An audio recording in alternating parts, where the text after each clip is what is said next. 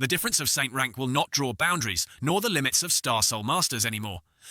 Relying on the few short minutes a Super Realm pill provides, old Sai still couldn't grasp the threshold of breaking through to Saint rank. Later I'll find an opportunity to truly impart a transcendent cultivation method to him and see.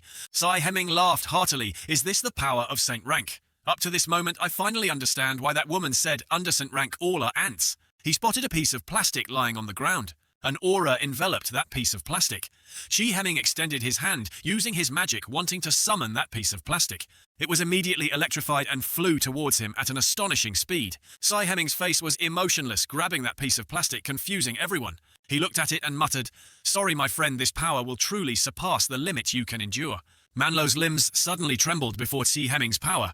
She shouted loudly, "Move quickly! This damned feeling of suppression! I just need to take this opportunity to interrupt him, but why can't I move?" He began to gather all the magic power he had, his whole body enveloped in strong, golden light. Sai Hemming's body shone brilliantly. He emitted a magic aura stronger than ever before. Sai Hemming transformed into a muscular robot with dazzling golden armor. Sai Hemming's magic power was so strong, it sent earth and sand flying. He couldn't help but be surprised. The power of Saint rank is actually so strong. No wonder she could look down on all beings from her high position, so that's how she saw us back then. Memories of the past flooded back. Manlo started to panic. She fearfully begged Shi Hemming, "Don't come over here." Shi Hemming recalled how Huang Miaoyin had once beaten him. The scene of Star Soul General Wen Zhong emitting enormous magic power and then decisively swinging his hand appeared.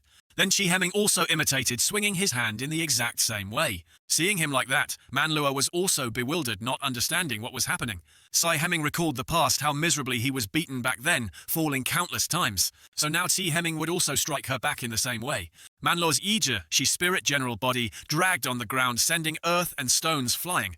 She flew far away, crashing hard into a nearby building, before barely managing to stop. Manlo sat in the control cabin, her body trembling. She cursed. She unleashed her magic, Heavenly Demon Dissolution Mode, increased power to maximum for me. Suddenly Manluo paused for a moment. It was unclear what she saw that made her look so terrified. It turned out Sai Hemming had flown high and approached, startling her.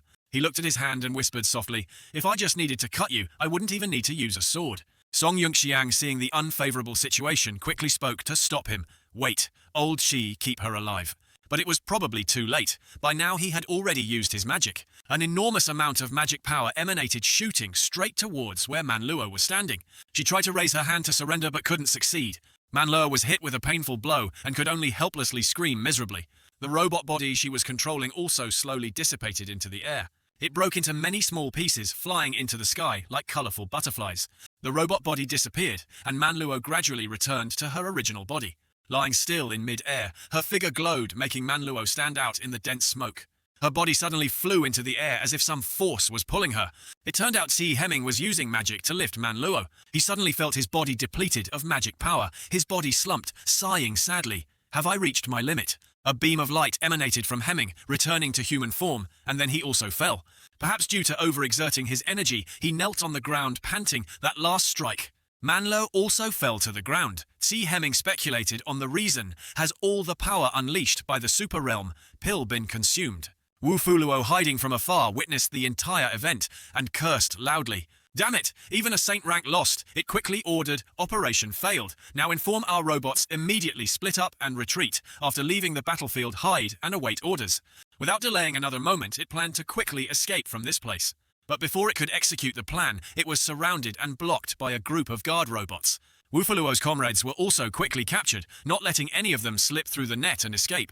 They were quickly subdued by the robots' knives held to their necks, as obedient as puppies.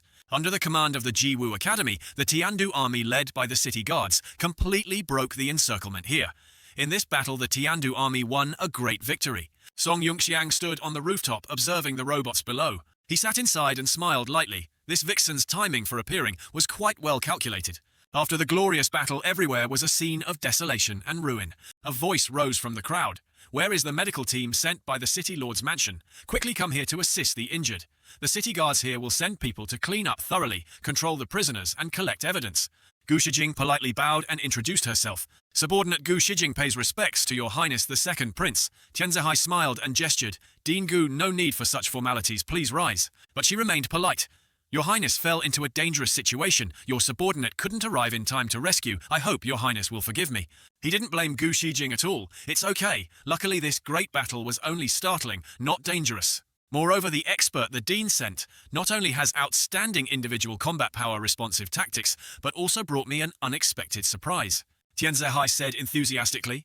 She vaguely speculated this person is the grandson of Marquis Ansong Jingzhong, the master of Zuoqi. Tianzehai voiced his thoughts, but the power behind him is surely not just a simple Song family. Gu Shijing's glasses flashed.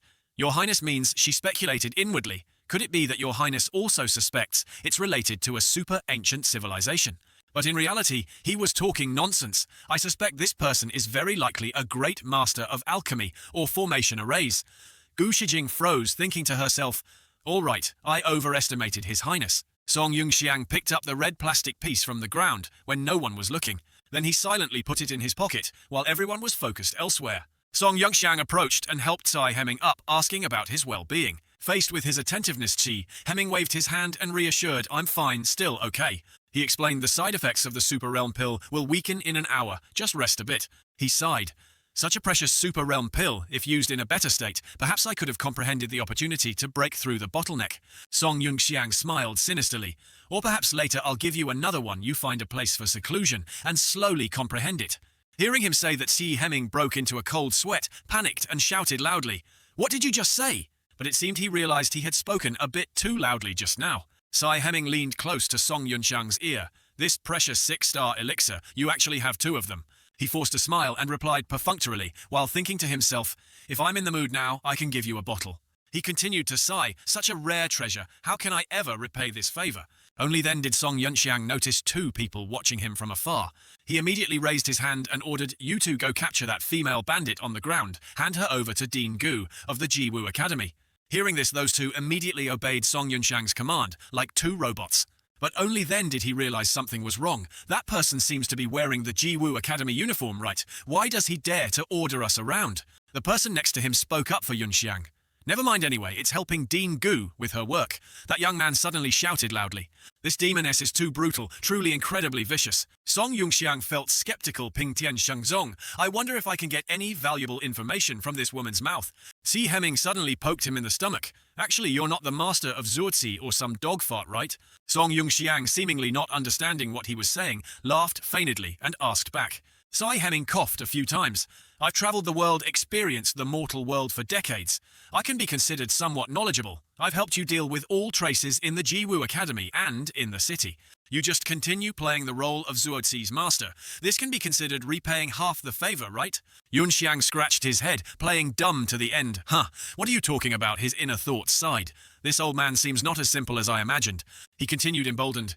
You must have obtained some fortuitous encounter in some secret realm. Rest assured, I'm not interested in your secrets. While the 2 were talking, Xiao Yue suddenly walked up to them. She politely bowed to the 2. It seemed she wanted to ask for something, hence this attitude. Qi Heming wondered, aren't you young lass Gu's tail? Where are they? Xiao Yue opened her electronic tablet to report. The location you provided is in the East City District. We've found the fissure-creating device left by the Yilun people. He was extremely surprised fissure-creating device the Yilun Kingdom actually uses such tactics in military affairs. She asked for his opinion. Your Highness the Second Prince and the Dean have gone there to receive the device. Do you 2 want to go over there? Xiao Yue checked the information. Currently the road is severely damaged. Transportation is inconvenient. If you 2 want to go there, I will arrange for the Jiwu Academy's void ship. Tsai Heming directly refused. I'm not interested in that thing. I want to go back to the duty room to guard the door, take a nap. What about you? Song Yunxiang looked tired. I also have to go back and rest, fighting continuously for half a day today, while thinking to himself, although the method to help me break through to peak imperial rank only took half a day, it felt as long as half a year. Derail, she immediately did as the 2 said, now arranging the void ship to take you 2 back to the Jiwu Academy. Xiao Yue instructed classmate Song, the Dean asked me to relay a message to you. Don't run around these few days. The Dean is preparing to publicly announce your identity as Zuozi's master at the banquet. He also agreed. Although there were many casualties in this battle for better or worse, it's considered a victory. Indeed, a celebratory banquet is needed to boost morale. He finally agreed. At this time, the ship also flew to where the 2 were. It quickly landed on the ground. The ship's engine pushed back the sand on the ground. The aircraft quickly opened its door and lowered the stairs to welcome the two. Si Heming went inside, but for some reason Yunxiang stopped. Seeing him standing there dazed, he couldn't help but feel puzzled. What's wrong? Did you forget something? Song Yunxiang put one hand in his trouser pocket while scratching his head with the other. It seems I forgot something. But after standing there dazed for a while, he also decided to leave. The ship began to depart. Xiaoyue stood below, waving goodbye to the two. It sped across the sky, creating a trail of light wherever it went. Then the ship disappeared into thin air. Perhaps it had teleported elsewhere. At this time, Shangguan Yingqin went looking for Yunxiang again. Where is Junior Song? He wouldn't leave me behind, right? Someone in the camp suddenly shouted loudly, "Hey, someone, have you got the cotton and bandages?" She immediately ran over, though crying inwardly. Why drag me here to help the medical team work? 10 days after the Beast Tide battle in Yuanding City, the robots were all working hard to build houses. Star Soul General is a production type from the Tiandu Kingdom, a simplified version of Ui Vien Thuk, used in agriculture, protecting transported goods and construction projects. One robot began to lament, who on earth destroyed the Zuozi statue like that? The other one heard this and reminded, stop complaining and get to work. At the Jiwu Academy of Nanzhou, the dormitory area was very quiet. In the first-year male students' dormitory, the loud ringing of an alarm clock came from inside the room. Yunxiang was now sitting suspended in mid-air, releasing a powerful magic aura. He ignored the alarm clock. Trying to concentrate intensely because he wanted to break through his realm. Song Yunxiang strained as much as possible to cultivate magic power amidst the loud ringing. He silently looked at the pile of medicine bottles on the floor, clearly having tried for a long time. Seeing no success, Song Yunxiang was very disappointed, sighed and got out of bed. He looked at his hand and chuckled softly. Although I've used quite a few elixirs and supporting formation arrays, but thanks to my perseverance and arduous spirit, in 3 days, I leaped through the Xuan rank and reached the early Earth rank. Unfortunately, the elixirs are all used up. I have to ask shopkeeper Hong to help me buy some more. Song Yunxiang put the watch on his wrist, ready to go out. An electronic tablet immediately lit up, attracting his attention. He checked the notifications and saw many missed calls and messages. Song Yunxiang sighed. Why so many missed calls like this? This sickly senior sister is truly a headache. He clicked on Shangguan Yingqin's profile picture. Clearly the person who had been continuously calling and messaging him. A note appeared on it. Tool person number 3. A notification popped up. Do you want to block this friend? Song Yunxiang didn't hesitate and immediately blocked her. Very good, the whole world is clean now. He clicked on Gu Shujing's profile picture and muttered, let's see what this vixen wants from me. Song Yunxiang video called her to inquire about recent events. Gu Shujing's face appeared on the screen. He hesitated for a moment, then asked Dean, Gu Shujing, were you looking for me? She yelled straight at his face. Finally got in touch with you. Why do you keep your do not disturb mode on? Song Yunxiang picked his nose nonchalantly. Why wasn't it because you harmed me a few days ago? He recalled that day Gu Shijing stood giving a speech. Please welcome the one with illustrious achievements in this overwhelming operation to the stage to receive the award. Then he grumbled, what kind of ridiculous celebration is she organizing? In front of everyone she announced, I am the host of the Soul Spirit General ZT. The result is that I haven't had any peace these past few days. I can only lock myself in the dormitory to cultivate. She quickly explained the Star Sky Observatory's archives have updated the records officially recognizing you as the host of ZT. My public announcement at the celebration was for your own good. Yunxiang was skeptical. Making such a big show, I think the dean has other motives. But deep down, he felt it was reasonable. This is also good. I can use ZT as an advertisement, utilizing the replication system of the Star Master system. Gu Shijing got to the main point. It might be a bit exaggerated, but it's more beneficial for your safety, isn't it? Don't blame me anymore. The design blueprint you gave me a few days ago, the workshop has completed the prototype. He broke out in a cold sweat, completely surprised by her words. Could it be done so quickly?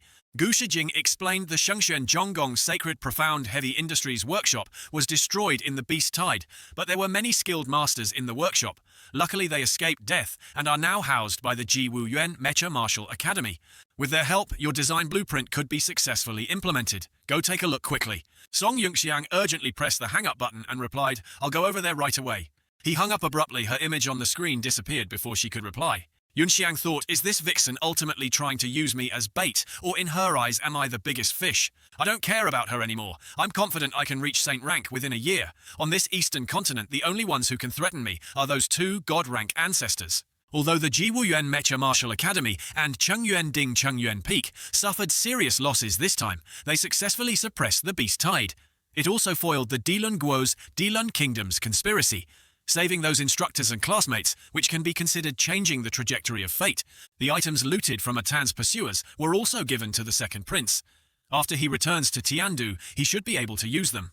He recalled the past. Zhai Hai disturbed Song Yunxiang in the middle of the night. "Sorry to bother you so late. I'm returning to Tiandu City now, specially came to say goodbye." He just coldly threw a bag and said, "This bag of spoils, I got it from a Dai Lun squad outside the city. I guess you'll need it. Goodbye." Not only that Xu Heming also came to visit Yunxiang, "I've helped you handle all the evidence." He replied nonchalantly, "Well done, this elixir is for you. Goodbye." Song Yunxiang thought, and that crazy woman who owes me money still hasn't transferred it. Blocking her just now was a bit foolish. While Shangguan Yinqin was saying goodbye, he interrupted. "This is a void-shattering crystal I happened to pick up.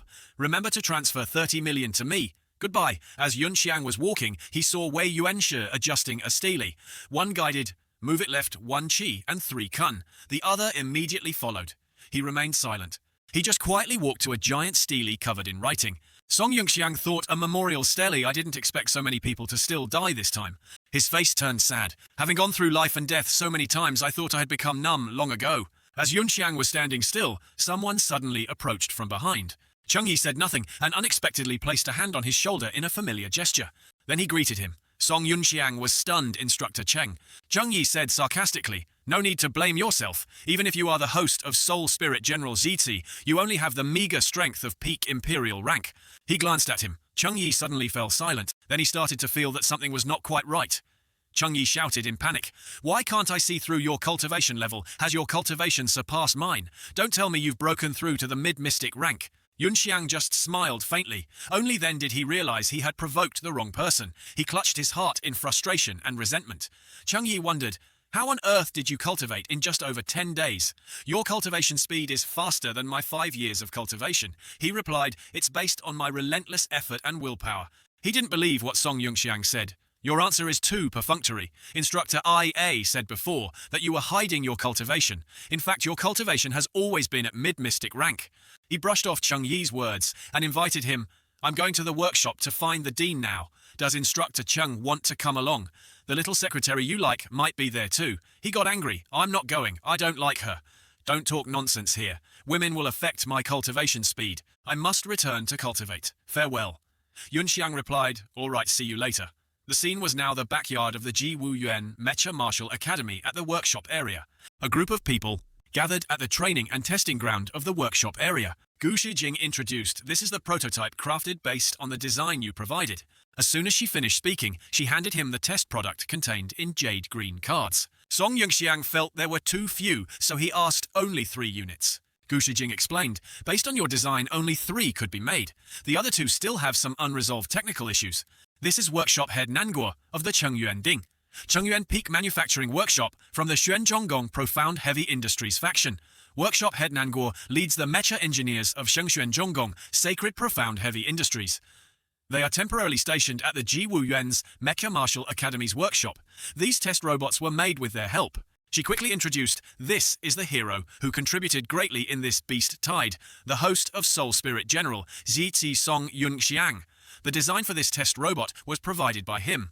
He politely and gently greeted Nanguo Dengfeng, but for some reason, the man flinched. Nanguo Dengfeng trembled, then hesitantly introduced himself. Suddenly he knelt and shouted, "Greetings, Mr. Song," causing everyone around to be startled. Yunxiang hurried over to help Dengfeng up, thinking, "What is this old man doing?" Kneeling just like that without a word of disagreement. He stubbornly kept his head bowed. This kowtow from this old man is to thank Mr. Song for saving the lives of everyone in our manufacturing workshop. Only then did he recall, could it be that day when I ran to the Ji Wu Yuan Mecha Martial Academy? Passing by the place where ferocious beasts were rampaging, I unintentionally saved the workshop. Nanguo Dengfeng clarified the reason. At that time, the workshop was surrounded by ferocious beasts. It was all thanks to Mr. Song killing the beasts and attracting their attention that we managed to escape. Although the workshop was eventually destroyed, most of our mecha engineers managed to keep their lives. The debt of saving lives cannot be repaid. This old man can only kowtow to thank Mr. Song on their behalf. He bowed deeply and sincerely. Song Yunxiang scratched his head. "Actually, I was just unintentional. I dare not accept this kowtow. You should still get up." But he remained kneeling on the ground, unwilling to stand up, seemingly wanting to say something. Dengfeng suddenly wanted to make a request that he himself considered very unreasonable. He could only accept the request he made, thinking, if you don't know clearly, please don't open your mouth. Nangguo Dongfeng asked, the design for these test robots, was it really done by Mr. Song? Yun Xiang thought it was just adding a few previous ideas to Wei Yuanshi's armed form. It's not that astonishing, right? Outwardly, he didn't deny it. His face was drenched in sweat. Dongfeng frowned, looking like he wanted to say something, but then stopped. Nangguo Dongfeng kowtowed and begged him, please accept me as your disciple. His action shocked Gu Shijing and the other person to the core. Shijing said in confusion, Song Yungxiang is a first-year student of our Ji Wu Yuan Mecha Martial Academy. With your status as a 4th-rank mecha engineer, our Ji Wu Yuan's Mecha Martial Academy's engineering teachers are not even worthy to carry your shoes. Dongfeng brushed it off. You may not understand structural engineering. Just with these few blueprints, I'm afraid the master's skills have already surpassed a 6th-rank mecha engineer. That's an existence for whom even I am not worthy to carry shoes. This old man is willing to recommend the master to Tiandu City, representing the mecha engineers of Nanzhou, to participate in the 2nd-generation Soul Spirit Mass Production Design Conference of Tiandu in 3 months. Yun Xiang thought, a design conference in 3 months. In my previous life, Tiandu's 2nd-generation Soul Spirit General Huang Yeshi was stillborn due to various problems and couldn't make it to the Great War later on. He still felt awkward. Old master, let's talk about this later. Why don't you stand up first? He sincerely pleaded, I beg Mr. Song to accept me as a disciple, to give me some guidance on the path of structural engineering. Yun Xiang thought, at this age he's only a 4th-rank mecha engineer, this old man's manufacturing talent. Outwardly he said, I temporarily don't have the ability or intention to accept disciples. How about you discuss it with me first? I can share design ideas with you. If you have any doubts, we can discuss them together. Shijing also agreed, I think what Song Yungxiang said is quite appropriate. Please stand up first. Besides, these 3 prototypes haven't been tested yet, have they? Let's test them and then talk. Nangguo Dongfeng said nothing and was dazed for a moment, clearly still not back to his senses. He sighed, this time this old man crafted 3 prototypes. I've learned a lot from your design. In the future, this old man will be shameless and use the status of your nominal disciple to stay. He was helpless. This old man is really stubborn. Song Yunxiang forced a smile. Mr. Nangguo, why must you be like this? We should test these 3 prototypes first. He started to move to the center of the field, completely separating himself from the other 3. He started to hold up the card and cast his magic to summon the Soul General. As soon as he finished speaking, Yun Xiang immediately transformed into a strangely shaped robot. It was the cannon-firing type prototype of Wei Yuan. Its appearance also much changed from the original. He sat inside and smiled. Very good, let's test the power of this shoulder cannon. The gun barrel on its shoulder immediately lit up, continuously firing bullets. They flew quickly towards the pre-prepared target plates. Those target plates were hit by the bullets and shattered simultaneously, creating a large explosion. The surrounding area was quickly enveloped in thick smoke and dust. That explosion created a large crater in the ground after the smoke and dust dissipated. Gu Shijing was extremely surprised. Just one shot could blast a crater over 100 meters wide, almost reaching the power of an aerial warship's main cannon. Song Yungxiang smiled. This power, it can be considered barely as expected. He continued to test the beehive cannon on its left shoulder, his hand pressing the cannon symbol. A gun barrel on the robot's left shoulder immediately locked onto a target. Yunxiang ordered fire all. As soon as he spoke, shells whizzed towards the designated target. They embedded themselves in the target plate, but strangely, they didn't explode. She was surprised. After hitting the target, it didn't explode directly. These are grenades. Everything seemed to be going as planned. Yunxiang smiled faintly and snapped his fingers. Very good, Bloom. That pile of grenades immediately exploded on the spot, their power undeniable. Gu Shijing thought, exploding after penetrating armor. This is truly a potent weapon for killing heavily armored beasts. I'm afraid this will be the nightmare of the Dilun Guo's Dilun Kingdom's heavy armored soldiers. The formation before them was neatly arranged. Yun Xiang seriously evaluated. Although the soul power conversion rate has been greatly enhanced, the consumption of this type of cannon is still too high for ordinary students. However, luckily, it doesn't require precise control operations, making it quite suitable for those with ample total capacity and fast recovery speed. He suddenly smiled simultaneously, raising the card. Try this again. Xingjia Star Replica. The surrounding space immediately underwent a transformation. Wearing the Wei Yuanxia armor, the flying sword-type test robot was formed by Soul Spirit. Yunxiang frowned, wondering to himself, only 8 small flying swords. He quickly controlled the robot with the intention of testing its power. Countless sharp points were deployed on command. Shijing witnessed it and exclaimed in amazement, This is an induction weapon controlled remotely by soul power. Using both arms to create techniques, the terrifying power made the earth and rocks tremble, the scene shattering. Shijing had to brace herself and roared, "If this flying sword-type robot is controlled by an elite, it can fight alone, even kill a squad of 2 or 3 same-level groups." She further explained flying weapons like these flying swords not only require strong spiritual sense and precise soul power for control, but also a full understanding of the enemy's structure. Yunxiang said softly, "If you can't deliver a one-hit kill punch through a weak point in the defense, then it can only be a tactic to restrain and harass the enemy. This type of flying sword seems only suitable for a few elites with innate talent to use. Never mind, let's see the next robot." He continued to command the soul spirit to form transforming Wei Yuan, testing the shield shooting type. Shujing observed, "Is it just integrating a shield onto a shooting weapon? This test robot seems quite ordinary. I can't see anything special."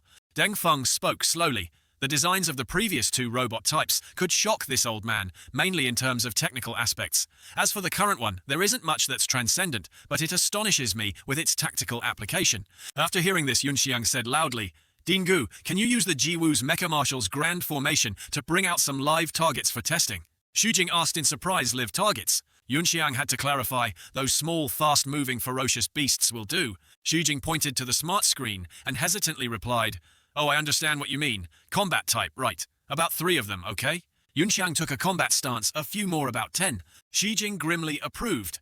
"All right, this one is a remnant image condensed from soul power. Its actual attack power isn't very specific, but don't be too careless. A series of robots attacked simultaneously. They were extremely ferocious, rushing towards Yunxiang like bloodthirsty beasts. He immediately changed his gun, and at the same time, activated the defensive shield close-quarters combat mode. Streaks of bullets sparked due to friction deployed continuously. The gun's power was extremely strong, making movement somewhat difficult. The horde of monsters was scattered, the loud sounds echoing throughout the area. The protective shield truly its effective role, blocking all incoming damage. In the end, the battle turned into a massive explosion. Shijing trembled slightly and said, "So that's it. This is a weapon used for defensive counterattacks against fast vanguard-type enemies. If this replaces the normal hand shield deployment in the first line." Yunxiang stroked his chin thoughtfully. "This shield shooting type requires many robots to form a battle line to maximize its value. Individually, it's a fatal weakness." However, before he could finish his sentence, he was interrupted by the ringing of a phone. The person on the other end announced, "The Chengyuan Ding Chengyuan Peak Spaceport is almost restored. The journey to Yong'an has been expanded. You previously asked this humble one to arrange flight tickets. I have prepared them. The first flight is tomorrow afternoon." Yunxiang replied joyfully, "Oh, that's great. Thank you, shopkeeper Hong. By the way, there's one more thing to trouble you with. Help me buy 100 million worth of various spirit medicines according to the previous list." The old man was shocked upon hearing this. "These past 2 days you've already bought 300 million worth. The entire medicinal herb market of Nanzhou has been sold out at high prices." Yunxiang said calmly, "It's all right. I'll add another 50 million. It's urgent. It must be handled before afternoon and delivered directly to the spaceport." The old man smiled. "All right, I understand, young Master Song. I'll go arrange it immediately." He also replied cheerfully, "Thank you." Deng Feng gently asked Din Gu, "Do you now understand why I stubbornly wanted to take Mr. Song as my master?" Shijing looked worried. "That's right. If these test robots can be prepared in large quantities for the army, I'm afraid it won't just be able to stop ferocious beasts. Even in the Beijing northern border battlefield against Dilun, I fear the situation will change because of this." Using Xingjai Star Dissolution to revert to the original state, Yunxiang said politely, "It has almost reached the level I predicted. I respectfully request Mr. Nanguo to lead the mecha engineers to create more in these few days." He turned to the young woman beside him. "Dean, these few days, please enjoy the ability to select suitable soul spirit masters from among the outstanding instructors and students for this test robot." Shijing quickly asked Song Yunxiang, "What do you mean by this?" Yunxiang cupped his hands in a salute. "I want to change the promise you agreed to earlier. In about a month, the Nanhuang Southern Wasteland front line may need reinforcements.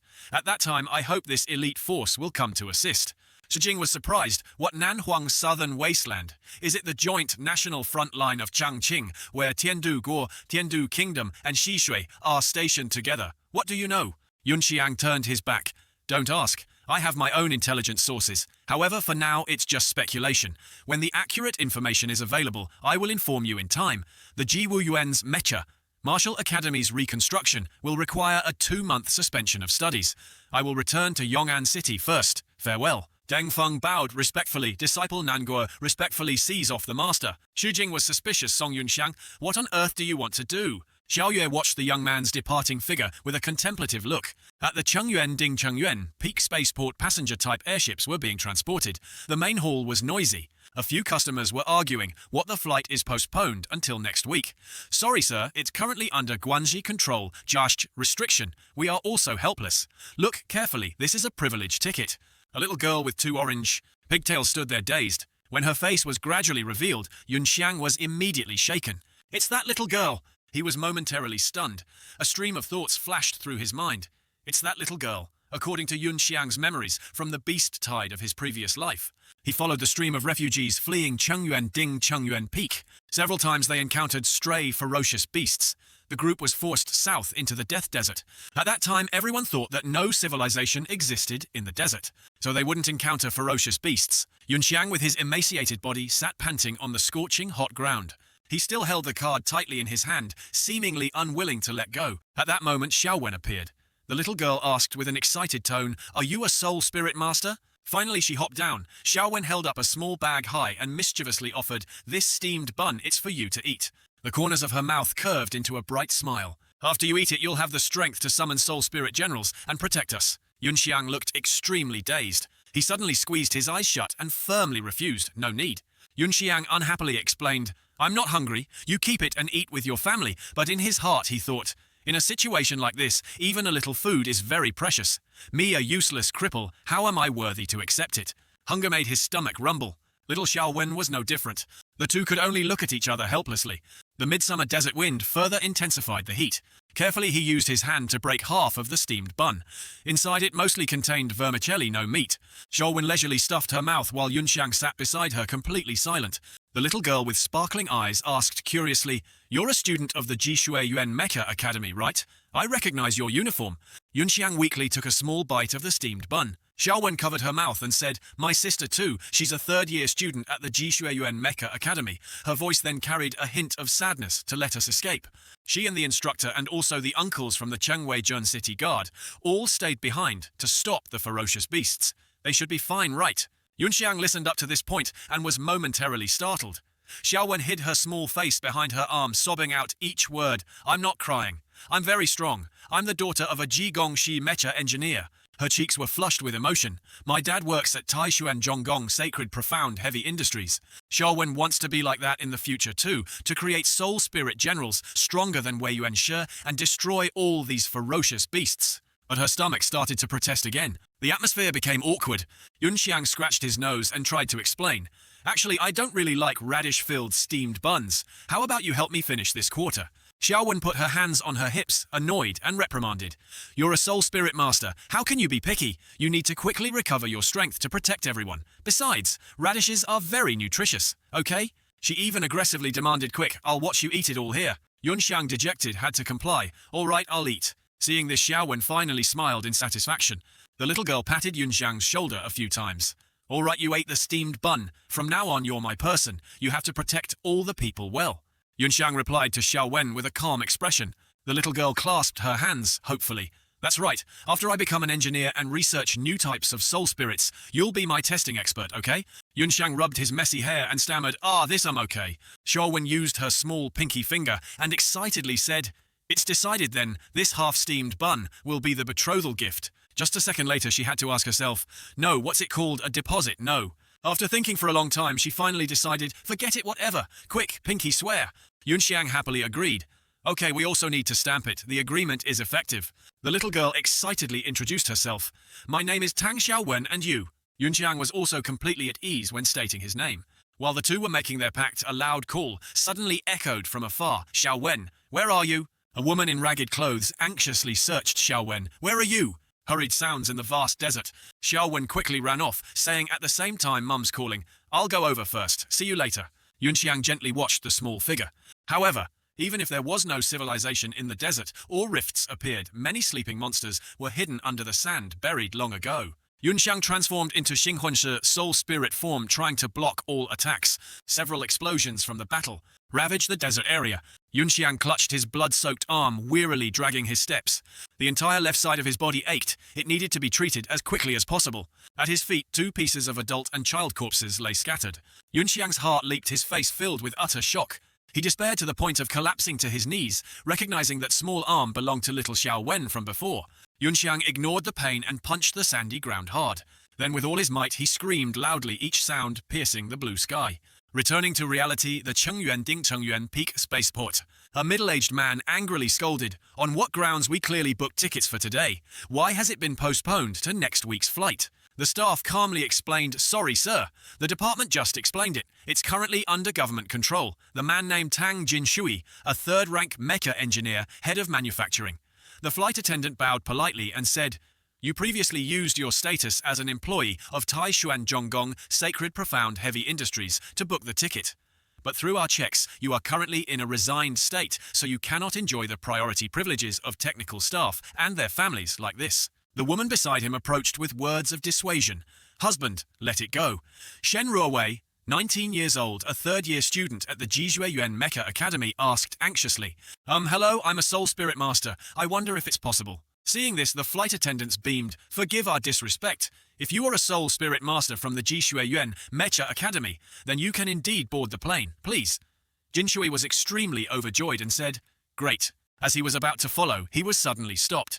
"Sorry, sir. Only this soul spirit master lady can board the plane. She cannot bring family members. Please understand." Both sides looked at each other helplessly. This tense situation. Then from behind a voice suddenly asked, "I can probably bring them in, right?" Yunxiang fumbled in his pocket. The flight attendants were surprised. Who are you, sir?" Yunxiang smirked, his voice sarcastic. "Save your breath. Arrange for them to be in my cabin." As soon as the staff saw the treasure, they immediately became fearful. So it's Mr. Song, shopkeeper Hong, is already waiting for you on the flight. Everyone please come this way. Before striding off, they even received a blessing. "Have a smooth flight." Madam Shen looked astonished. "Husband, is this young man your friend?" Jinshui gently pushed his glasses, bewildered. "How is that possible? The card he just took out seems to be the supreme token of the Hong Shi Hong Trading Company. Something like this. Even the Taishuan Zhonggong Sacred Profound Heavy Industries workshop couldn't get it. How could I possibly know him?" Ruowei suddenly blushed shyly and stammered, Aunt Uncle, I know him. Song Yunxiang from the Jiwu Xueyuan Mecha Martial Academy." Zhou suddenly asked innocently, "Ruowei, is this big brother pursuing you?" Upon hearing this, she quickly and angrily retorted, "What nonsense are you talking about?" Glancing towards the young man, "He once saved me." The parents standing behind were even more dazed. Xiaowen certainly didn't understand what the adults were saying and just looked around furtively. The flight attendant raised her arm to guide everyone, "Please, this way." The group hurried along, "This way." With a respectful tone, she introduced, "Mr. Song, your seat is in cabin number 1, Tien Heaven character with the most beautiful garden view." The sound of the elevator echoed in the spacious corridor. The guide smiled brightly, "Please, this way." The young lady carefully opened the door a crack. "Mr. Song, we have arrived at your cabin. Shopkeeper Hong is already waiting inside. Please." The people behind were immediately astonished. "Oh, who is this?" "This is the Tian character private cabin that only supreme-level members of the Hong Shi Hong Trading Company can enter. Hong Fengzhou, head shopkeeper of the Chengyuan Ding Peak branch. Nanshu, belonging to Hong Shi Hong Trading, quickly paid attention. He bowed with an extremely respectful demeanor. "Young Master Song, hello. It's been many days. Your style is still the same." The group also cupped their hands in salute. Yunxiang smiled and replied, "Hello, shopkeeper Hong. The cabin you arranged isn't bad. Thank you very much." Fang Zong silently concluded, "The most luxurious Tian character room of Hong Shi Hong Airways for young Master Song is merely not bad. Worthy of being the young master of the Ju An Ho Fu, Zhou-An Marquis Mansion. You have indeed seen grand scenes." He then exclaimed, "You're too polite. By the way, these esteemed guests," Yunxiang introduced with a greeting, "these are my friends and the relatives of this little girl. This person in front of you is shopkeeper Fang of the large Hong Shi Hong Trading Pharmacy in Chengyuan Ding Peak." Seeing this, Fang Hong suddenly burst out laughing, haha. However, thanks to young Master Song's blessing, this old man was recently promoted to become the general manager of the Chengyuan Ding Peak branch. Jinshui's jaw dropped in shock. What general manager each region's Hong Shi Hong Trading Company is an existence that can be on par with the Chengzhou Daren City Lord. Yunxiang happily congratulated him on the good news, while Fang Hong silently formulated a plan just by offering young Master 2 that second 5th grade elixir. "And I got promoted to general manager. A big thigh like young Master Song's must be held onto tightly." Then he suggested, "Let's go into the room to talk. Please." He turned his back gently, waving his hand. As a reminder, Chief Shopkeeper Hong and I will discuss some business. You all find comfortable seats for yourselves. No need for formalities. They looked much more apprehensive than before. Jin Shui alone stammered, "Ha ha, okay." Ruowei's mind was filled with admiration. Clearly 2 grades lower than me, yet he can chat and laugh so comfortably with such an important figure. Classmate Song is truly amazing. Hongfang enthusiastically guided young Master Song this way, please. Xiaowen observed intently, clearly bewildered. Why can't I hear any sound at all? Hongfang slowly explained. This reception room is a secret chamber with a formation to isolate it. Sound and soul power fluctuations will not radiate out. Only the Tian character #1 private room on the entire airship has this. I hope young Master Song is satisfied. Yun Xiang graciously praised. Very good, it suits me perfectly. Shopkeeper Hong is very thoughtful. This flight will probably take over 10 hours. It's a good time to refine some elixirs to kill time. Hongfang held up an item young Master Song. These are the spirit medicines you wanted this time. They are all in the storage card. Yunxiang received it with both hands. Thank you. I'll transfer the payment to you later. Hongfang gently replied, No hurry. Whenever it's convenient for you, you can transfer it then. This airship is probably still 2 hours away from takeoff. You can go to the Zhongting's Central Courtyard's Grove for a stroll. This old man will disembark first. From outside the main hall, voices could be heard. Everyone, this old man will take his leave first. Ships that pass in the night, we shall meet again someday. The group hurriedly bowed. If fate allows, we shall meet again. Please take care, sir. Before leaving, Hongfang suddenly remembered, oh right, the dedicated service staff for the Tian character cabin will arrive shortly. I wish you all a pleasant journey. Goodbye. Xiaowen innocently waved goodbye. Not long after the elevator doors closed, a signal indicated someone's arrival. The female attendant, with a polite demeanor, spoke gently, Dear esteemed guests, hello. Yunxiang quickly noticed something strange. Those ears. Yaozu Demon Race. The female attendant knelt and introduced herself. Greetings, esteemed guests. I am Attendant Xiaomeng, in charge of Tian Character Cabin #1. Welcome to experience Hong Shi Hong Airways. May I ask if you need any food or drinks? He silently assessed the thing hidden by the scarf. A slave collar. His eyes showed a change. Yaozu Demon Race. I haven't seen one in over 30 years. In his previous life, after the decisive battle of Tiandu City ended in failure, Yunxiang was sucked into a spatial rift in the Deling's Imperial Mausoleum's secret realm. The turbulent space brought him to the Nandalu southern continent, where he was discovered by 2 girls. Look quickly, someone is injured there. The character with rabbit ears said worriedly, This person is so strange. It seems he's neither Yaozu Demon Race nor Lingren Spirit Folk.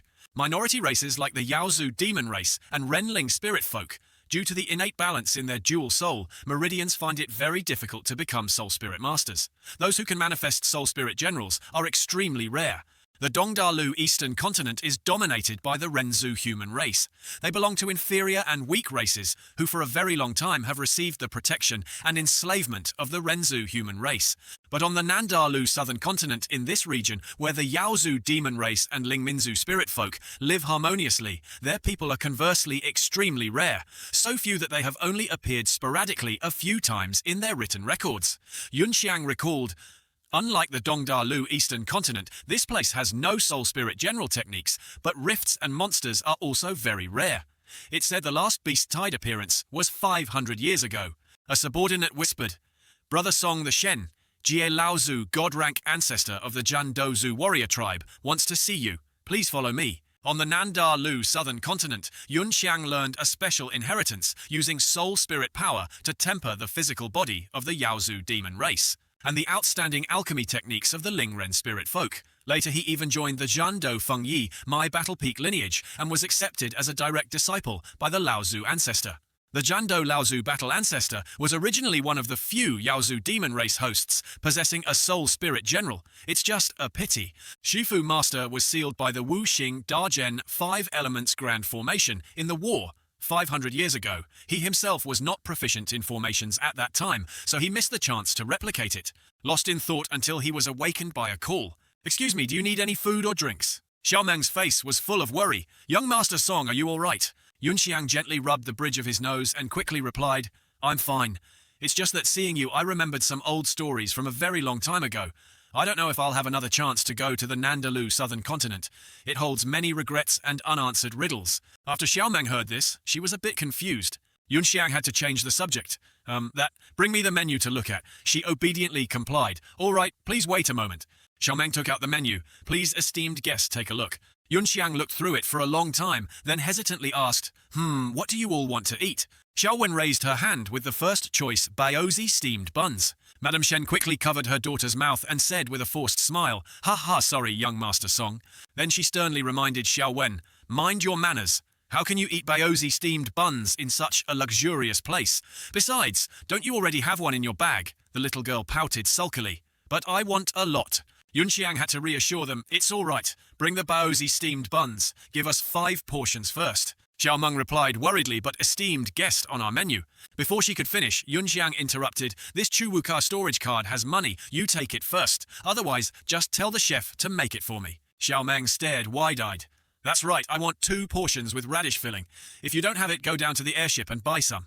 She clutched the card like a treasure, immediately bowed and agreed, "Yes, esteemed guest. I'll go arrange it right away." Watching the service staff's figure depart, Yunxiang finally sighed leisurely. Phew. Soon a few robots were split in 2, completely unable to resist. Then Song Yunxiang gained momentum, stomped hard on the ground, and suddenly leaped high. Raising his spear, he aimed straight at the robot in front of him, making it panic and shout, "How can this speed be so fast?" It fumbled weakly, defending. "Damn it, what kind of monstrous Star Soul General is this?" He seized the opportunity, creating a straight line aimed at the robot, causing it to scream in pain. Inside the control cabin, Song Yunxiang was a bit short of breath from expending so much energy. Wu Feluo's armor was thicker than the imposing forms. Plus, these people are all at the Earth rank. Using my current cultivation to fight is still too exhausting. Back to Liu Zhenwu, who was soloing with Captain Wu Feluo of the Yilan Kingdom over here. The robot couldn't help but wonder, is that the Star Soul General Lu Bu? How can it be? Why would Lu Bu appear here? Although it didn't show it outwardly or reveal any weaknesses, it couldn't help but feel bewildered. Could it be that the second team failed to lure and capture Lu Bu? Those Taihei mercenaries are indeed useless. Liu Zhenwu, as if reading its thoughts, rushed forward quickly. Still have the mind to think nonsense during a battle? Take a hit from me. He launched a move, a headshot to the robot's head. Keelan Wag's tail. Luckily, he reacted quickly and avoided the dangerous blow. Wu Feluo shouted loudly, "Damn it!" Elsewhere, the Star Soul Lu Bu, controlled by Song Yun, was no less formidable and took down another opponent. His spear pierced a Yilan Kingdom soldier who was forced to dissipate his spirit form due to losing combat strength. On the rooftop, the Yilan Kingdom robots were still aiming their guns at the enemy. "Quick shoot, don't let him get close." That Yilan soldier was also quickly thrown several meters away like a rag. Song Yunxiang quickly dealt with Wu Feluo's small fry and jumped high. The Yilan soldier, thrown from above, fell with a thud outside the barrier, completely motionless. Inside the glass enclosure, Tianzihai pursed his lips and commented, "Not only can he use the smallest force to pierce the enemy robot's armor, he can also capture a living person so quickly he's like a fish in water amidst the slaughter of the Star Soul General." From afar, a call echoed from the glass enclosure. Generals on command switch from defense to offense provide full support for Song Yunxiang. Xiao Mei immediately received the order, switched to a super fiery stance, holding 2 crossbows, and said all units switch to bow formation to support Song Yunxiang. And other royal guards immediately counterattacked, providing covering fire for Song Yunxiang. Wu Feluo's Yilan Kingdom robots soon fell into a passive state, having to find cover and wait for a chance to counterattack. But it seemed heaven wasn't smiling upon them. The whole group immediately clamored and shouted, "Oh no, he's come around from behind." It turned out Song Yunxiang had quickly dodged the dense bullets, and carrying his spear, rushed to settle scores with them. Tianzihai was stunned, as if discovering a new horizon. That divine technique is the 7 steps of star treading of the Xuanjia Guard. When he fought Qiongqi, he also used that Xuanjia Guard movement technique that uses force to hover. But it's said to be a movement technique from the star treading sect. Within the Xuanjia Guard, only a few elites are qualified to master it. He put his hand to his chin, deep in thought. Although the Xuanjia Guard has been established for 100 years, the ones who truly reached the peak were the 6 heroes of Xuanjia, 20 years ago. Among them, Song Lang was the leader of the 6 heroes of Xuanjia, an 18-year-old heavenly rank youth, the 3rd son of Marquis Zhu and Song Jingjong. Song Yunxiang is also from the Song family, perhaps related to this person. Unfortunately, 5 of the 6 heroes of Xuanjia are said to have unfortunately died in the Battle of Diling 16 years ago. The position of Grand Marshal of the Xuanjia Guard was vacant for 7 years before the current female Grand Marshal took over. The current Grand Marshal Dilan of the Xuanjia Guard is a saint-rank powerhouse. She doesn't participate in any political factions. Her conduct is also extremely modest. The Xuanjia Guard has also completely become a fighting force, loyal only to the nation. For over 10 years, I haven't heard of that person having any contact with the Song family. Song Yungxiang leaped up and immediately swung a bright spear strike down at the hiding place of the Yilun Kingdom group. The Wu Fuluo Yilun Kingdom soldiers were immediately cut in half. Meanwhile, one remaining one jumped up and luckily escaped. It fell onto the roof of an empty building nearby its body, hitting the floor with a jarring sound. Wu Fuluo struggled to get up, wanting to escape. Too terrifying are all the Star Soul generals of the Tiandu Kingdom monsters. Song Yungxiang quickly rushed forward, thrusting his spear to destroy the robot that intended to flee. Tian Zihai observed, secretly suspecting the move he just used was the falling moon slash, wondering why Song Yungxiang knew Marshal Di's ultimate technique, and guessing that his strength was greater than he himself had thought. Yunxiang rushed from the top of this building to the top of another and quickly charged towards the Yilun Kingdom robot. Although it tried to resist, it couldn't withstand his powerful attack. Sweat drenched his face, accompanied by heavy, difficult breathing. Song Yungxiang wondered that hidden expert still hasn't shown up. Meanwhile, the royal guards continuously fired laser beams into the sky to protect everyone inside the shield. Suddenly, a beam of light from the sky shot straight down onto the shield, creating intense vibrations. The shield instantly vaporized into fantastical blue mists. Tsai Heming turned to observe and praised Song Yunxiang's protective formation array. Suddenly, other Wu Fuluo rushed over and exclaimed, "There's a chance ranged weapons are ineffective against that defensive barrier." Xiao Mei's robot, worried upon seeing this, quickly turned back and shouted a warning. Meanwhile, Song Yunxiang's spear descended powerfully, carrying a sharp, cold light. It plunged straight into the Wu Fuluo robot, rushing from behind. Angrily, he quickly rushed forward, opened his mouth and shouted Qi Heming's name. The Yilun Kingdom robot stood opposite Qi.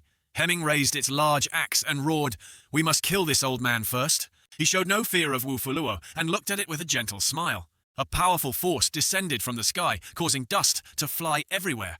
Liu Zhenwu, struggling with the Yilun Kingdom, Captain gritted his teeth in bewilderment at the scene before him. Xiao Mei, witnessing that power firsthand, was also extremely bewildered. Robot Wu Fuluo still stood motionless amidst that dense smoke in a downward chopping stance. It sensed the stagnant air around it, looked bewildered, and couldn't help exclaiming, "What the—" The sight of Tsai Heming catching the saber with his bare hands struck its eyes. He caught the saber blade, instantly calmed, and spoke, "In today's world, morality is lost, a dignified Earth-rank expert. Yet you control a Star Soul general to attack an unarmed old man." His voice, filled with disbelief, echoed in the quiet space. "Bare-handed catch? A saber?" Robot Wu Fuluo shrieked in panic. "How is that possible? How can bare hands block a Star Soul general's attack?" See, Heming's entire body slowly emitted a blue aura. His face was also obscured, his expression unclear. His eyes immediately glowed red, while his whole body emitted streams of blue smoke, looking very strange. The Yilun Kingdom robot immediately sensed something was wrong and exclaimed, "Oh no, that's the aura of a peak heavenly rank. No, it's half-step to saint rank." Qi Heming then gently leaped high standing level with the giant robot that was still stiffly spraying adhesive. He quickly landed with a powerful kick to Wu Fuluo's arm joint. Its arm slammed hard onto the ground, while Qi Heming continued to jump up. He extended his arm and poured his own strength into it. Qi Heming then swung his arm straight down. Wu Fuluo's arm was instantly split in two. Not stopping there, he continued to gather his strength into his palm, preparing for a major move. Immediately, Qi Heming released that power into the freshly cut part of the Yilun Kingdom robot. Wu Fuluo, overwhelmed by Qi Heming, immediately fell to the ground. The smoke from its body rose into the night sky, making people feel suffocated. He gently landed. Wu Fuluo's body was now just a pile of scrap metal. The Royal Guard robots observed from afar, amazed and endlessly praising Qi Heming's terrifying power and resilience. The robot controlled by Xiao Mei spoke up, "A half-saint expert is actually that terrifying." Song Yunxiang was astonished and thought to himself, "This old enemy Chai, why is he acting so cool?" He smiled and thought to himself, avoiding Wu Fuluo's heavy armor, only attacking the weak connecting parts. Creating the effect of bare-handedly cutting a robot acting so ostentatiously, is it to lure out that hidden expert in the darkness? Meanwhile, the fiery battle between Captain Wu Fuluo and Liu Zhenwu was still inconclusive. Liu Zhenwu's robot captain, firmly holding the axe, charged forward, shouting loudly.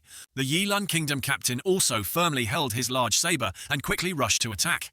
Wu Fuluo was immediately thrown off by the powerful swing of Captain Ui Vian-Thuk's robot. It flew from this section then to another and slammed hard into the stone wall. Captain Wu Fuluo shouted why he should clearly be severely injured. Moreover, his strength seems to be several degrees stronger than intelligence reports indicated. Damn it, why is he still so strong? It knelt down thinking to itself, damn it, our people have suffered so many losses, there aren't many left. Unexpectedly, not only did Lu Bu appear next to the target, but there's also a half-saint expert. Wu Fuluo immediately clasped his hands together, as if preparing to welcome something. It raised its hands high and exclaimed, the enemy experts are too strong, I request Lord Holy Envoy to lend a hand. The robot captain, puzzled about the Holy Envoy Wu Fuluo mentioned, hurriedly searched around. On the rooftop of a nearby building, a mysterious red light emanated. Manlo stood proudly on it, arms crossed, looking down at the battle below as if watching a circus.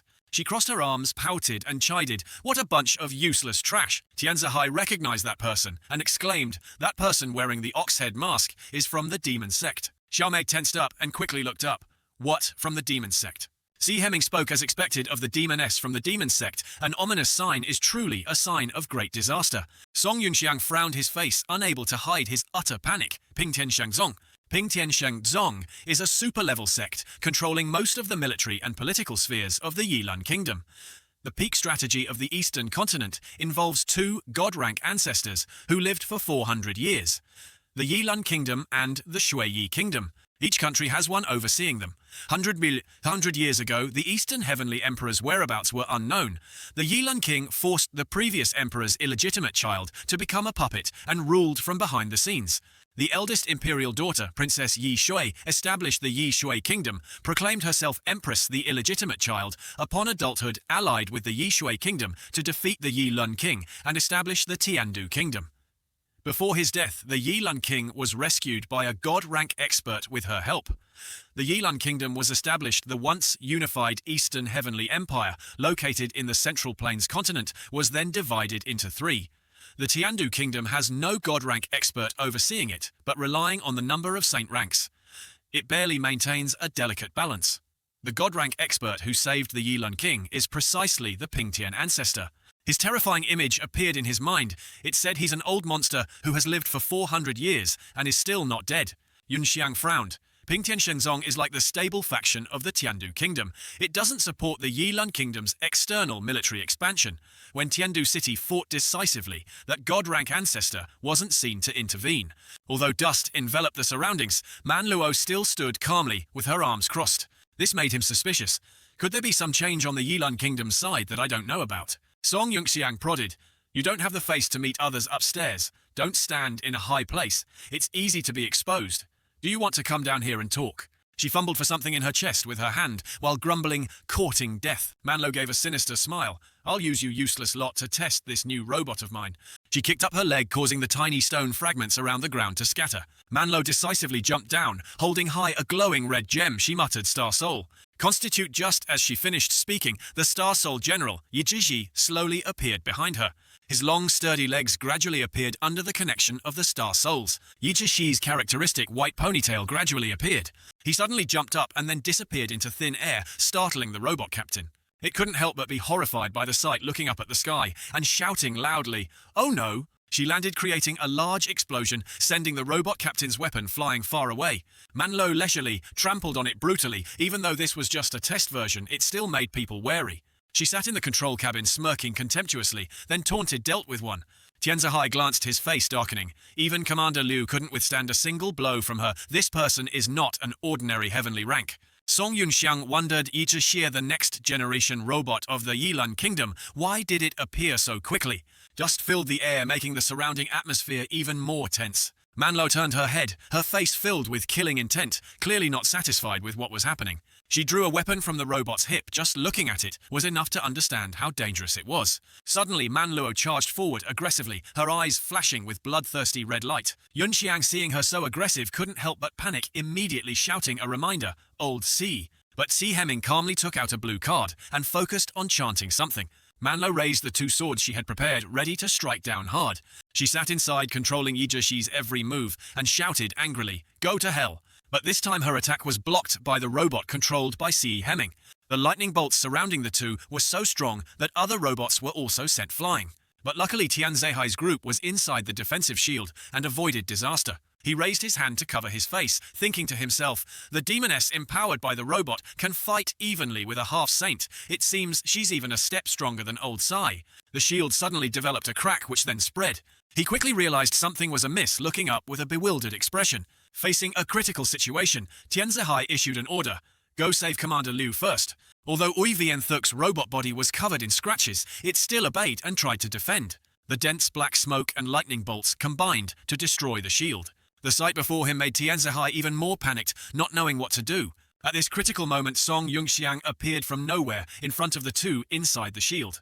He spoke, "I'll leave this place to you. Fighting at your level, I can't help much. I'll take them to a safe place to continue observing." Sai Heming, busy blocking the enemy's attack, just coldly replied, "Save your breath."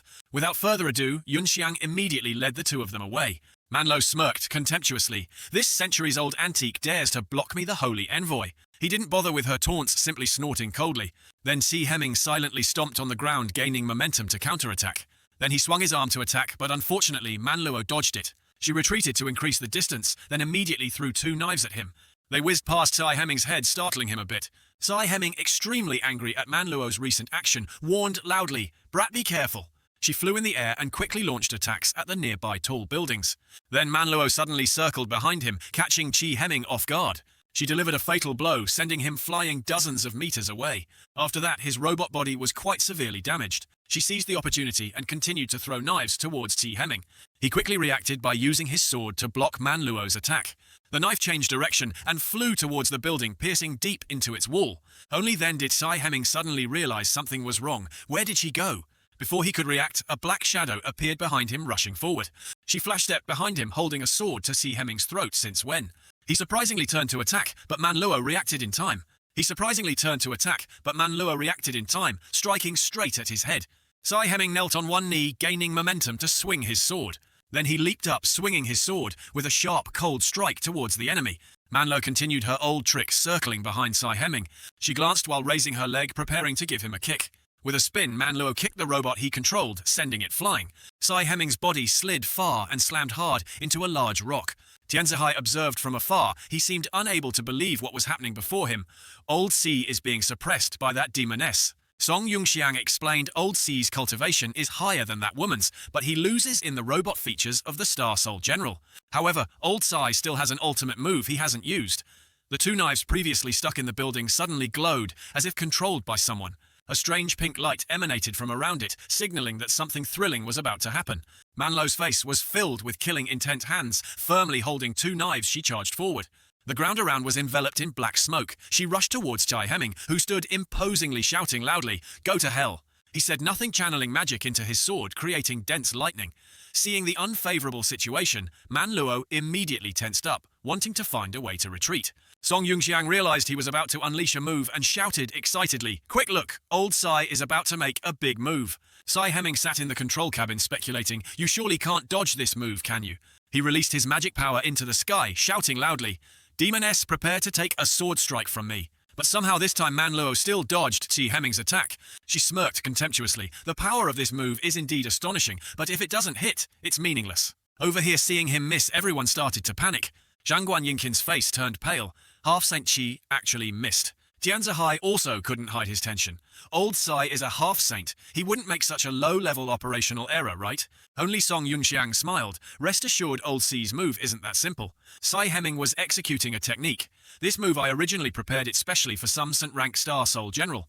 The magic was so strong it shattered his sword, unable to withstand the pressure. Sai Heming's magic shot straight into the sky, piercing through the black smoke. I specially call it. After piercing the smoke, it dissipated into tiny sparks, as if nothing had happened. They gathered into a beam of light one by one, flying down to the ground like falling star fragments. Manlo panicked and jumped up to dodge, but quickly realized something strange. "Can't dodge it. It's still chasing me." She looked up at the sky. Chi Heming's magic converged and flew towards Manluo. She could do nothing but receive Chi Heming's attack. His magic enveloped Manluo's entire robot body. She tried to reach out and resist, but failed, enveloped in a dazzling light. Sai Heming chanted, "Pass through with divine fire." His magic power was so strong that even the surrounding buildings were affected. CI. Heming's magic gradually dissipated in the air, leaving behind a desolate ruin. The surrounding Royal Guard robots couldn't help but be amazed by the scene before them. The surrounding dust and collapsing buildings made the scene even more chaotic. The body of the Star Soul General Yi Zhixie was now completely shattered after receiving the attack. The robot captain was extremely surprised. What, that vicious woman is still not dead? Tianzihai stammered that heaven and earth destroying strike from old Sai, she actually withstood it. Song Yungxiang gritted his teeth. Yiji Xie is the next generation robot of the Yilun Kingdom. Not only is its mobility far superior to Uiv and Thuk and Yu Fuluo, the durability of its armor is also greater than Yu Fuluo's. Manlo sneered as expected of a half-step saint rank. Using such a tattered robot, he can still unleash such a powerful move. She reached out and pressed a secret latch. A control panel immediately appeared. In front of Manluo was a complex array of mechanical shapes. I really didn't want to use this. She smirked and ordered the robot to activate. Clearly something fishy was going on here. A magic talisman appeared before her eyes. One of Manluo's eyes flashed excitedly as she shouted loudly, "Heavenly demon, form dissolve." Just as she finished speaking, Yi Zhishi's body immediately recovered. A tremendously powerful magic aura emanated from around it. Tianzihai tensed up. This aura completely surpasses Old C's previous aura. This is even more terrifying than a half-saint. Yi Zhishi's hair became brilliantly bright. As if alive, it flew chaotically in the air. One of Manluo's eyes glowed as she said smugly, "In my heavenly demon dissolution form, I'm already close to saint rank. You can call me a quasi-saint." Song Yungxiang was surprised. Through reverse soul materialization in a short time, one can forcibly raise terrifying abilities to a strategic level. Ping Tian Sect actually installed this system on the prototype robot. Sai Heming, after that burst of power, had also reached his limit. He was so tired, he was panting heavily. She seized the opportunity while everyone was still reacting and disappeared in an instant. It didn't take long for Manluo to quickly approach Sai Heming, leaving him helpless. With such a surprising situation, Sai Heming naturally couldn't react in time. She very quickly unleashed a powerful move, wanting to finish off her opponent. Manlo landed a straight punch to his stomach, causing him to lose balance and fly far away. Space warped and then suddenly tore open, creating a strong gust of wind. She stepped out from it, raising her leg high, ready to kick down. Then Manluo delivered a painful kick in mid-air to old Sai, who was unable to resist. Before Sai Heming could hit the ground, she teleported towards him to continue the torment, kicking Sai Heming hard, sending him flying high like her toy ball. Just like that, Manluo continued to unleash a barrage of punches and kicks, leaving Sai Heming unable to resist. He gritted his teeth, thinking angrily, speed actually increased to this level. No, I must think of a way to counterattack. She raised her leg, intending to kick Sai Heming away again. But this time he found an opportunity to counterattack and swung his arm in return. Sai Heming grabbed Manluo's leg. "Even if your speed is faster, as long as I catch you." She held the sword she had prepared, wanting to stab down hard, accompanied by curses fool. Manluo stabbed through Sai Heming's robot body. He sat inside trying to control it. Sai Heming's robot, after that fatal blow, still tried to grab her leg. Manluo grabbed his robot's head, drawing her sword, to threaten. "Still not letting go, are you?" Manluo held Sai Heming's head tightly, swinging her sword, wanting to chop down. She cursed vilely, "Go to hell for me." Manluo, without any hesitation, decisively beheaded him brutally. In this irresistible situation, Sai Heming could only let go helplessly. After his robot was beheaded, its body gradually dissipated into the air. She tossed Sai Heming's robot head into the sky mockingly. Then Manluo unleashed her magic, attacking it clearly, wanting to pursue and kill to the very end. Sai Heming's body glowed as he slowly fell to the ground. His body slammed hard onto the ground, the fall causing the ground around to shatter. Manluo, holding Sai Heming's robot head, slowly walked across the messy battlefield. Manluo arrogantly held up the robot's head and cursed it vilely trash. She brazenly crushed Sai Heming's robot head with an extremely twisted smile. Manluo became even more smug with her actions. This kind of powerful feeling truly makes one intoxicated. "Atsisa ila pokan." She laughed loudly and arrogantly. "Me right now, let alone killing a half-saint like killing chickens and dogs. Even if facing a true saint rank, it's not impossible to fight a battle." After the battle, the road was filled with dust. The hot, dry air made it difficult to breathe. Sai Heming lay on the shattered ground, coughing up a large mouthful of blood. His hand trembled, trying his best to reach the pocket of his trousers. He tremblingly took out the medicine box, already in his trouser pocket. The pill shone with a strange light, 6-star super realm pill. Using it below Earth rank can in a short time increase combat power by a major realm. It's one of the last trump cards I prepared for myself. Song Yungxiang smiled. With old C's half-step saint rank realm, the pill's effect will surely be greatly reduced, but increasing by a minor realm in a short time should still be more than enough. Just now to prepare a super realm pill for old Sai in advance. I could also test if it's effective for a half-step saint rank stuck at a bottleneck like old Sai. Sai Heming opened his palm, pondering. I'm afraid this is indeed the super realm pill. 20 years ago, I saw the legendary 6-star elixir in sacrificial texts. He observed the glowing pill and sighed. I didn't expect this brat to actually be willing to give me such a treasure. Sai Heming sighed and swallowed the pill. This time I owe this brat a big favor. He closed his eyes to feel the effects of the precious medicinal pill. After entering Chi Hemming's body, the pill immediately took effect. He began to drift into another dimension. Is this my inner self, my spiritual world? Sai Hemming looked down at his reflection. Is this inverted shadow myself? He reminded himself that this was not right, because something was very strange. Sai Hemming was dazed. This is deep within my inner self, regarding that deepest obsession with the path to Saint Rank. That was 30 years ago under the 100-jiang high wall of Quancheng Yishui Kingdom. I was utterly defeated. His robot body slammed hard onto the ground, causing the ground around to shatter. Sai Hemming's robot gradually dissipated into the air, representing his inability to fight. He slammed his fist on the ground, clearly an unyielding posture. Sai Hemming's appearance had now changed. He gritted his teeth, looking resentful. Damn it! Just as he finished speaking, two figures from above approached, calling down to Hemming. Gu Ying and Ju Hun were both worried about him and quickly asked. Sai Hemming was very surprised by the appearance of the two and quickly asked why they were here.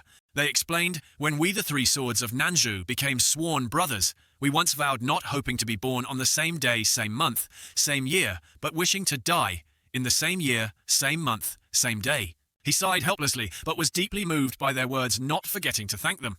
The three of them all focused their gazes on General Wen Zhong, who was high above.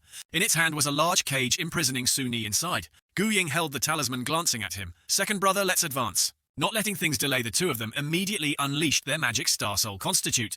Sai Hemming saw this and warned, stop Star Soul, General Wen Zhong is not an enemy you two can face. It flicked its hand, and a purple magic stream immediately flew towards them.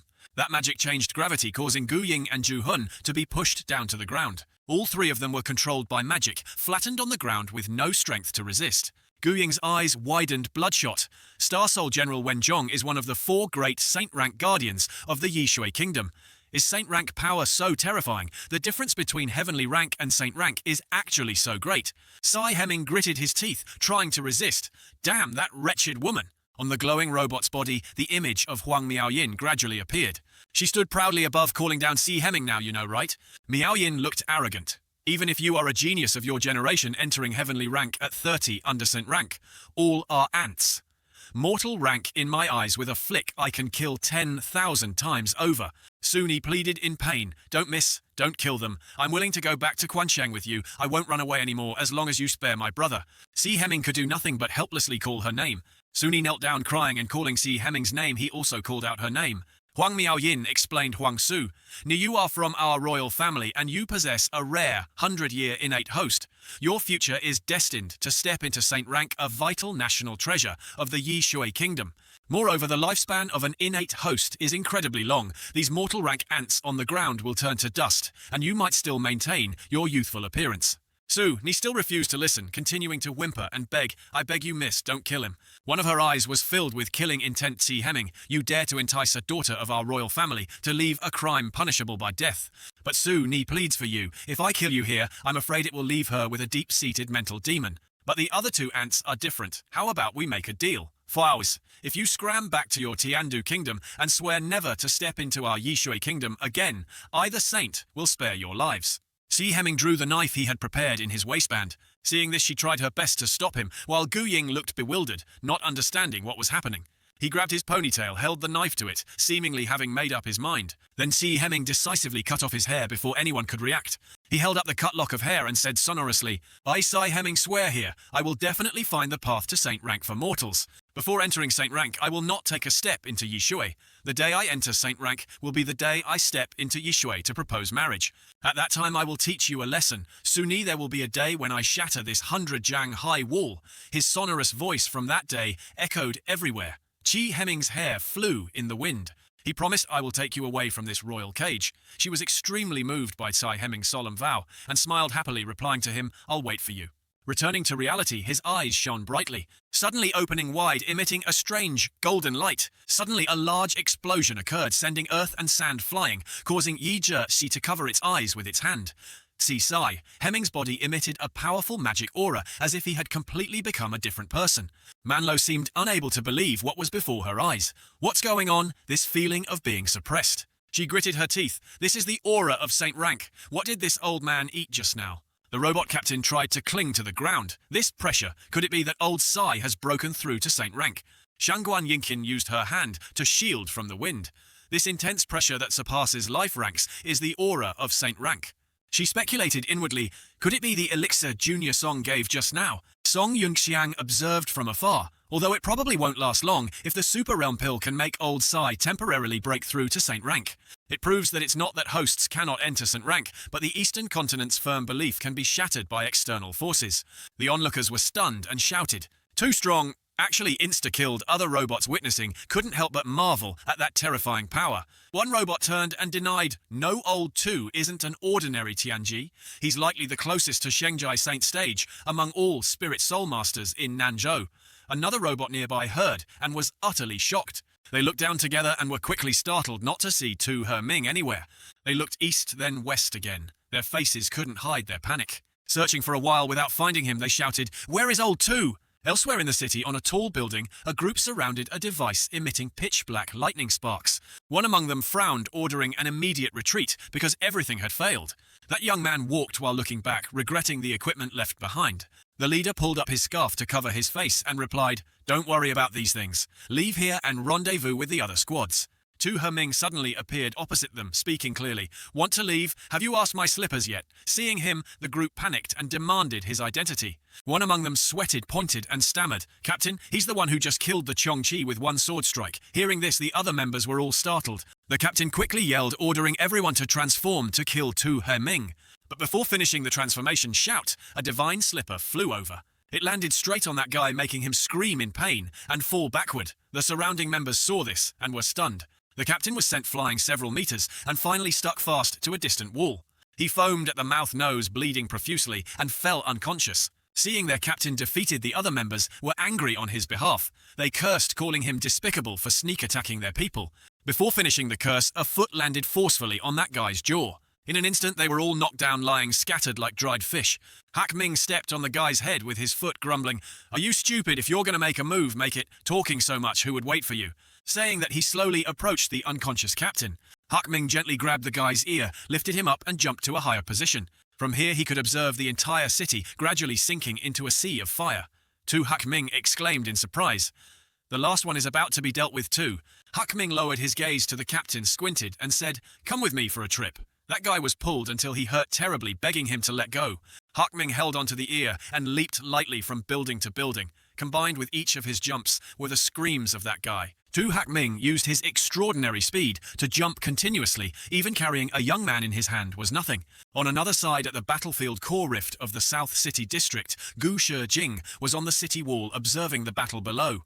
Below, a mutated fierce beast was surrounded by tens of thousands of other robots. Their leader clearly ordered everyone to hold the formation and maintain high alert. The fierce beast roared continuously. Slime also dripped incessantly from it. The surrounding robots constantly guarded against that beast, afraid it would go berserk and cause trouble difficult to resolve. Not long after it collapsed, the surrounding robots won amidst their own astonishment. They happily cheered their victory over the Tianjai fierce beast. It was truly incredibly surprising. Victorious, they couldn't help feeling proud, thinking Tianji beasts were only this much, not tough at all. Then they shouted together loudly, "Tian, Du will surely win." Gu Shijing still stood stunned, watching the other robots celebrate victory. Outwardly, the robot controlled by Gu Shijing rested its sword down, standing sternly in smoke and fire, looking incredibly cool. Over here, she sighed in relief and wiped away sweat with her hand. Tianjai fierce beasts are truly too strong. Gu Shijing observed the front and thought to herself, even gathering the strength of 1,000 Xuanjai mystic stage can only barely fight one battle. Luckily, we achieved victory, but we paid a considerable price. Suddenly, Hak Ming flew over from somewhere at this moment, startling her. He landed gently still, holding the unlucky black-clothed guy's ear, and said hello to Gu Shijing. When Tu Hak Ming arrived, was also when Gu Shijing had just finished dissolving her spirit. Only saw Gu Shijing respectfully bowing. He also happily replied, "Yes, tough work for little Gu." Hak Ming threw down an unconscious Di Luan person. He said he caught him at the rift location in the East City District. Glancing over Gu Shijing, guessed he was a spy from Di Luan Nation. She didn't know whether to hand him over to the City Guard or the Secret Investigation Division. But Tu Hak Ming suspected the City Guard and Secret Investigation Division might very well have been infiltrated by them. "I don't feel at ease, so this person is handed over to you." Suddenly in the distance, on a building rooftop, an unusual light flashed. The image of the two standing discussing was captured within the sights. Tu Hak Ming also discovered their crosshairs were aimed right at his head, but he didn't show any concern at all. Conversely, the attacking side became panicked upon being exposed. He was using the Wu Fu La, an early-period mass-produced spirit soul general type from Diluan Nation.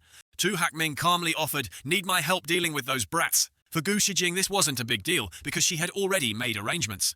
The attacking side grew increasingly panicked. They immediately ordered, "Quick fire and kill them." As soon as the words finished, the Wu Fu La was pierced through the heart by a sword. It couldn't move anymore. The attacker didn't expect Gu Shijing's side to act so quickly. Just then, a wide net fell from the sky, giving him no time to react. The attacker was trapped by the net. He could only struggle and scream, "Spirit Soul Construct. What's going on?" Looking behind, he realized this was done by the spy type Ui Vien Thuk. This special type is responsible for executing secret missions, like sabotaging the enemy rear or assassination. The spy type Ui Vien Thuk kindly advised, "It's useless, this is a soul-binding net that can disrupt soul power flow. Obediently put out your hands and surrender." In just an instant, the Spirit Soul General Team captured all the attackers from Diluan Nation. The spy type Ui Vien Thuk finished its mission, sheathed its sword, and awaited further orders. At that time, Xiaoyue spoke up, reporting Dean. Target total is 5 people. All have been controlled. Gu Shijing received the signal from her via the virtual screen and immediately gave instructions. "Bring all living persons back to the Mech Martial Academy. I will personally interrogate them." Tu Hakming was very satisfied with her ability to handle matters. He happily praised, "Seems you discovered them long ago, right? Although your cultivation realm is ordinary, your deployment of troops and tactical application are truly excellent." Gu Shijing also replied very modestly, "Old Tu, your cultivation is unparalleled. One sword kills Tianji. Truly worthy of being the head of Nanzhou's 4 swords. This minor skill of mine is not worth mentioning before you." Seeing the situation here was no longer worrying, Hakming didn't have time for empty words and announced his departure. "Your place here seems to have no more problems. I'll go check the North City district. There's a kid over there I find very interesting." As soon as he finished, he leaped away lightly. Tu Hakming's lightness skill was indeed extraordinary. He moved between buildings with great ease. Hakming's words made Gu Shijing a bit curious, wondering if the kid Old Tu found interesting referred to His Highness, the Second Prince. Or was it that mysterious Song Yunxiang? But now wasn't the time to find answers to that curiosity. Instead, she had to go handle matters in this district immediately. At the North District Battlefield Core Rift, the Spirit Soul Generals were gathered in one place. In Tianzihai's hand was a vial full of pills emitting a faint light. He couldn't believe it, looking at the vial with suspicion. "How could it be? Is this really Hui Chun Dan?" Seeing this, Song Yunxiang curiously asked, "Your Highness the Second Prince also studies pill refinement," Tianzihai replied, "although I'm not a pill master. As a prince, I once followed the royal family's level 5 pill master to learn some pill refinement knowledge.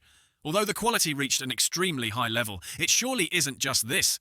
He analyzed with a bewildered face. The pill patterns on this Hui Chun Dan weren't refined using the techniques and processes I know, meaning from the aspect of crafting technology. "I fear it's many years ahead of Tiandu Nation. If the effect is also..." Tianzihai immediately turned to ask, "Commander Liu, how do you feel?" But then he was very surprised by the scene before him, although still unconscious color had gradually returned to Commander Liu's face. The wounds on his body were also recovering at a speed visible to the naked eye. Seeing Liu Zhenwu had woken up, Tianzihai immediately went beside him to inquire, "How are you feeling now?" He immediately replied with a relieved face, "Your Highness, I just had a dream. Dreamt I seemed to be in the warm waters of Wanwu Jinghua, essence of all things, like a beam of light shining into my chest, making the energy in my body increase so rapidly it even blew off my clothes. I felt naked with nature, innocent like a seed. No, I am a seed immersed in that ocean of light. I feel my entire life has been renewed because of this." After immersing in the fresh feeling for a while, Liu Zhenwu realized, "My wounds are healed." Tianzihai couldn't help but be surprised. Really, this matter was too hard to believe. He noticed another strange thing. Was it an illusion? Why did it feel like the hidden ailment accumulated in my waist after many years of cultivation seemed to be gone as well? This discovery surprised everyone even more. Suddenly Xiao Mei trembled and pointed at him. "Wait, Commander Liu, do you seem to have become younger?" Comparing his image before and after taking the pill, Tianzihai then discovered indeed the wrinkles on his face were all gone. The man who originally had an old face like the commander now looked only 30 years old. His grey hair was also gone. He stared at Song Yunxiang's face full of question marks and thought, "Originally I thought he was just a martial artist with outstanding strategy, I even considered whether I could recruit him to work for me. But if there was such a powerful alchemy master behind him, then I could only think of ways to establish good relations. Tianzihai decided it was imperative to establish good relations. Suddenly, a joyful voice broke the awkward atmosphere. Junior Song. Shangguan, Yinkin chirped from afar. I've searched through the corpses of the carnivorous beasts around here. Look, I dug out a lot of crystals. A robot carrying a pile of spirit stones ran over following her voice. Seeing the number of crystals, Tianzihai couldn't believe it and stammered, "So many void-shattering crystals." His hand trembled so much that he accidentally dropped the medicine bottle. Luckily, some hand reached out and caught the medicine bottle. Xiaomei angrily gritted her teeth and shouted, "Hey, Your Highness, be a little careful." The situation just now made Liu Zhenwu break out in a cold sweat. Phew, it's okay. Luckily, I was quick-witted and nimble-eyed. Tianzihai heard something, so he told everyone to be quiet. The robot controlled by Shangguan Yinkin was carefully counting the spirit stones she brought back. Shangguan Yinkin happily announced a total of 9 pieces. A figure jumped down from above and approached. She was very proud of the spoils she had obtained and was also eagerly waiting for everyone's praise. This time Song Yunxiang had to admit that her technique for extracting crystals was quite good, achieving a high success rate, so he had no choice but to praise top quality, perfectly extracted. I didn't expect the young lady to be so skilled with her hands. As expected, Shangguan Yinkin was very happy with this praise. I've been very good at dissecting corpses or something similar since I was young. As long as I hold a knife, I naturally start to get excited. Tianzihai jumped down from the Star Soul General to join everyone. He sincerely proposed, "Thank you for your elixir that saved Commander Liu. I have an unreasonable request, but these void-shattering crystals, I hope you can give them to me." This also made Song Yunxiang feel awkward. "This isn't very good, Your Highness the Second Prince." Shangguan Yinkin seemed surprised by the Second Prince's actions and let out a soft cry. Seeing this, Tianzihai immediately tried to persuade, "Rest assured, I naturally won't take your spoils for free." Song Yunxiang started to feel interested. "Oh, Your Highness, are you planning to make a deal with me?" He confidently held up 3 fingers. "For this amount can I take all the void-shattering crystals? You should know that void-shattering crystals are strategic materials controlled by the Imperial Court. It's not easy for you to take them out." Song Yunxiang didn't back down and negotiated, "Surely Your Highness isn't buying these crystals through government procedures, right? Your Highness is using personal funds to buy them, so I've already given the lowest discount no one will know, and we can cooperate long-term in the future."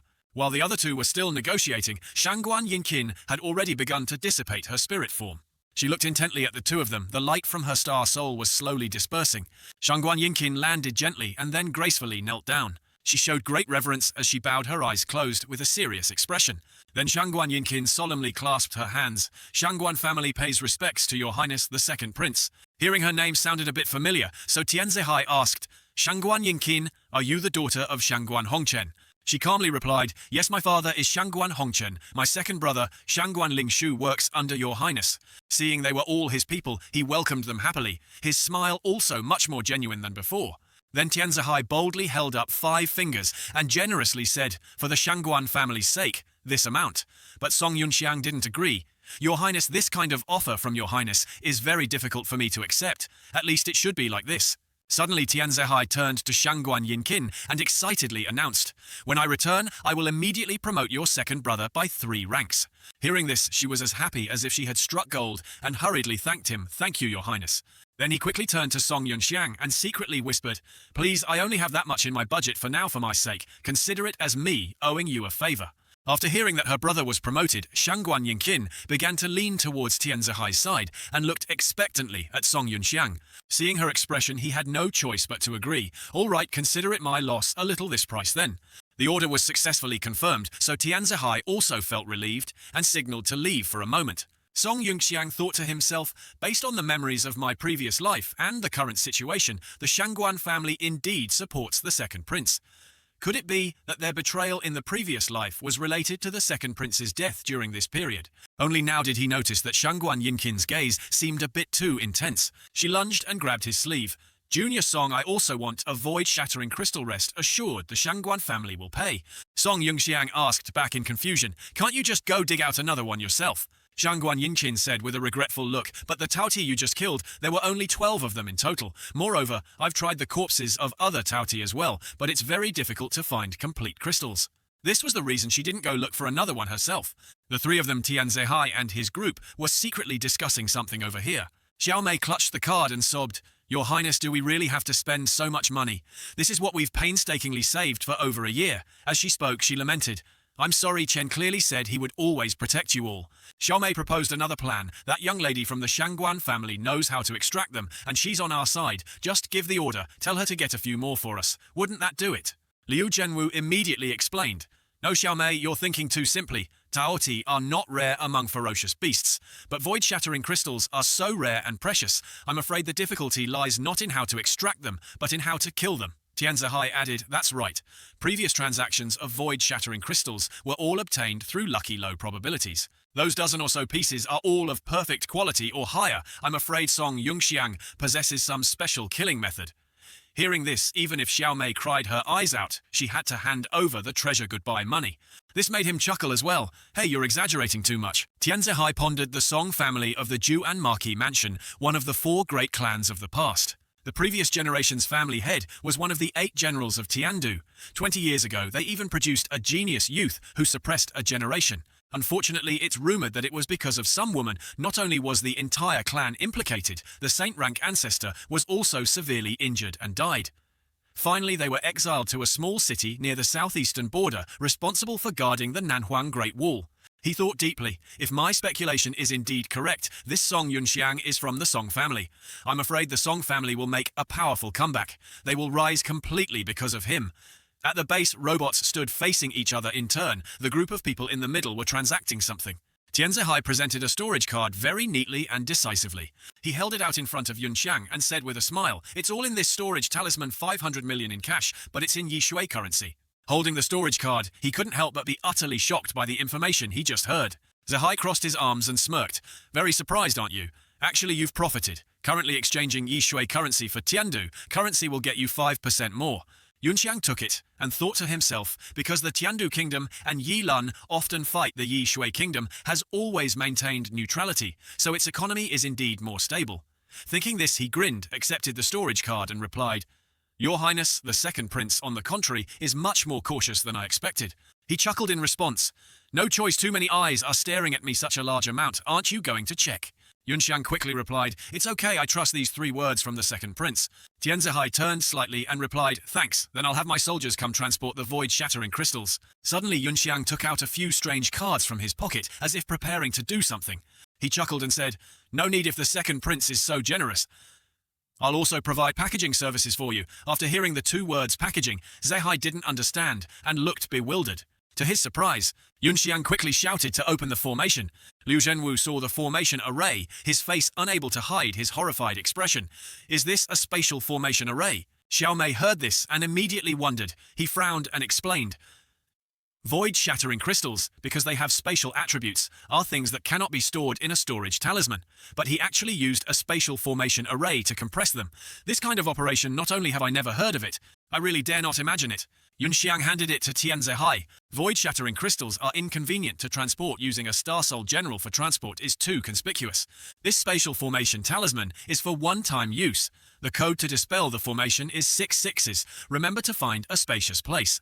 After being instructed, he awkwardly accepted it and thanked him. I really didn't expect Brother Song to have such a strange trick. He turned and waved goodbye to Tianzihai. No need to be polite. If your highness is safe, then we'll go back and report first. He clasped his hands towards Song Yunxiang sincerely, thanking him for this kindness and promising to help him in the future. Yunxiang also smiled and accepted Tianzihai's gratitude, silently looking forward to their next meeting. The second prince's group stood there for a while watching him leave. He watched Yunxiang's retreating figure and secretly pondered, this Song Yunxiang. I must interact with him more. Even if I can't pull him into my camp, I hope not to be his enemy. After Yunxiang had left for a while, he also thought idly, this beast tide event seems to have ended like this. I also didn't sense a Tan's aura here. If things here are over, then I should go home. Last time the Jiwu Academy and Yuanding City were both destroyed in the beast tide. I followed the refugee group through the Death Desert, and it took more than 20 days to escape back to the Song family. Naturally, less than a month later, the Nanhuang border defense line was swallowed by the beast tide. The soldiers of the Song family and the guards of Yong'an City were almost all killed. And at that time, I didn't have the strength to stop everything, and once again escaped alone. Later I met the Zhuangjia guards who rushed to rescue and was saved by that female master. As he thought, he clenched his fists. Yunxiang felt that it hadn't even been 2 months yet there was still time. Suddenly he sensed something and quickly turned around. Yunxiang intended to knock down the opponent with one kick, so he quickly launched his attack. A cloud of dust rose in all directions. Yinkin also turned her head to observe. Thin legs and familiar slippers appeared in the dust. A calm voice sounded, "You brat, you're indeed interesting." The newcomer used one hand to stop Song Yunxiang's legs. Tianzihai and the others heard such a loud noise and quickly approached. Everyone's face was tense. At this moment he sensed an aura, even stronger than a heavenly rank aura. Liu Zhenwu raised his guard and spoke, "This aura is close to the saint rank. Could this be a half-saint?" Sai Heming slowly released his hand from Yunxiang's leg and chuckled. "Clearly only at the peak of imperial rank, yet you could detect me. You've hidden yourself deep enough in the Jiwu Academy for over a year." Hearing his voice and seeing his face, he was extremely surprised. This person was the gatekeeper uncle of the Jiwu Academy. He stood up straight and laughed heartily for a while. "Same to you, you've hidden yourself deep enough as well. Who would have thought that a heavenly rank grandmaster would hide in the Jiwu Academy as a gatekeeper?" Shangguan Yinqin, hearing this, also didn't expect him to be that gatekeeper. Yunxiang faced Qi Heming and continued, "Among the 7 rumors of the Jiwu Academy, one of them is about Dean Liu Shui gatekeeper Tia Da. I think this refers to you." After hearing him, he rubbed his chin, smiled lightly and denied, "Not at all. Yumaki, I, Qi Heming, am the chief gatekeeper of the Jiwu Academy's security office." Yunxiang grinned, clasping his hands. Song Yunxiang pays respects to Mr. Qi. At this moment he vaguely guessed that this old man in front of him was the person the dean had mentioned. Liu Zhenwu couldn't help but be startled when he heard Qi Heming's name. Xiaomei, seeing his reaction, wondered, "You know him?" Liu Zhenwu frowned and revealed to her, "This is a legendary half-saint." 10,000 Li Sword, Qi Heming. Entered heavenly rank at 30, used his famous technique, one sword shatters mountains and rivers, to roam the eastern continent, raided alone, just for a promise. Rushed to the battlefield to rescue one move, cut down 3 void-suppressing ships. 20 years ago, he entered the peak great perfection of heavenly rank, and there are countless other glorious rumors. Yunxiang stared at Qi Heming and thought something was amiss here. If Mr. Qi is the backup that woman can command, then if I hadn't appeared, she would definitely have arranged for Mr. Sai to come to the rescue first. He, as a half-saint powerhouse, should logically be invincible, so why did the second prince die last time? The host chosen from the primordial Star Soul generals, created by 108 gods. It's said that once the host awakens, as long as their cultivation is sufficient, they can reach saint rank. But ordinary Star Soul masters, controlling artificial Star Soul generals, are bound by the rules of heaven and earth. Not only does cultivation grow slower, but they are also suppressed by realm barriers for thousands of years, since ancient times. No mortal Star Soul master has been able to break the shackles of the saint rank. Liu Zhenwu lowered his head and explained, "Heavenly rank is already the limit for mortals. That peak, great perfection of heavenly rank, is an existence close to saint rank. That is the limit mortals can achieve through hard work and effort. Half-step to saint rank is also called half-saint." Everyone listened silently as he explained. He lowered his head and clasped his hands. Commander of the Piaoqi Battalion directly under the Tiandu City Imperial Guard, Liu Zhenwu pays respects to half-saint Si. After his words, Zehai Xiaomei and Yinqin paid their respects in turn, seeing everyone like this. Qi Heming smiled broadly. "You all don't need to be so polite." Song Yunxiang lowered his head and thought for a moment. The eastern continent in this era seems not to have yet established a system for cultivating mortals to break through their shackles. So if I can train a saint rank army, wouldn't I be able to crush this era? Isn't this old Sai before me a test subject delivered right to my doorstep? He is the first experimental subject of the mortal heavenly rank army plan. His eyes were now filled with resolute determination. Heming looked at Yunxiang feeling a bit restless and spoke. Brat Song, why do your eyes show the kind of excitement a chef has when seeing rare ingredients? You brat, you're not plotting something, are you? Hit right on the mark. He scratched his head and avoided that scrutinizing gaze. You're overthinking it. My eyes only hold reverence for you. Though he said that in his heart he wanted to exclaim in awe at this old man's profoundness. Si Heming forced a smile. Brat, don't act in front of me. Si Heming changed the subject. I heard from young Las Gu that you are the host of Zuotzi. Hearing his words, Zehai's group couldn't help but show surprise. Xiaomei couldn't hide her emotions and asked, he is the host of Zuotzi. Your Highness, didn't you just say that fiery red Star Soul general was Lu Bu? Tianzihai rubbed his chin, thought for a moment, and finally understood. He looked up and spoke. I've also heard that the Star Soul General Zuotzi can transform into the appearance of other Star Soul generals. Moreover, this legend is known through storybooks circulated everywhere. So was the Lu Bu just now what Brother Song used to deceive others hearing this song. Yunxiang could only laugh secretly. Why do you all think so? Alright, if that's the case, the burden of the Star Soul system will decisively be borne by Zuoqi. After thinking for a moment, he suddenly burst out laughing. This concerns my matters. I hope you all can keep it a secret for me. Zehai looked at Yunxiang with admiration for his sworn brother. You didn't hesitate to reveal your identity to help. I accept this sentiment. We will keep your secret. Seeing his sincerity, Yunxiang also felt a bit guilty and expressed his thanks. T. Hemming had been squinting and staring at him intently all this time. Finally, he lowered his head and asked Bratsong if I'm not mistaken, the heavenly rank beast that appeared at this core fissure was dealt with by you. Yunxiang was silent for a moment and then replied, you could say that. He continued to address the previous issue. Even if it's the Star Soul General Zuozi relying on your peak imperial rank cultivation, it wouldn't be easy to win, right? I'm very curious how you could kill an enemy of a higher rank. Or to be honest, you concealed your true strength. Your actual cultivation is even higher than that. Could it be that your Song family has an unspeakable secret? Just as Xiao Mei was about to speak and explain, she was stopped by Tian Zehai. She quickly obeyed and covered her mouth with her hand, looking over with a puzzled expression.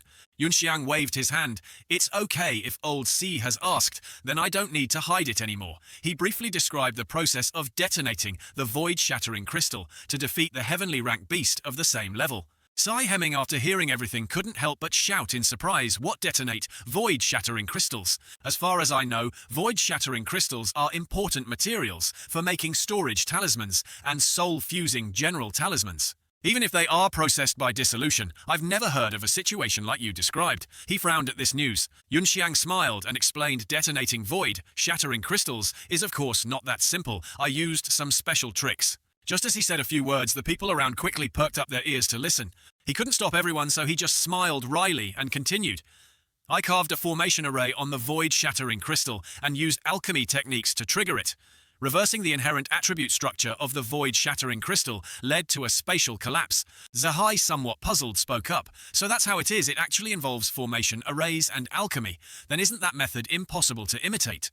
Hearing this, he just smiled proudly. I'm afraid others would indeed find it difficult to learn. Suddenly, Yunxiang sensed something and highly alert scanned his surroundings. He quickly warned everyone around, there are enemies, be careful. Si Hemming felt surrounded and stood silently in one place.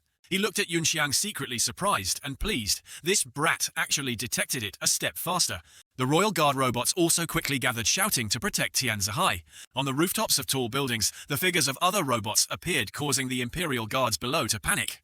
Robot Captain Wu Fuluo crossed his arms and snorted coldly. So we were discovered, huh? The stealth quality of Shenzong's new experimental product. It seems there's still a lot of room for improvement. It quickly issued an order, robots on command, deactivate stealth. The main target is to kill Second Prince Tian Zehai. The 15-minute combat time, begin action. Song Yunxiang scanned his surroundings and counted from 1 to 15. 23, then 24. Finally, he raised a question. 3 robots per group, a total of 8 groups. And a heavenly rank robot captain. Yunxiang's agility from start to finish surprised Chai Hemming, who sighed inwardly. This brat's reaction speed is actually faster than mine, and even more precise. He glanced sideways and smiled wryly. Your Highness, if it's just the Yilun Kingdom wanting to kill you, do they need to resort to such grand schemes? Tian Zehai crossed his arms and reasoned, to allow so many Yilun experts to infiltrate the center of the Tiandu Kingdom. I'm afraid my eldest brother, the Crown Prince of the stable faction, caused this. Suddenly Yunxiang sensed a hidden heavenly rank aura and warned everyone. Once again he astounded Si Hemming with his sensory abilities.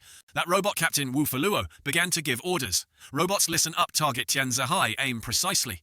Receiving the order, a series of other robots aimed their guns at the designated target, preparing for action. Zehai's group's robots seemed to be surrounded by those gun barrels, with no way to escape. An imposing figure from the Yangjian Imperial Guard shouted loudly, "Switch to shields, protect His Highness." Simultaneously, other robots upon command switched to shields surrounding Tian Zehai. Song Yunxiang suddenly threw 2 formation array cards into the air. His attitude calm, as if he had anticipated it. 2 protective formation array cards enveloped Tian Zehai and Shangguan Yinqin. After using 1 protective formation array card for individual protection, Yunxiang then used the remaining card and began to operate it. Instantly, a larger shield formed, protecting everyone inside. Si Hemming watched this series of actions. Secretly amazed, a level 5 protective formation array, huh? Moreover, all in an instant, this brat's methods are truly profound and unpredictable. Yunxiang tossed him a bottle and asked for help. Old Sai, this is for you. These 2, please protect them with heightened vigilance. His sudden words made Si Hemming a bit confused. He quickly reached out and caught the bottle, although he didn't know what it was. As soon as he opened his hand to look, Ji Heming couldn't hide his surprise. Robot Captain Yun Fuluo lowered his hand and ordered to fire after a long preparation. Immediately, the gun barrels flashed continuously. Bullets whizzed by. From all directions where there were Yilan Kingdom robots, they all opened fire. All warheads were aimed in one direction, which was where Tianzehai was standing. A cloud of dust enveloped the area, making the imposing Imperial guards unable to determine their surroundings. Xiao Mei quickly turned back and urgently asked about Tianzehai's situation. He looked at this sturdy protective formation array and replied, "This formation array can actually absorb the soul power light beams fired by the enemy too powerful." At this moment, Yun Xiang had secretly separated and jumped high, preparing to do something. He jumped high, stepped on Xiao Mei's imposing form to gain momentum, surprising her. Immediately after, Xiao Mei, extremely angry, aimed at Yun Xiang, wanting to fire a volley. He jumped away, not forgetting to turn back and remind old Sai, "You protect those two, I'll go deal with the small fry. Commander Liu, the heavenly rank robot captain, is yours." Following his instructions, Liu Zhenwu quickly turned to Tianzehai to request permission to fight. He didn't hesitate and immediately agreed. With Half Saint Qi here and the protective formation array, Commander Liu rest assured and go. Permission granted, Liu Zhenwu nimbly left the protective formation array, preparing to join the battle. He jumped up and kicked Xiao Mei's imposing head. She was extremely angry and questioned, "Commander Liu, why did you kick me too?" But he didn't listen and immediately ordered the summoning of his Star Soul form. After a few seconds, Liu Zhenwu's imposing Imperial Guard robot captain form was also constituted. Robot Captain Wu Fuluo snorted coldly again. "Just a heavenly rank who was severely injured. I'll take your life in 10 moves. As said, it quickly took out a gear-shaped round shield to quickly determine victory or defeat. Wu Fuluo forcefully threw that round. Barbarian head-shaped flying shield with extreme speed. Liu Zhenwu quickly judged its trajectory and leaned to the side to avoid it. But that barbarian head flying shield curved its trajectory and flew back. Xiao Mei saw this scene and loudly warned him. Liu Zhenwu sensed it and immediately brought out his spear, swinging it powerfully. A powerful force knocked the shield off its trajectory. It was chipped and flew back. Robot Wu Fuluo summoned another spear, a very eye-catching gold color with trivial cumbersome decorations, redundant structure, and no practical value. You Tiandu Kingdom people.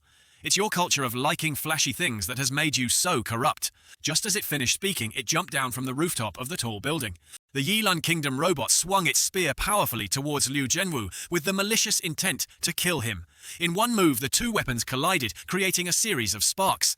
He struggled to defend, but his anger made Liu Zhenwu want to curse. "I despise abandoning the ancient Central Plains. You savage Mandy, people, what the hell do you understand about culture? Your red crab shell with green trim is the flashy one." At this moment, in a dark place, another robot was hiding and observing the chaotic battle. It watched for a while and wondered, "Just now another robot jumped out, where did it go?" Suddenly Song Yunxiang appeared right behind it, preparing for a sneak attack. He pierced the robot's body with one sword strike, and it didn't detect it. Taking the full hit, the gun in its hand also dropped. Song Yunxiang smiled mischievously and teased, "I'm behind you." The robots were surprised to see the Star Soul General Lu Bu, controlled by Song Yunxiang, suddenly ambush them from behind. The robots also quickly reacted and raised their guns to counter-attack quick shoot. But Song Yunxiang was too fast, too dangerous, flying high, causing the robots to hit their own comrades. One of the Yilan Kingdom robots spotted him and immediately informed its comrades, "He's here. Quick switch to melee weapons." But by the time they got close to him, Yunxiang was already a step ahead of them, causing the robots to panic immensely too fast. The Star Soul Lu Bu, controlled by Song Yunxiang, quickly struck one of the robot's shoulders, making it unable to believe its eyes and stammer, "How is this possible?" The other hand also raised a spear, emitting a cold light. The control panel disappeared. She spoke directly to him. "I don't have much time to beat around the bush with you. Whatever it is, just say it straight." As she spoke, she moved towards him. The Mech Martial Academy doesn't necessarily need to know your private information. But what if it relates to Spirit General Zuo Qi? Gu Shijing moved closer, forcing Yunxiang to quickly step back. Not understanding what she was saying, and afraid of the weapon in front of her attacking him, Gu Shijing presented her analysis. "You hid your strength, pretended your soul power was damaged, used family connections to get into the academy through the back door. Your main goal is targeting Spirit General Zuo Qi." Van Tuong blushed slightly, having almost been attacked. He asked her why she said this. Swallowing nervously, he thought, "The Soul Jade is too big. Ah no, Zuo Qi's Soul Jade really is in my hands." Gu Shijing pointed straight at his face and asserted, "Stop pretending. Actually, you've become Zuo Qi's host." Lu Bu appearing in the West City District was you using Zuo Qi's illusion ability to disguise yourself. His reply was bewilderment. Van Tuong was also surprised to learn Zuo Qi had this ability. In his previous life, he hadn't replicated it, so he didn't know at all. The surroundings became silent as the formation blocked all sound from escaping. Two martial practitioners discussed amongst themselves. What are they saying? I can't hear anything at all. One envied and sighed. So envious I also want to admire the Dean's weapon at such close range. Zhang Guan standing outside took a while to infiltrate the system to eavesdrop. Her expression was thoughtful and surprised upon hearing Yun Xiang was Zuo Qi's host. Gu Shijing was presenting her own arguments. These scenes captured Lu Bu's trajectory. Someone saw you appear on the battlefield with their own eyes. According to the sacrificial records of Tiandu Nation, Zuo Qi not only uses illusions to take other generals' forms, but can also copy some of their abilities and techniques, even hiding the true strength of the Spirit Soul Master. It's impossible for someone to advance 3 minor realms consecutively in just 3 days. Therefore, the sign of faking cultivation level confirms you are indeed the host of Spirit General Zuo Qi. Cheng Yi heard this and was stunned. That kid is Zuo Qi's host. How is that possible? I always thought he was a waste. As for Yun Xiang, he was genuinely confused by her seemingly convincing reasoning. He even sighed. Their deductions, I almost want to believe them myself. He hadn't intended to hide the existence of the Star-Lord system from others, something obtained in a strange, secret realm in his past life. There were still many puzzles now. He decided to wait until the Beast Tide ended to explore that secret realm. But Gu Shijing had mistaken the system's replication ability for Zuo Qi's illusions. He would take advantage of that and directly admit it. Let Zuo Qi take the blame for the system. He just needed to pretend to be Zuo Qi's host. Thinking this, he spoke up, putting on an act of having his secret discovered. Hesitantly, he said, I hid it so well, yet the Dean saw through it. He smiled confidently and raised his voice. Dean Gu's thinking is truly brilliant. I won't pretend anymore. That's right, Zuo Qi's soul jade was indeed obtained by me. A voice sounded, unexpectedly, you admit it like that. So the old master of your family must have discovered you and Zuo Qi's soul jade had a certain compatibility long ago. Gu Shijing smiled triumphantly. Therefore they started planning to arrange for you to enter the Mech Martial Academy, then take the chance to take away Zuo Qi's soul jade right. Unfortunately, man proposes, God disposes. Because of this sudden beast tide, Song Yunxiang forced to reveal his strength to save people. Otherwise, after graduating smoothly in 3 years, no one would discover you obtained Zuo Qi. At that time, Spirit General Zuo Qi would become the foundation for the Song Jia to rise again. Hearing this, Cheng Yi was a bit moved. He felt Song Yunxiang was truly a loyal person. Song Yunxiang wiped the sweat from his forehead with his hand and forced a smile. This forced reasoning, I also want to believe it. Gu Shijing continued, original spirit soul statues are different from other mechs. Every inheritance of a soul jade containing an original spirit soul general is recorded. Your Song Jia, acting arbitrarily like this, seriously violates regulations. This matter can be big or small. If taken seriously, a verdict of treason isn't impossible. Song Yunxiang awkwardly scratched his head. It's not that serious, right, Dean Gu? My family's old master, for better or worse, is still a... Before he finished speaking, Gu Shijing interrupted. Stop talking nonsense. Song Yunxiang, how about making a deal? He felt a bit confused by her meaning and frowned, asking back. Gu Shijing believed this beast tide outbreak was likely induced by someone. Currently, she had discovered 3 key locations suspected of having sensors installed. Gu Shijing pointed to the map at the key location of the East City District and said a Tianjie Heavenly Stage expert had been invited to suppress it. Here, the South City District, close to the Mech Martial Academy, she would personally lead elite troops to control this area. Hearing this, Song Yunxiang understood somewhat and smirked. So what does the Dean want me to do? Indeed, Gu Shijing needed Song Yunxiang to go to the key location of the North City District. She didn't need him to suppress this core rift, only to save one person. Now Song Yunxiang was serious. Save someone? The person you want saved? I fear their identity isn't simple, right? Gu Shijing immediately confirmed. Correct, the person I need you to save is from the royal family. The second prince of Tiandu Nation Tianzehai. Knowing this person, he became suspicious. Second Prince Tianzehai represents the war faction within the royal family. Song Yunxiang heard he was a warmonger who had several times acted first and reported later launching military actions against Diluan. Rumor had it in his past life he died during the Beast Tide event in Yuanding City. The cause of death was assassination. Song Yunxiang deduced to himself Atan was also wanted by Tiandu Nation because of this. In the past life, Atan wasn't saved by me, must have used a life-saving trump card to escape. But regardless, the one who assassinated the second prince wasn't Atan. Deducing this far, he seemed to discover something incredibly surprising. Diluan Nation? Could it be people from Diluan playing tricks? Seeing Song Yunxiang hadn't replied, Gu Shijing continued, "Help me save His Highness the Second Prince. I, representing the Mech Martial Academy, will request the Star Observation Bureau to allow you to use Spirit General Zuo Qi. This deal, do you accept?" Van Tuong felt she overestimated him and added, "His Highness surely has experts with him, yet he could still fall into danger. I fear if I go save him, I'll also have to pay a considerable price." Seeing this, Gu Shijing crossed her arms, looking displeased, and agreed to one more condition. After hearing, he thought, compromising so easily, outwardly the Gu family supports the Crown Prince faction. So asking me to go is to avoid revealing secret contact with the Second Prince faction. Thinking this, Song Yunxiang ultimately accepted the deal. However, he still had some doubts in his heart. Is the Gu family actually on the Second Prince's side, or are they playing both sides? The core rift in the North City district, will I meet Atan there? After some rambling thoughts, Song Yunxiang decided to ignore it and join the fun. Then he took out a vial of pills and poured a few into his hand. Then he put them in his mouth, swallowing while thinking, "Star-Lord system, investigate the Qi Yan Huo Long Qiu Crimson Flame Fire Dragon Ball for me." A powerful blue light shone down. Van Tuong's entire body floated and was pulled up. It was the Spirit Soul construct. At this moment, the Spirit Soul fragments seemed to be merging together, forming Lu Bu. The core emitted a magical blue light like a flickering flame.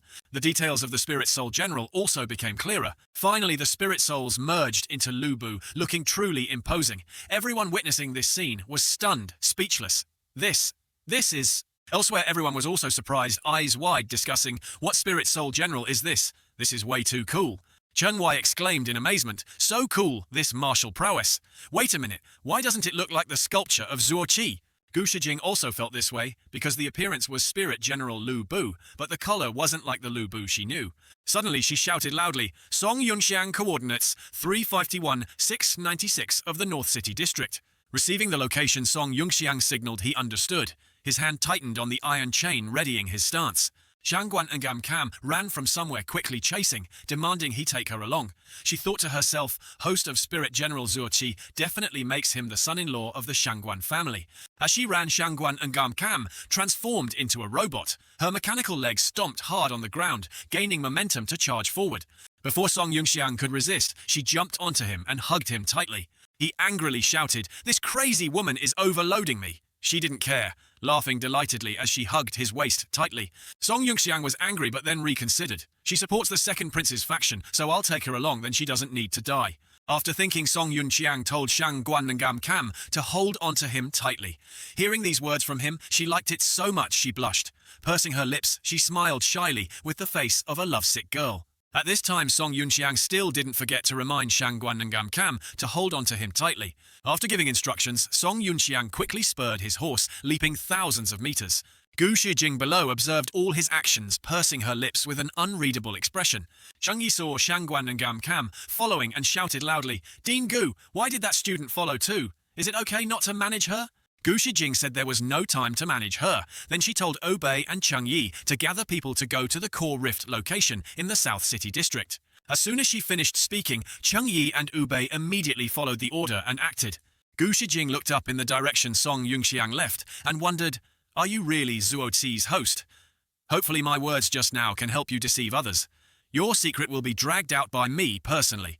Amidst a devastated city surrounded by burning fires, suddenly a blue flame speck was rapidly approaching. That blue flame speck came from Song Yunxiang's horse. On the horse's back, Shangguan Ngam Kam was strenuously shooting at the monsters. She used her gun to shoot blue sparks at the monsters, causing them to angrily charge down. Seizing the opportunity, Song Yunxiang quickly drew his sword. With just one slash, he could eliminate them. The slashed monsters cried out miserably. Right behind Shangguan and Gam Kam was still enthusiastically shooting down the charging monsters. While Song Yunxiang still used his sword, a few swings were enough to kill them.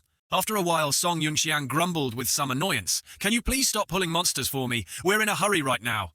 Hearing that Shangguan and Gam Kam quickly apologized, "I just entered the battlefield and got a little carried away." He thought logically, even back at the Mech Martial Academy, if he didn't manage this crazy woman, she could probably survive, but if his rebirth started changing things, then taking her along would be better. Wait until Spirit General Long Shu is replicated, ensure nothing goes wrong, then I'll kill her. However, now I can use her as a human-shaped tool. Then Song Yunxiang asked her to help him with something. Shangguan and Gam Kam heard and quickly agreed, even telling Song Yunxiang he could do whatever he wanted with her. Speechless, he told her to be serious and instructed that he would teach her a few things later. Meanwhile, at the core rift location in the North City District, dust and smoke billowed densely. This place was just as desolate and ruined. All around were small, blazing red fires. Numerous armored robots were lined up horizontally to protect the civilians inside. This gold-armored robot is the Uivien Thuk form of the Royal Imperial Guard. On their hands stood 3 people. Clearly they had endured a fierce battle. The young man is Tianze Hai, the second prince of Tiandu Nation, shouting, "Commander Liu, hold on." The person lying in his arms is Liu Zhenwu, commander of the Royal Imperial Guard Cavalry. He was dying. "Sorry, Your Highness, it was my carelessness." Tianze Hai continuously slapped his own leg, cursing Diluan Nation while blaming himself. Zehai didn't expect Diluan to actually cause a beast tide. If he had known earlier, he could have swiftly dealt with them. He continued blaming himself for harming millions of remaining citizens who fell into Diluan Nation's trap. Seeing this, Liu Zhenwu reassured, "Your Highness need not blame yourself. Protecting my master is my duty." As he spoke, he coughed up blood. Tianze Hai's face showed clear worry. "Commander Liu, don't speak anymore. Hold on." He looked up and hurriedly said, "Xiao Mai reinforcements haven't arrived yet." This is Xiao Mai, the combat maid. She reported to Zehai that reinforcements were on their way. As soon as she finished, Tianze Hai raised his hand, telling her to give him a Hui Chun Dan spring return pill. But Xiao Mai hesitated. "But Your Highness, this pill is kept for you as a precaution." Liu Zhenwu grabbed Zehai's hand. "Your Highness, no. My injuries are already severe. Don't continue wasting the precious Hui Chun Dan." Ignoring those words, Zehai pushed his hand away and snatched the Hui Chun Dan from Xiao Mai's hand. Tianze Hai took out the last precious Hui Chun Dan and put it into Liu Zhenwu's mouth. Just then, the Royal Imperial Guard rushed in to report that fierce beasts were coming again. Tianze Hai quickly ordered Xiao Mai to go command them to block the enemy. Receiving the order, Xiao Mai quickly summoned her spirit soul construct, manifesting her spirit soul to join the battle. Xiao Mai also quickly gave orders. 8 robots form the Xuanyue, Gen Mystic Moon Formation. Then they followed the order, forming the formation to protect the second prince. In the middle of the night, a loud piercing sound tore through the quiet space. On both sides of the road, the fierce beasts automatically moved aside, making way for something. From the smoke, a fierce beast appeared. Its powerful steps caused the ground to crack. This is the Chongqi species, a fearsome monster with Tianjie Heavenly Stage combat power. It has a tough body and destructive power like a tank. One Imperial Guard warned that there was an enemy on this side too. Another was shocked. What, there are enemies on both sides? From the distance, amidst the hazy smoke, appeared a person holding a weapon, riding a horse, majestically causing everyone to panic. Elsewhere at the central position of the South City District, a tear in the gloomy sky created a vortex in the middle of the air. At this time, Gu Shijing controlled her robot standing proudly on a skyscraper rooftop. She suddenly shouted loudly, "All troops deploy formation!" Gu Shijing raised her hand to command. City guards in front are responsible for defense. Zhao Guan robots on the wings are responsible for guerrilla tactics. Academy robots at the rear are responsible for covering fire. Seen from afar, numerous robots stood throughout the city, dense as ants. Their aura was imposing and awe-inspiring. The tear in the sky grew larger by the moment, as if wanting to rip the sky in two. From the tear, giant white teeth gradually became visible. Finally, a huge fierce beast slowly emerged from that tear. Sensing the time had come, Gu Shijing decisively ordered, "It's here, prepare." Receiving the command, numerous robots below readied their aim. Immediately after, numerous glowing arrows were shot by the robots, like a dense rain filling the sky. At the same time, in the East City District, right at the core rift location, over here the robot army was just as numerous. Perhaps they were also waiting for an incredibly large, fierce beast. Amidst the rubble appeared a fierce beast, both large and terrifying, while the robot team stood distributed everywhere, waiting to destroy that fierce beast. Amidst a legion of robots standing around on rooftops, in the very center, someone stood pondering. To Herming stood calmly, showing no fear before that terrifying, fierce beast. Suddenly, the fierce beast let out a huge roar, creating a great gust of wind, as if showing its might. That gust blew strongly like a storm, forcing the robots to shield their faces. In contrast, Tu Herming still stood proudly unmoved, as if feeling nothing. At this moment, he suddenly put his hand into his pocket and pulled out an old card. "Old friend, fight alongside me one more time." One robot voiced its question, "Are we just going to watch like this? Don't we need to go down and help old Tu?" The robot next to it hesitated and replied, "Don't. Old Tu is a Tianji Heavenly Stage expert who can tear fierce beasts apart." That robot continued, "A battle at the Grandmaster level. It's best for us to watch from afar." At the North City District battlefield, the surroundings were desolate and ruined. The sky was gloomy and dark. Suddenly from somewhere a fierce beast's foot stomped hard on the ground with dark power. Numerous fierce beasts shaped like hounds equipped with iron armor were charging forward. These are the Hua Dao Chung, disaster fighting species, fierce beasts. Small size Huang Jie desolate stage combat power. They form groups to bite and tear enemies that fall behind. Compared to fighting, they prioritize consuming food by gnawing on the corpses of other fierce beasts. At this time the Royal Imperial Guard panicked slightly. We're doomed, both sides have large, fierce beasts. Against this kind of strong enemy, I fear we are no match. One Royal Imperial Guard turned back and said, Miss Xiao Mai, we will hold the enemy here. Please protect His Highness and escape from this place.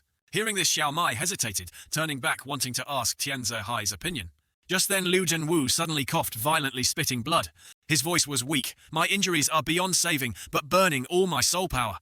I can probably still buy your highness 20 seconds.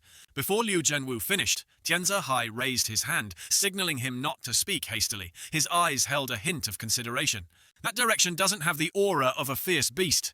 The person coming is likely not an enemy. Xiao Mai also judged for herself. The person coming isn't an enemy. Could it be reinforcements? The fierce beast emerging from the mist was trying to create something from the tentacles on its hands. Finally, the giant fierce beast transformed its arm into something sharp like a blade. Then it suddenly roared incredibly loudly. Its roar created a terrifying power that overwhelmed everything, causing even the Royal Imperial Guards to waver from its roar. Rocks and dirt flew everywhere. On Tianze Hai's side, he also used his body to shield Liu Zhenwu. The Royal Imperial Guard suddenly realized the fierce beast was roaring towards the dark figure. It ignored them because it thought the enemy over there was the real threat. From the dark figure's side, a dazzling blue light shot straight towards the beast. Witnessing that scene, the fierce beast was somewhat confused, not understanding what was happening. That blue light charged forcefully, then struck the ground, causing the fierce beast to tumble down. Those fierce beasts were startled by the power coming from that dark figure. The clatter of horse hooves approached. Very cool blue flames covered the horse's ankles. That dark figure was Song Yunxiang slowly approaching on his iron horse. The Royal Imperial Guard was also surprised. It's a spirit soul general. Are the reinforcements from the Mech Martial Academy here? Tianze Hai thought to himself, it seems to be a spirit soul general never seen before, and it's even riding a star beast mount. Song Yunxiang turned back and said to Shang Guanngam Cam, while I'm intimidating this big guy now, Danqi quickly go search the corpses of the beasts I just killed. She felt a bit confused, her face blank as she asked back, beast corpses? Song Yunxiang grimaced. Didn't I teach you on the way here? Inside the same stomach pouch, 50 cm from the left ribs. Can you dig out the Ket Tin Liet Kong, void-splitting crystal? At this time the beast stood still, growling for a moment. In front of it was a spear emitting blue sparks. That fierce beast intended to move forward, but was blocked by a glowing curtain. The group of royal guards standing not far away silently witnessed the strange scene. Observing from afar, Tianze Hai speculated it was a formation. Hearing this, Xiao Mai was also amazed, and exclaimed, "What a formation!"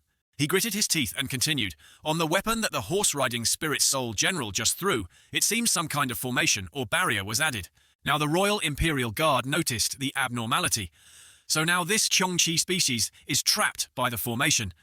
Should we retreat now, or quietly observe the situation? Wait, something profound like a formation can't be arbitrary.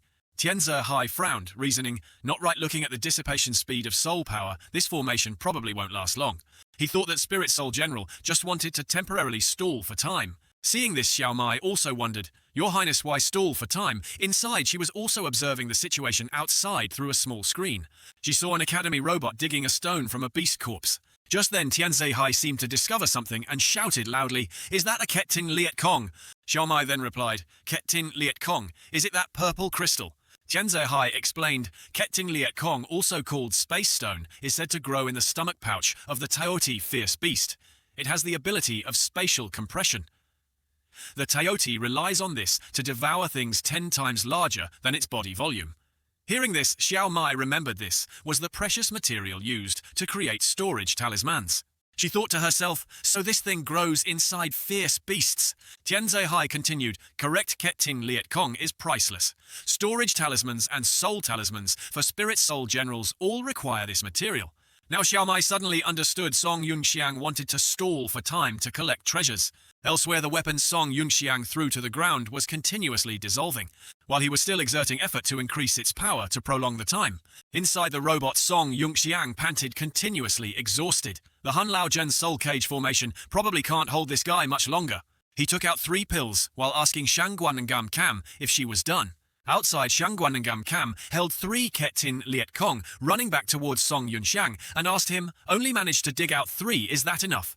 Seeing this, Song Yunxiang quickly reached out his hand. 3 is barely enough. As soon as he finished speaking, he used his power to retrieve the 3 Ketin Liet Kong towards himself. "Okay, give them all to me." Shangguanengam Cam was secretly surprised. He can actually control things remotely with soul power like this. Unexpectedly, Song Yunxiang rode his horse towards the beast, along with the 3 Ket Tin Liet Kong. The Royal Imperial Guards were also startled and scared, clearing the path for him to charge through. The horse's hooves dented the ground. The Royal Imperial Guard still stood mechanically staring blankly after his figure. Witnessing that scene, Tianze Hai also felt no less astonished. Inside, Song Yunxiang also glanced at him through the small screen. Outside, Song Yunxiang's Spirit Soul General continued riding fast without a word. Tianze Hai gaped in astonishment. Is this Spirit General Lu Bu? But looking at it, there's something not right. Suddenly, Song Yunxiang gathered momentum, leaped high, and shouted loudly. Ji Yanghua, Longqiu Crimson Flame, Fire Dragon Ball, Spirit Dissolve. At the same time, he also summoned back the weapon he had just used as an intermediary. In just an instant, the spear appeared in Song Yunxiang's hand. This was also when the beast escaped the Hun Lao Zhen. It roared incredibly loudly. Unexpectedly, the fierce beast opened its mouth wide, and something spherical emitted a powerful beam of light. Then a large purple beam shot straight towards Song Yunxiang. Instantly, he leaned flexibly, dodging that giant beam. Seeing this, the fierce beast stamped its foot, hard, showing dissatisfaction with a growl. Its stomp caused the entire ground surface to crack open. At this moment, Song Yunxiang suddenly leaned back. Hand still gripping the spear tightly, his whole body prepared to exert force. He used all his strength, aiming straight at the fierce beast. Shouting loudly, he charged forward. The two sides clashed in mid-air, creating flashes of lightning. Just then, Song Yunxiang controlled 1 Ket Tin Liet Kong to stab into the beast's arm. But not only did it fail to injure the beast, instead, Song Yunxiang was sent flying thousands of meters by it. Its blow was so strong it sent him flying through several buildings. Xiao Mai was terrified. "We're doomed, Your Highness. That red spirit soul general that looks so cool is no match for the Chongqi at all." Very quickly, Song Yunxiang regained his composure and appeared before the fierce beast. Before he could recover his strength, that fierce beast charged straight at him. Inside, Song Yunxiang thought, "Right now, I'm merely at the peak of Huangji Desolate Stage. Even controlling Lu Bu, it's hard to solo a Tianjie Heavenly Stage level Chongqi." Then the eyes of the Spirit Soul General Lu Bu, controlled by Song Yunxiang, suddenly flashed with a small light. He suddenly shouted loudly, "Explode for me!" Finishing his words, the Ket Tin Liet Kong on the beast's hand moved as if hearing the command. Then it exploded, causing the fierce beast to roar in pain. Observing the situation, Tianze Hai's eyes widened in shock. What was that exploded? The fierce beast lost an arm due to the explosion just now. Its body staggered as if losing its center of gravity. At this time, Song Yunxiang spoke up. "Sorry, the me of now is no match for Tianji. Can only use some small, unreasonable tricks." Suddenly, from somewhere, shouts praising Song Yunxiang rang out. The Royal Imperial Guards in the distance shouted loudly, amazing, channeling soul power into the Ketin Liet Kong, creating a small-scale spatial collapse through an overload explosion. Tianze Hai also stood up, applauding in admiration. "Unexpectedly, I could witness such VIP maneuvers. The Mech Martial Academy in Nanzhou is truly full of hidden talents, crouching tiger, hidden dragon." Xiao Mai's voice became panicked. "Your Highness, are you saying the host controlling that Spirit Soul General only has Huangjie cultivation?" Tianze Hai then replied, "Correct, during the battle just now, I sensed the soul power emanating from it. Probably only the peak of Huangjie." Xiao Mai couldn't believe her ears. She thought just a peak Huangjie, yet could cross 3 major realms to severely injure a Tianji fierce beast. At this time, the Chongqi beast, along with the Hua Dao Chung, were charging over. One Hua Dao Chung, with sharp teeth, was charging as fast as lightning. Grasping the situation, Song Yunxiang took a defensive stance, one leg braced on the ground. He gripped the weapon tightly, spun around, decisively eliminating the rampaging Hua Dao Chung. The monsters were sliced apart piece by Song Yunxiang's weapon. Another Hua Dao Chung continued charging straight at Song Yunxiang. He quickly used his weapon to slash once, cutting it in half. At this moment, Song Yunxiang seemed exhausted. He used another 3 pills. Afraid of the explosion just now, so sending these puppies up, trying to wear me down. On the Chongqi species side, it continued opening its mouth wide, emitting a purple mass of light. Then another powerful purple beam shot straight towards Song Yunxiang. Once again, he reacted quickly, in time dodging that attack. Witnessing the scene before him, Tianze Hai was secretly terrified. That movement technique is the body art of the Xuanjiawei mystic armor guard. Seeing Song Yunxiang dodge the beast, looked at him and roared angrily. He wasn't scared at all. Gripped his weapon tightly, then snorted softly. Song Yunxiang charged straight at the fierce beast and slashed it decisively once. His sharp weapon immediately shattered into pieces after the attack. Inside, Song Yunxiang thought, indeed, at my current realm, the durability the form can maintain. Still absolutely can't withstand Tianji, but just being able to create a small hole in its tough outer shell for the Ket Ting Liet Kong is enough. After thinking for a moment, Song Yunxiang followed the plan. Tao Hua Chengzhi creation becomes finger, Qi Fen Ni energy dividing rebellious intent explode. As soon as he finished speaking, a large explosion occurred on the beast's body. Behind Song Yunxiang, the entire beast's body emitted thick black smoke. Now the other fierce beasts seemed to go crazy, charging straight at him, wanting revenge for their comrades. Sensing the tremor behind, Song Yunxiang stepped back. The beast's mouth opened wide. He immediately leaped high to avoid that bite. Then Song Yunxiang landed safely, but lost an arm. Inside the control area, he was exhausted, but still forced himself to strike. This move is for you. Tao Hua Chengzhi Qi Fen Ni Yi. At this moment, the entire beast was surrounded by purple lightning sparks. Song Yunxiang shouted loudly, "Explode for me!" Then suddenly a large explosion occurred in a corner of the city, emitting purple rays of light. After that shocking large explosion, the fierce beast vanished, leaving only swirling smoke that hadn't dissipated yet. Spirit Soul General Lu Bu also gradually dissolved. Blue crystals slowly scattered into the air. At this time, Song Yunxiang also landed gently. The swirling smoke looked truly mystical. He brushed his clothes with his hand and sighed. Unfortunately, this precious Ket Tin Hatch Tam core crystal also exploded along with it. Xiao Mai seemed to recognize the uniform Song Yunxiang wore was from the Mech Martial Academy. Only now did Song Yunxiang look around. He seemed to realize something. Around him now were all members of the Royal Imperial Guard. They stood straight and stern. The robot Tianze Hai was standing in, lowered its hand to the ground. He clasped his hands together and laughed heartily. "Many thanks, Your Excellency, for lending a hand." Seeing this, Song Yunxiang also politely greeted back, "Second Prince, no need to be polite. Are you all okay?" Hearing these words from him, both Tianze Hai and Xiao Mai were slightly wary. "Your Excellency knows my identity." Song Yunxiang was awkward. No need to be defensive. "I was personally asked by Dean Gu Shijing of the Mech Martial Academy to come reinforce." Seeing this, Tianze Hai also felt reassured. "So that's how it is. Sorry for the abruptness. I am the second Prince Tianze Hai of Tiandu Nation. Once again, thank you for your assistance, Your Excellency.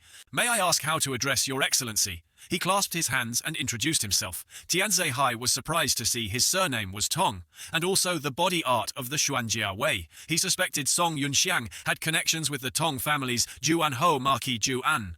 He felt Yunxiang seemed to be joking when claiming to be just a student. Tianze Hai remembered in the secret report from 5 years ago by the Secret Investigation Division. It mentioned the old Marquis of the Tong family using back channels to arrange a descendant into the Mech Martial Academy. He thought Gu Shijing knew this, so he would wait until it was safe to ask. He was also curious about that Red Spirit Soul General. Moreover, if an expert of this caliber becomes an ally, it would be good. Tianze Hai continued, "Your Excellency's strength, I fear no Jiaoguan in the entire Mech Martial Academy is your match." Song Yunxiang was embarrassed. "Your Highness praises too much.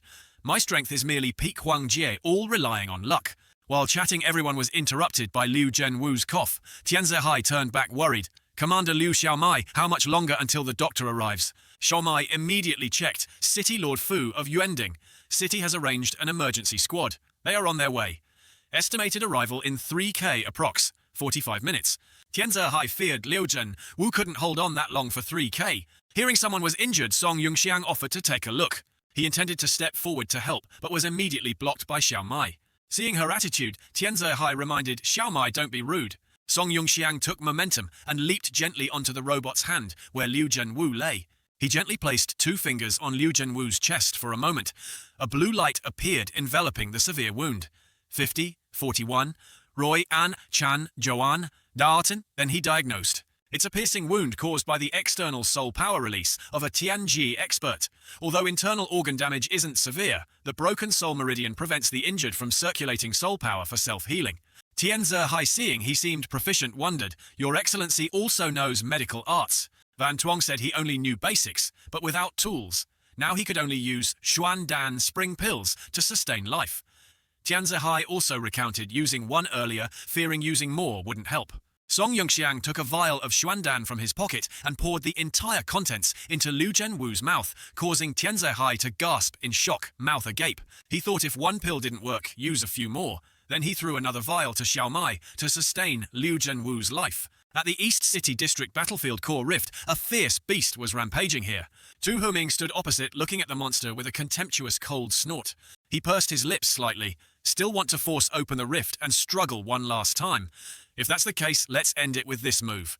The robot controlled by Tu Huming heard the command, quickly raised its sword, and shouted loudly, "One Li Jian Shi 10,000-mile sword form, third stance." As soon as he finished, a long streak of light appeared in midair, carrying immense power. One stance, Yijian Sui Shanhe, one sword, shatters mountains and rivers descended, leaving half the city desolate. The fierce beast, right in the center of that technique, was instantly slashed to pieces. A long deep slash split the ground open, rocks and earth shattered from it. The fierce beast on the slashing path couldn't dodge any corner. The sword energy was gradually enveloped by blazing red flames from the monster. Immediately after, the fierce beast exploded into pieces in space, dying everywhere red. The fierce beast was dead, its body lay on the ground and smoke began to rise from it. He Yan witnessed that scene, as if she couldn't believe her eyes. She could only cry out, killed in an instant. How strong! Yunxiang walked towards He Yan. He immediately asked, "Are you all right, class representative?"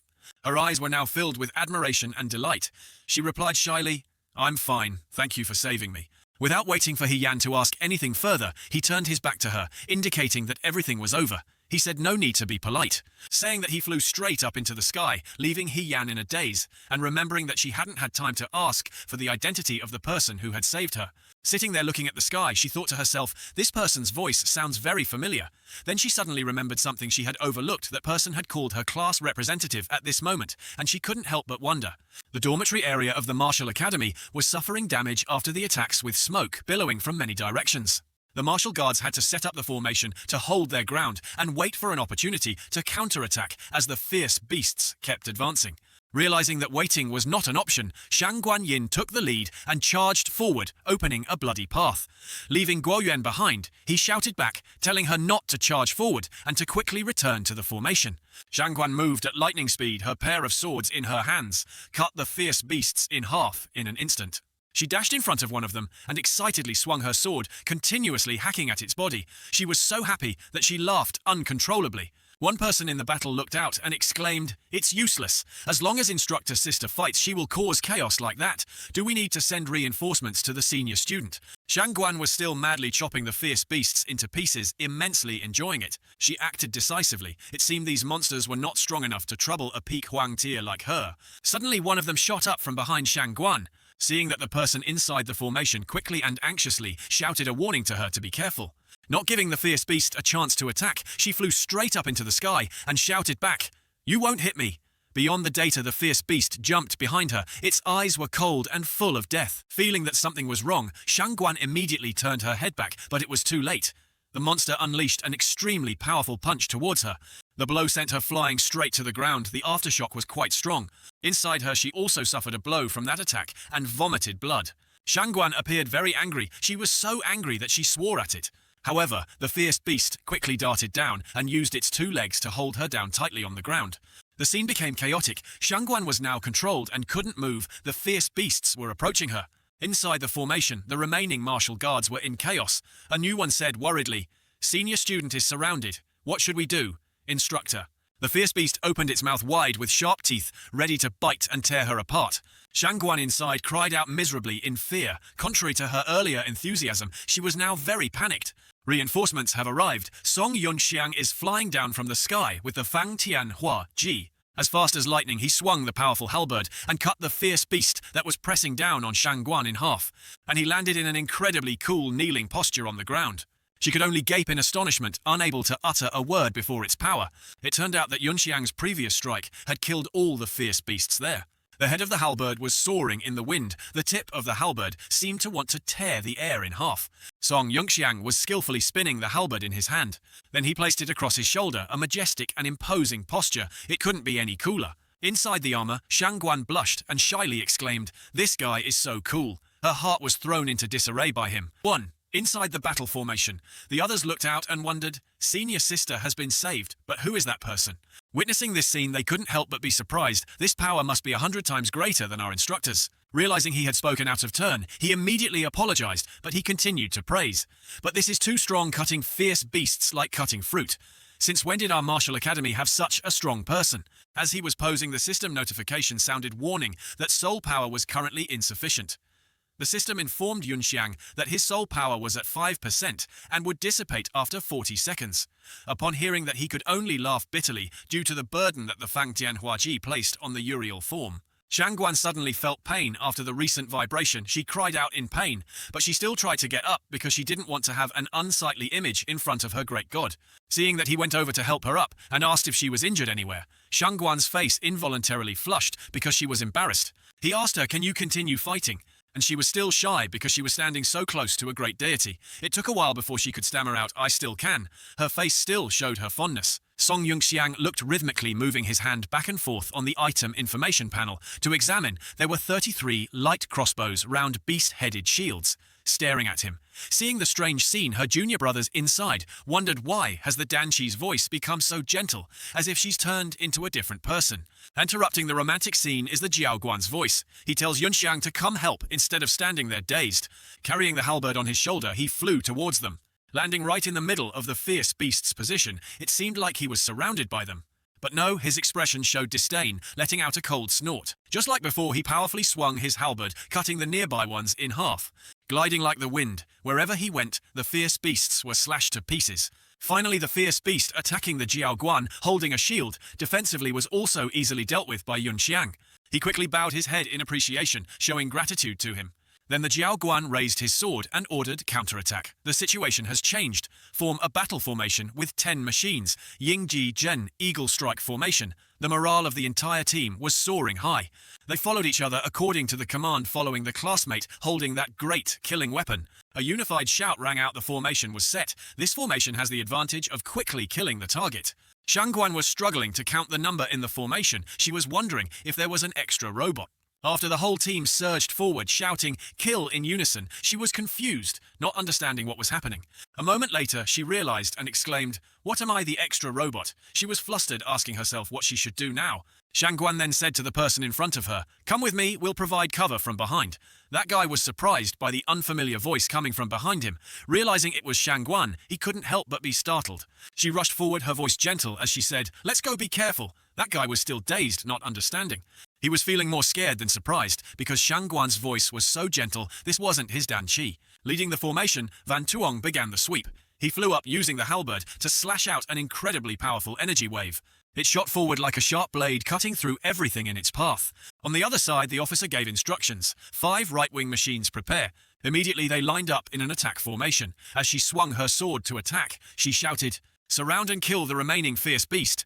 The 5 machines attacked simultaneously, delivering multiple slashes to the beast.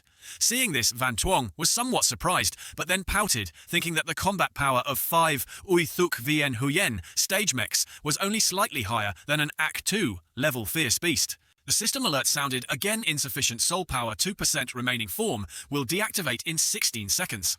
But he still looked satisfied, feeling that his soul meridian had preliminarily recovered.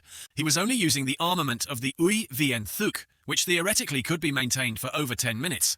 Van Tuong still faced some difficulties, as Lu Bu, though powerful, still consumed too much at his current level. He needed to take a Tuk Hon Dan Soul continuing pill to replenish soul power. Dealing with these demonic fish felt somewhat wasteful. He pondered again. The combination of Ui Vien Thuk and the Fang Tianhua Ji Sky Piercer halberd isn't a bad balance point.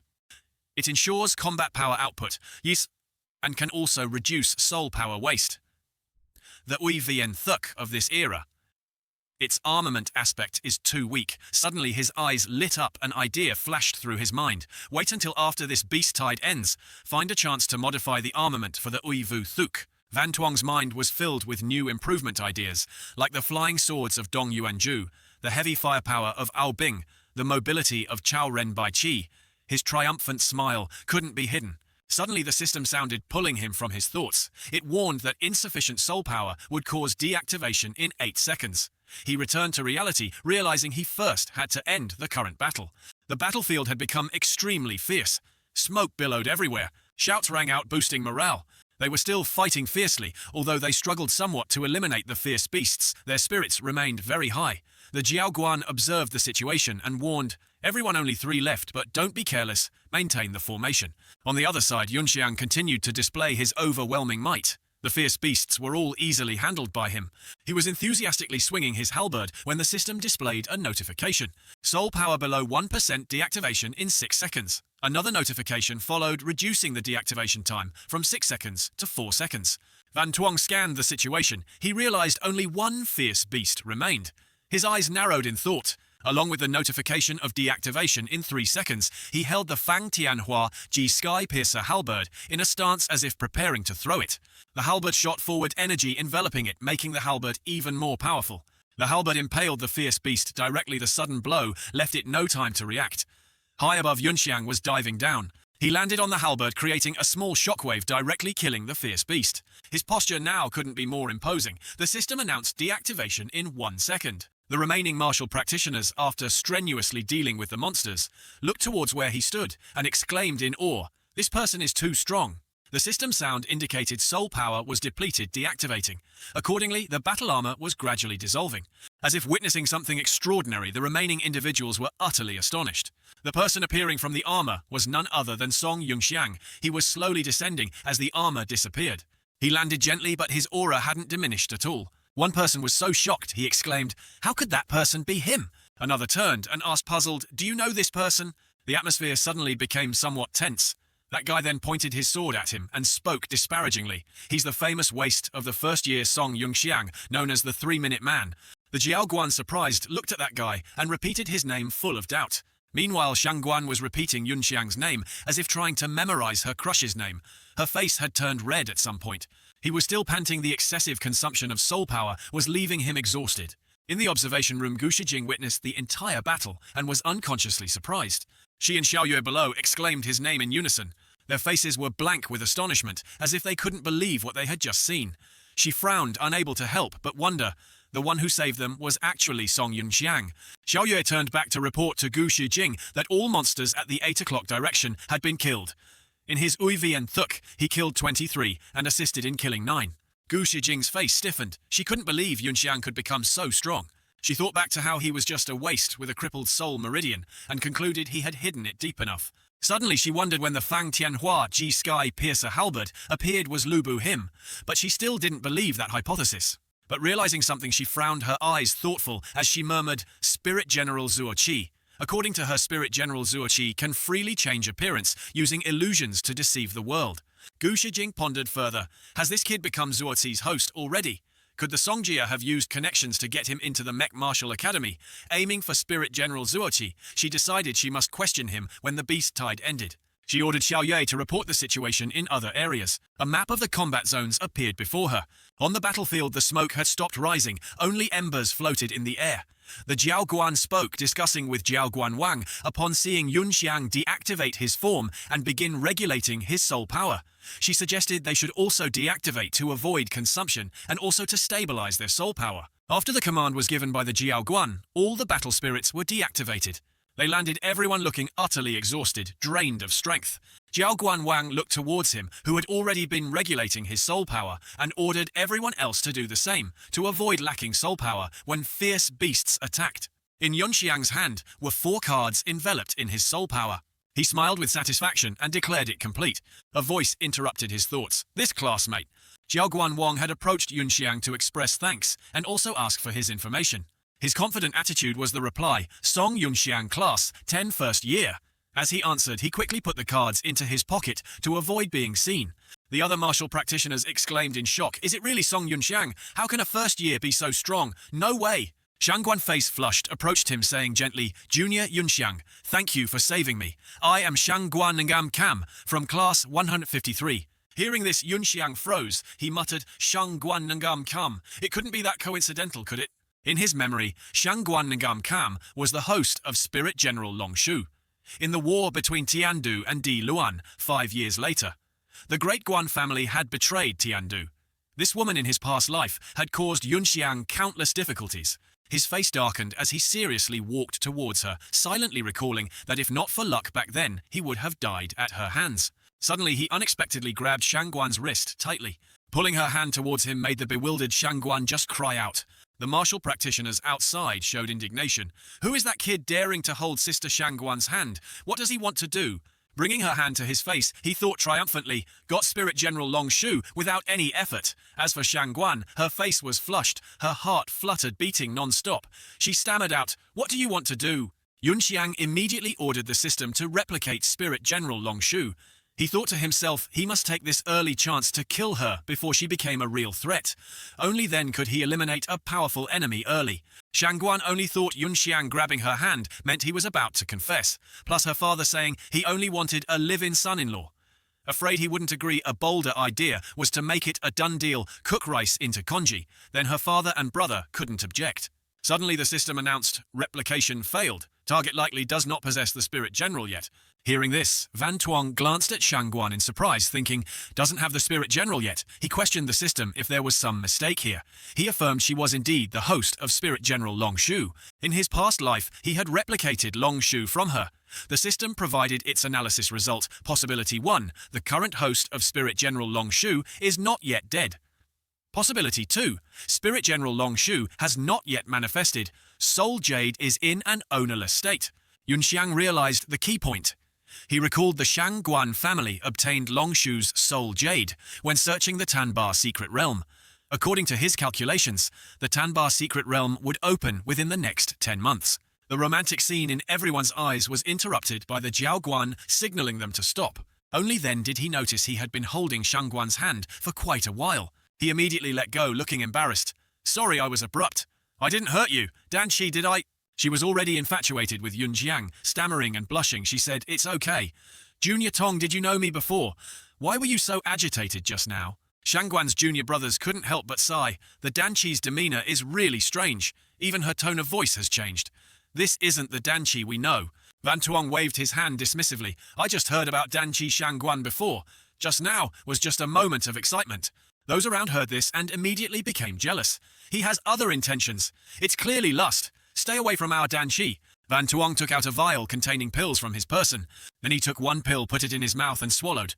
Looking towards Shangguan, he gestured for her to hold out her hand. She flustered, could only extend her hand towards him, not daring to look into Yunxiang's eyes. Her heart pounded with anticipation, wondering what he wanted to do.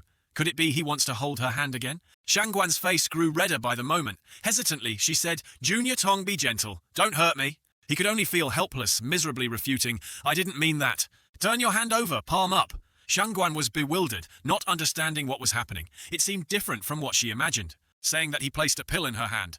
The pill sparkled attractively. She stared at the pill and questioned soul-continuing pill. Van Tuong decisively confirmed, directly causing the Jiaoguan to exclaim in shock, "What Tuk Hondan?" He hurried over to the two, looked at the Tuk Hondan and cried out, "It really is a Tuk Hondan. One pill is worth 10 months of my salary." Shangguan grew even fonder of him. Her eyes were filled with love, while the Jiaoguan beside them could only stare covetously at the pill. Putting the vial back in his pocket, he said, "For you, use it quickly. Quickly recover your combat ability." According to his memory, if he hadn't saved her earlier, she would have survived through her own means or luck. But the current history had been disrupted by him. He had to ensure Shangguan wouldn't die before obtaining her Spirit General. Following his words, she put the pill in her mouth without hesitation. The Jiaoguan watched the pill with even more regret. Suddenly it felt like an abundant stream of power flowed through her body. Soul power surged within her body. She felt it was both potent and gentle. She even gained a significant harvest. Her body felt like billions of stars were pouring into it. Shangguan had never experienced this feeling before. Excitedly she exclaimed, "The quality of this Tuk Hondan is better than the one I used. It's not even comparable. Is this top grade?" "I'm afraid even supreme grade isn't enough to describe it." The Jiaoguan seized the opportunity to approach him and flatter, "Aren't you being extravagant, classmate Tong? Look!" The Jiaoguan and other classmates fought and are very tired.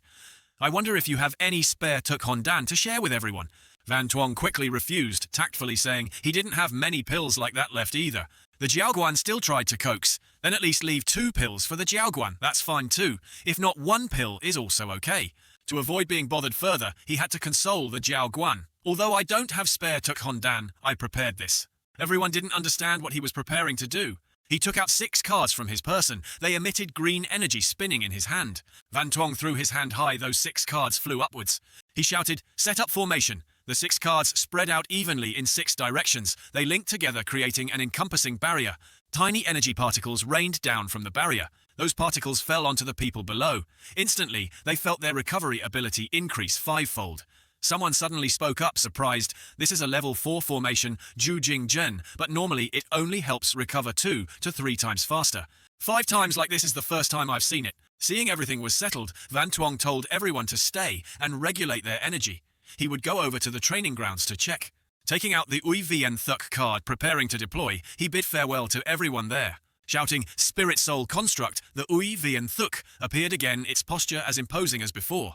He dashed off, leaving words for everyone, "If fate allows, we'll meet again." Shang Guan, unwilling to part with him here, called after him, "Wait, I'm going with you." Taking out her summoning card, her eyes showed determination not to let Yun Xiang leave her side. While shouting, "Spirit Soul Construct," she chased after him, leaving the Jiao Guan behind, bewildered. He angrily shouted after them, "Shang Guan, stop for me. We must continue defending this position." The only reply was the comforting voices of those remaining. "Don't call any more Jiao Guan, they've gone far."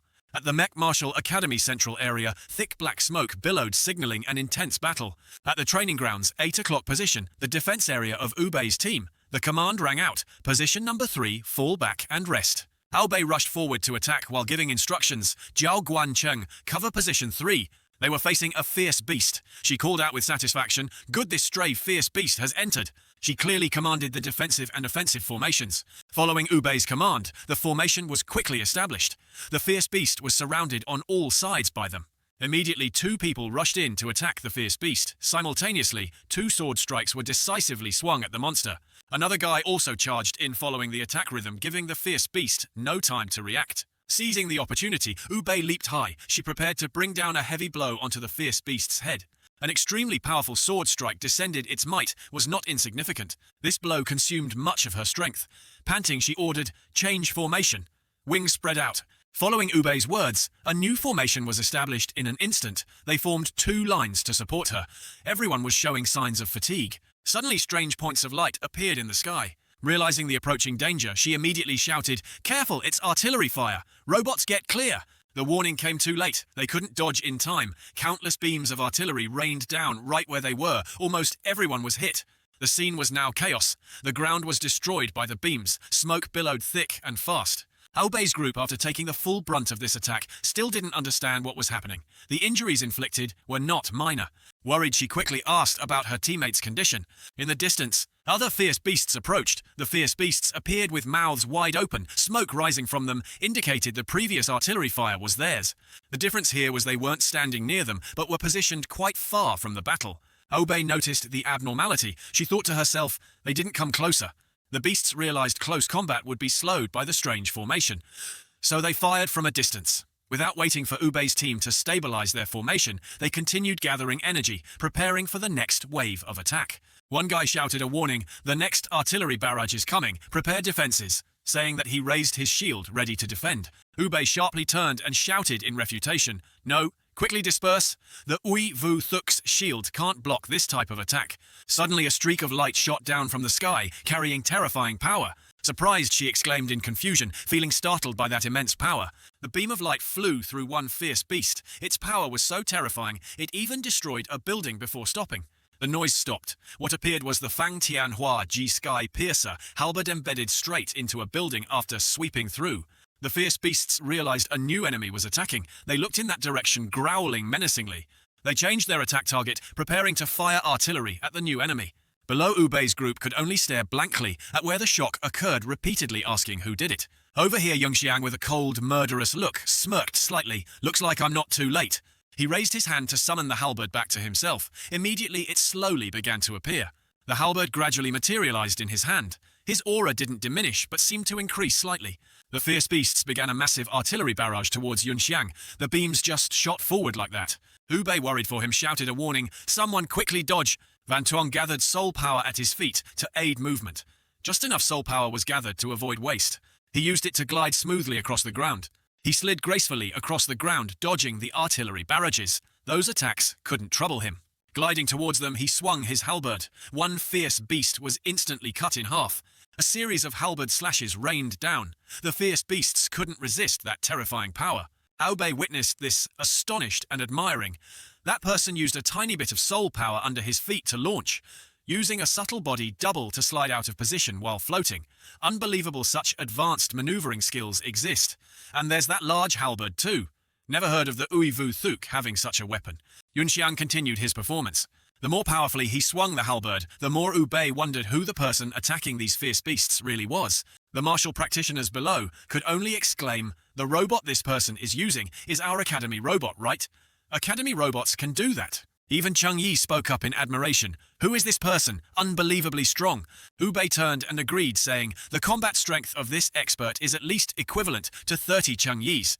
As for him, he didn't understand why she was looking at him. The fierce beasts continued to attack Yunxiang. They continuously fired artillery at him. These beams didn't trouble him at all. Van Tuong easily dodged them. Realizing single beams couldn't hurt him, they switched to firing in bursts.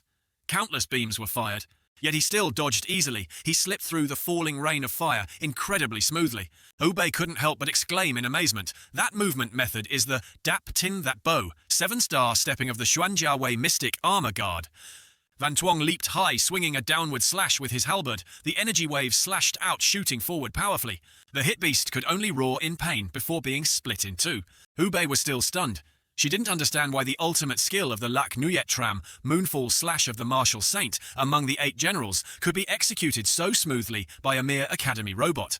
Van Tuong dodged while counting the remaining fierce beasts. After observing only 4 were left, as he swung his halberd towards them, he counted down from 4. Instantly one was down. Next the count of 3 rang out. Another unlucky fierce beast couldn't escape a similar fate. He was mercilessly sweeping through them. The second to last one was also eliminated. Cheng Yi had a bold thought flash through his mind. This person killed over a dozen fierce beasts at once. If I were that strong, never mind Jiao Guan, even the Dean's secretary would be possible. I must take this person as my master. Bei heard his murmuring and angrily threatened, "Do you dare repeat what you just said?" He could only make excuses, saying he was just joking, due to the expert's aura to liven things up. The single remaining fierce beast refused to give up. It fired a burst of beams towards Yunxiang, but he still managed to dodge, holding the halberd firmly ready for the counterattack. An extremely powerful strike was unleashed with a loud shout. The last one, the scene was the fierce beast being helplessly split in 2. He stood on the spot posture imposing and said with satisfaction, "Finished." The system also announced insufficient soul power would force immediate deactivation. Bei could only exclaim, "Too strong," killing over a dozen in just a few short seconds. Like this, even 50 Cheng Yis wouldn't be his match. In the distance, Shang Guan was running breathlessly towards them. As she ran, she called out, "Song Yunxiang, wait for me." Her eyes filled with an infatuation she couldn't shake off. Bei was stunned. She exclaimed, "What? Song Yunxiang?" The name caused her utter astonishment. Even Yi was the same. He was also stunned upon hearing the name Song Yunxiang. The Academy students were in an uproar, whispering amongst themselves. "Who is Song Yunxiang? Is that the name of that expert?" Bei gripped her twin swords tightly, walking step by step towards him. Seeing this, Shangguan was extremely surprised by her action. Pointing her sword straight at him, Bei questioned, "Who exactly are you?" His battle armor was simultaneously deactivated. It was gradually fading into the air. The armor disappeared, revealing the figure of a man slowly descending within. Song Yunxiang's figure gradually appeared. One side of his martial uniform appeared, then the other side appeared, implicitly confirming for the others that this was someone from the Academy. He landed gently, unhurried yet full of power. The Academy students started gossiping again. "He's wearing the Martial Academy uniform. Was that expert just now a student? How is he so strong?" Chengwei exclaimed, mouth agape in shock. "How can it be the kid who's been missing for 3 days?" Ubei's face became more tense than ever. It seemed she feared something. Casting his gaze towards her, Van Tuong just spoke gently and calmly. "Hello, Jiao Guan." He stood there amidst the thick smoke where the battle took place. He raised his hand in greeting and spoke, "I've returned," amidst the fierce battlefield scene. Ubei's piercing scream echoed everywhere. "Song Yunxiang, is it really him?" Still not over her surprise, she asked again. This time Cheng Yi chimed in. "Is it really him below?" Yunxiang smiled friendly in response. "Hello, Jiao Guan." "Cheng Jiao Guan, long time no see." Cheng Yi sighed. "It really is this kid. Just now I almost took him as my master." Suddenly realizing something, he pointed at him and asked, "You've been missing these past few days. Where did you go?" Unconvinced that Yunxiang was so strong, he immediately questioned, "How were you so strong just now? Aren't you the crippled soul Meridian who can barely last 3 minutes?" He could only put on an innocent face and reply, "Isn't it just automatic deactivation when the time runs out?" As he spoke, Yunxiang thought to himself. He realized the duration had increased by 20%.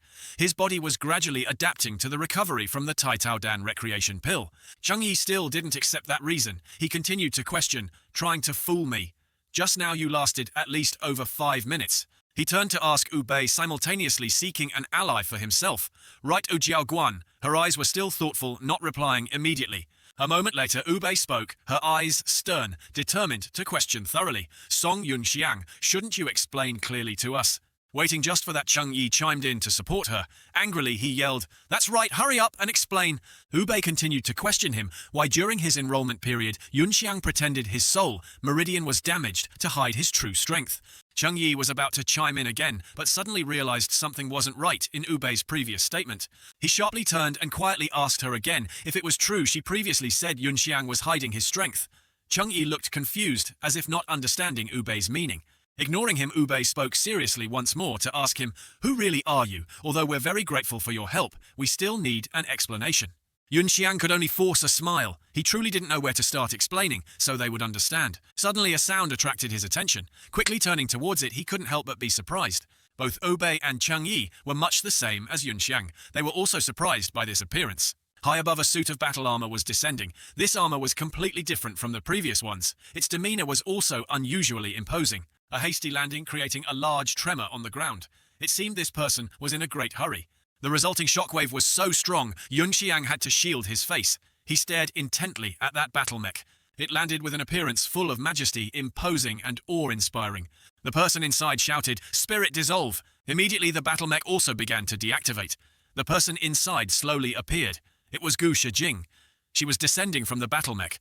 Her face looked very serious, mixed with some tension. It seemed the reason she came here was very important. Seeing Gu Shijing, both Aobei and Cheng Yi immediately exclaimed in surprise, "It's Dean Gu!" Both quickly dissolved their battle mechs. Then the two respectfully bowed. "Greetings, Dean." Gu Shijing raised her hand, signaling them not to do that anymore.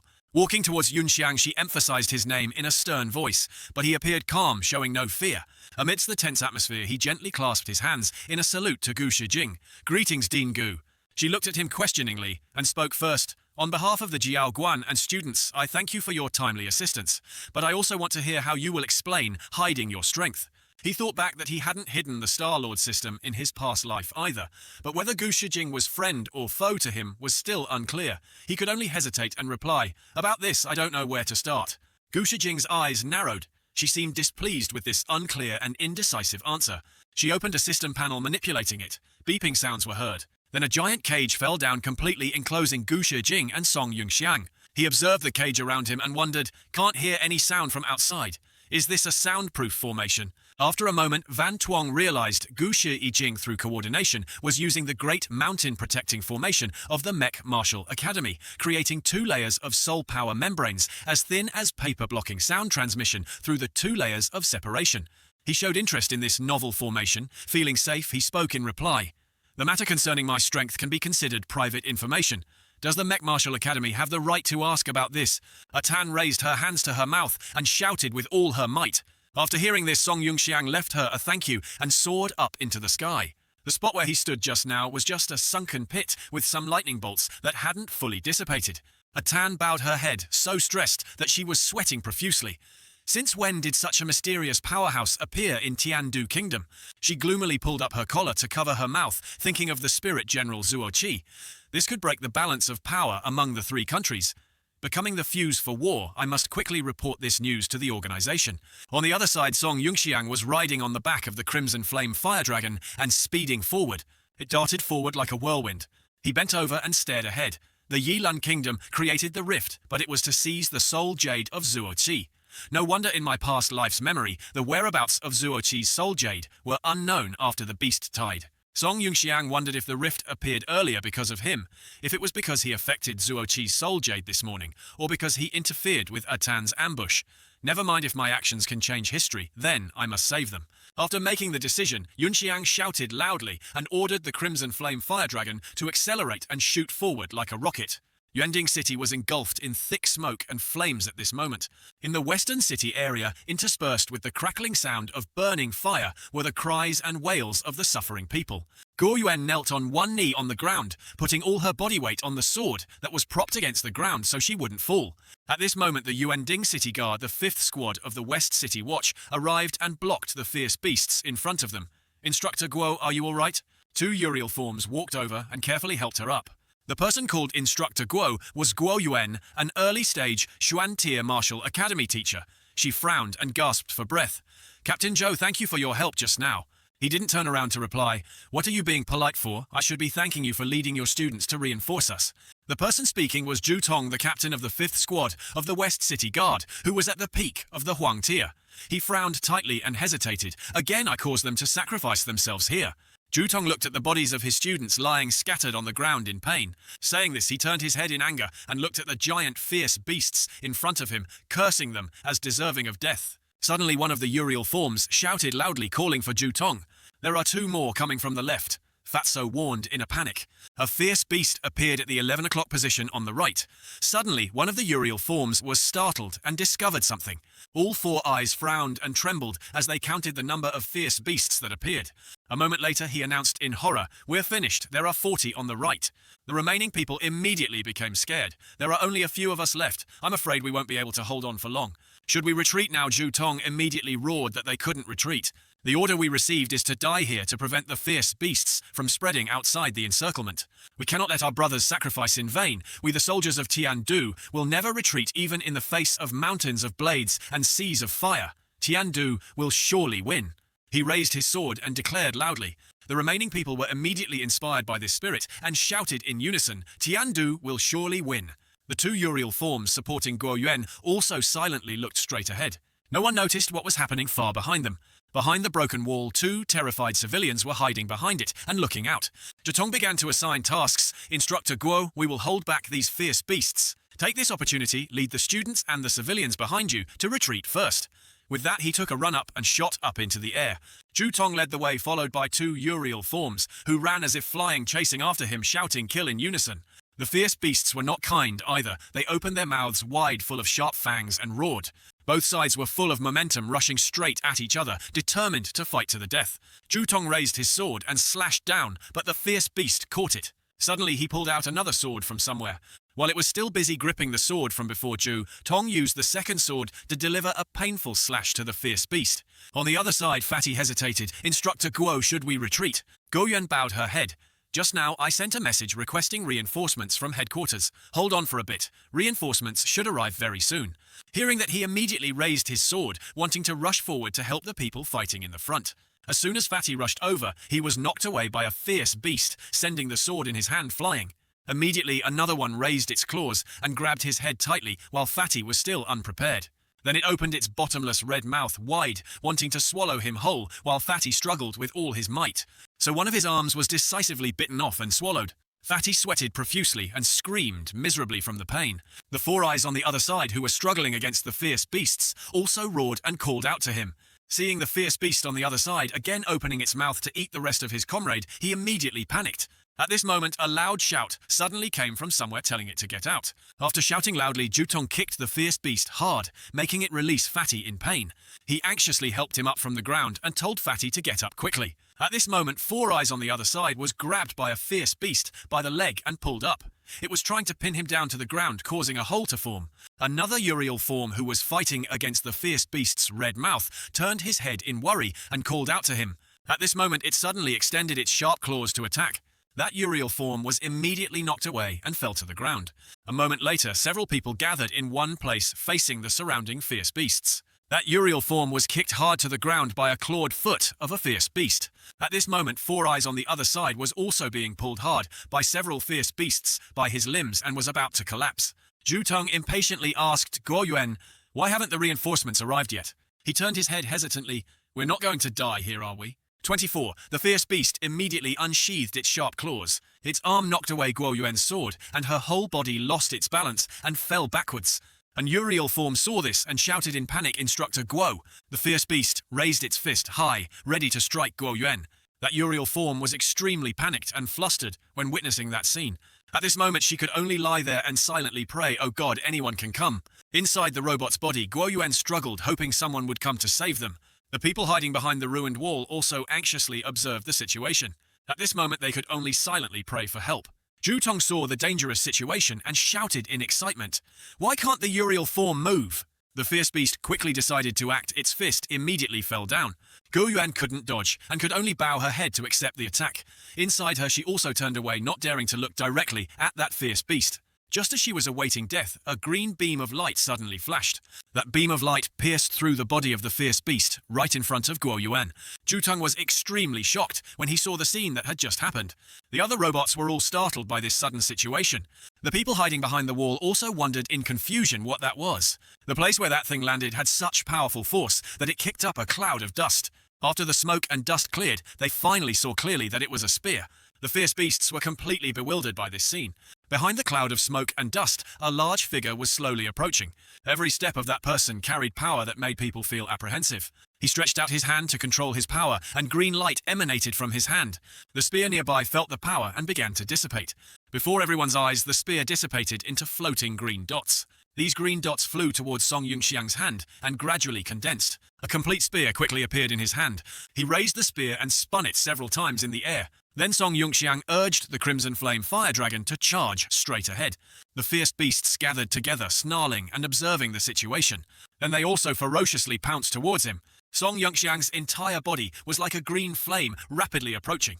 As he got closer, he held the spear tightly in both hands. He swung a powerful blow towards the fierce beasts. A large explosion immediately occurred in front, sending the bodies of the fierce beasts flying into the air. He seized the opportunity to deliver another blow. Wherever he hit, it exploded. The fierce beasts died before they could even attack. Jutong was extremely shocked by that scene, his eyes wide and filled with panic. Everyone watching from the sidelines was terrified by that scene. Fatty stammered and asked, "Instructor, is this the reinforcement you called for?" But Guo Yuan was confused and didn't understand what was happening either. Jutong couldn't help but wonder, what kind of spirit general is this? It's too strong. After clearing out the fierce beasts, Song Yunxiang rode his horse imposingly through the smoke. Then he shouted a spiritual dissolution. The spirit general Lu Bu and the Crimson Flame Fire Dragon immediately dissipated. Everything disappeared, leaving only him floating in a ball in mid-air. Song Yunxiang slowly landed on the ground and the ball disappeared with him. Everyone nervously hid behind the wall and observed the situation. He walked over and explained, "You don't need to be nervous, I'm just passing by." When he reached a person holding a flag lying motionless on the ground, Song Yunxiang bent down and said, "The flag of Tiandu Kingdom should not lie on the ground." He immediately took the flag from the person's hand and planted it firmly on the ground. Song Yunxiang held the flag imposingly and shouted, "Tiandu will surely win." Fatty also shouted after him, "Tiandu will surely win." After that, all the Uriel forms stood up and shouted in unison. Seeing this, the people hiding behind the wall shouted excitedly, "That's great! We're saved!" Guo Yuan inside the robot stared intently at Song Yunxiang's every action. She muttered suspiciously, "This is the uniform of the Martial Academy. How can there be a powerhouse of this level in the academy?" At this moment, he suddenly discovered something. It turned out he noticed Shen Ruo Wei lying unconscious near it. Song Yunxiang immediately walked over and said, "This person isn't dead yet. Consider yourself lucky to have met me." He reached out and picked up the charm next to her, saying, "Consider this the price for saving you. I'll take your soul amulet." After that, Song Yunxiang immediately took out an elixir and put it into Shen Ruo Wei's mouth. Then he gently carried her towards the crowd. Jutong bowed his head and said with gratitude, "Thank you, Senior, for your help." He introduced himself, "I am Jutong, the captain of the West City Guard." Hearing that the person behind him awkwardly whispered, "Captain, this person looks like a student from the Martial Academy. Is it appropriate to call him Senior?" This comment completely infuriated Jutong, who immediately cursed, "Shut up, you impudent student. He is a powerful venerable." But Song Yunxiang ignored him and handed Shen Ruo Wei over to them, saying, "No need to be polite. This classmate can still be saved. I have already given her a rejuvenation pill. Now I'll hand her over to you." After handing her over, he immediately turned around and left under Guo Yuan's watchful gaze. Finally, she couldn't help but ask, "Are you a student of our Martial Academy? Which class are you in?" Song Yunxiang didn't stop, but suddenly threw something behind him. Jutong easily caught it. It looked like a box of elixirs. Before leaving, he explained, "My name is Song Yunxiang. I'm just passing by. By coincidence, you continue to defend here. I'll go somewhere else to take a look. See you later." Then he immediately summoned the spirit formation. Song Yunxiang rode the Crimson Flame Fire Dragon and quickly left in front of everyone. Seeing him leave, Guo Yuan wondered to herself, his aura, it only felt like a peak. Huang Tia, why is he so strong? Could he be hiding his realm? Then she turned back and asked, "What did he just throw to you?" Jutong looked at the box in his hand with a confused expression. After a while, he suddenly felt it was unbelievable and shouted, "This is a soul-gathering pill." Someone who didn't know what it was immediately asked him what it was. Someone in the group who knew a little immediately explained, "I heard it's a 3-star elixir that can replenish soul power. It's extremely rare. At auction, one pill can fetch up to 50,000 billion tiandu coins."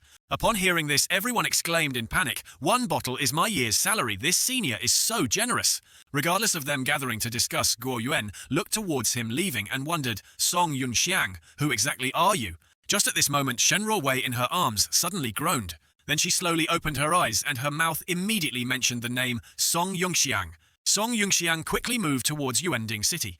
He continuously swung his spear and green light flashed. Riding the Crimson Flame Fire Dragon Song, Yunxiang held his spear imposingly and charged forward.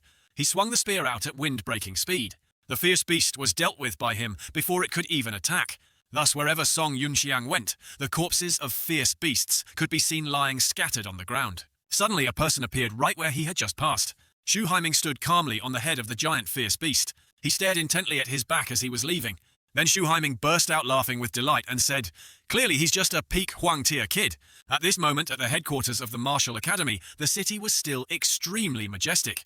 In the command room, the large screen was showing the scene of the fierce beasts being dealt with. Gu Shijing seriously followed every action on the screen. Xiao Yue sat in front of the screen reporting the situation and stating that reinforcements were needed. Shijing pushed up her glasses and asked, "How is the situation in the Martial Academy?" She turned back and said, "According to the Defense Squad's report, there seems to be someone within the Martial Academy who has set up a formation to slow down the fierce beasts. Although 2 branches of the squad have fallen into bitter fighting, there have been no casualties yet." Xiao Yue looked at the screen, intending to add something. She followed the situation and hesitated to say the He Yuan team sent a report received reinforcement from some mysterious spirit general. All fierce beasts there have been dealt with.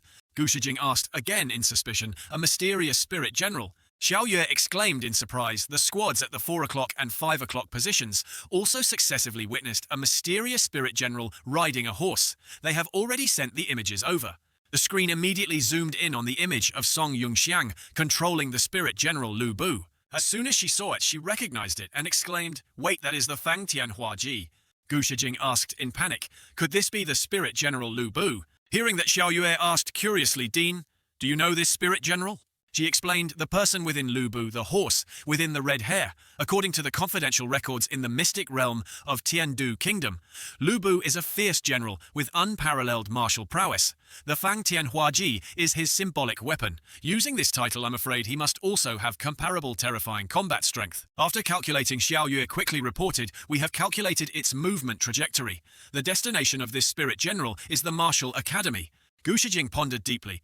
Why did the spirit general Lu Bu appear at this moment? Is the target the Martial Academy?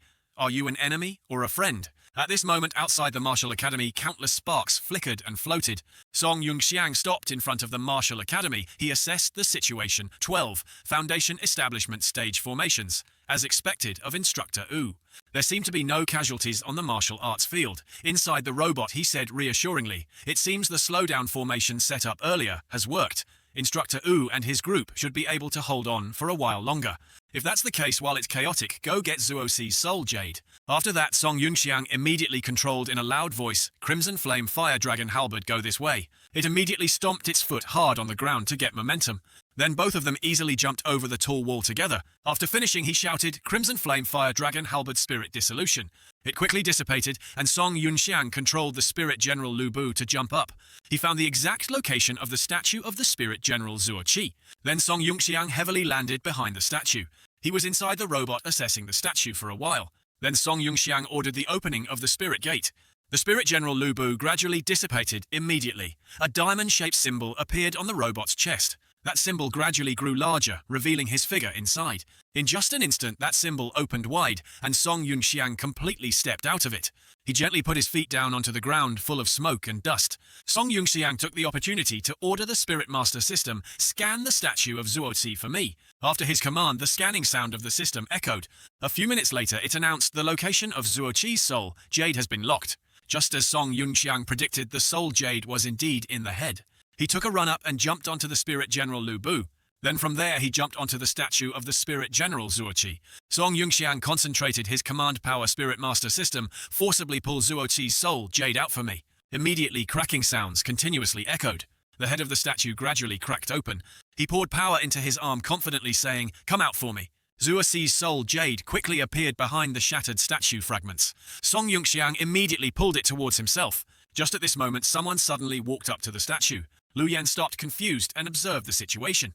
He was panting heavily and muttering, "There's someone on the Diaoke statue. What's going on? The Diaoke statue of Zuozi is actually damaged." After carefully looking at the green object floating in the air, Lu Yan speculated, could that thing in that person's hand be the soul jade of the spirit, General Zuoqi? Song Yunxiang had discovered the appearance of someone else he recognized, that it was Lu Yan.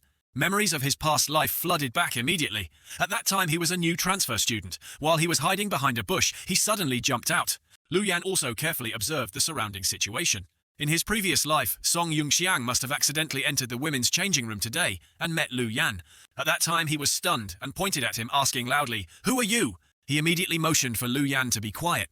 But unfortunately for them, Yan inside saw the commotion and immediately cursed Song Yunxiang, "That rotten scoundrel from your place is here again. This time you even dared to bring someone to peek."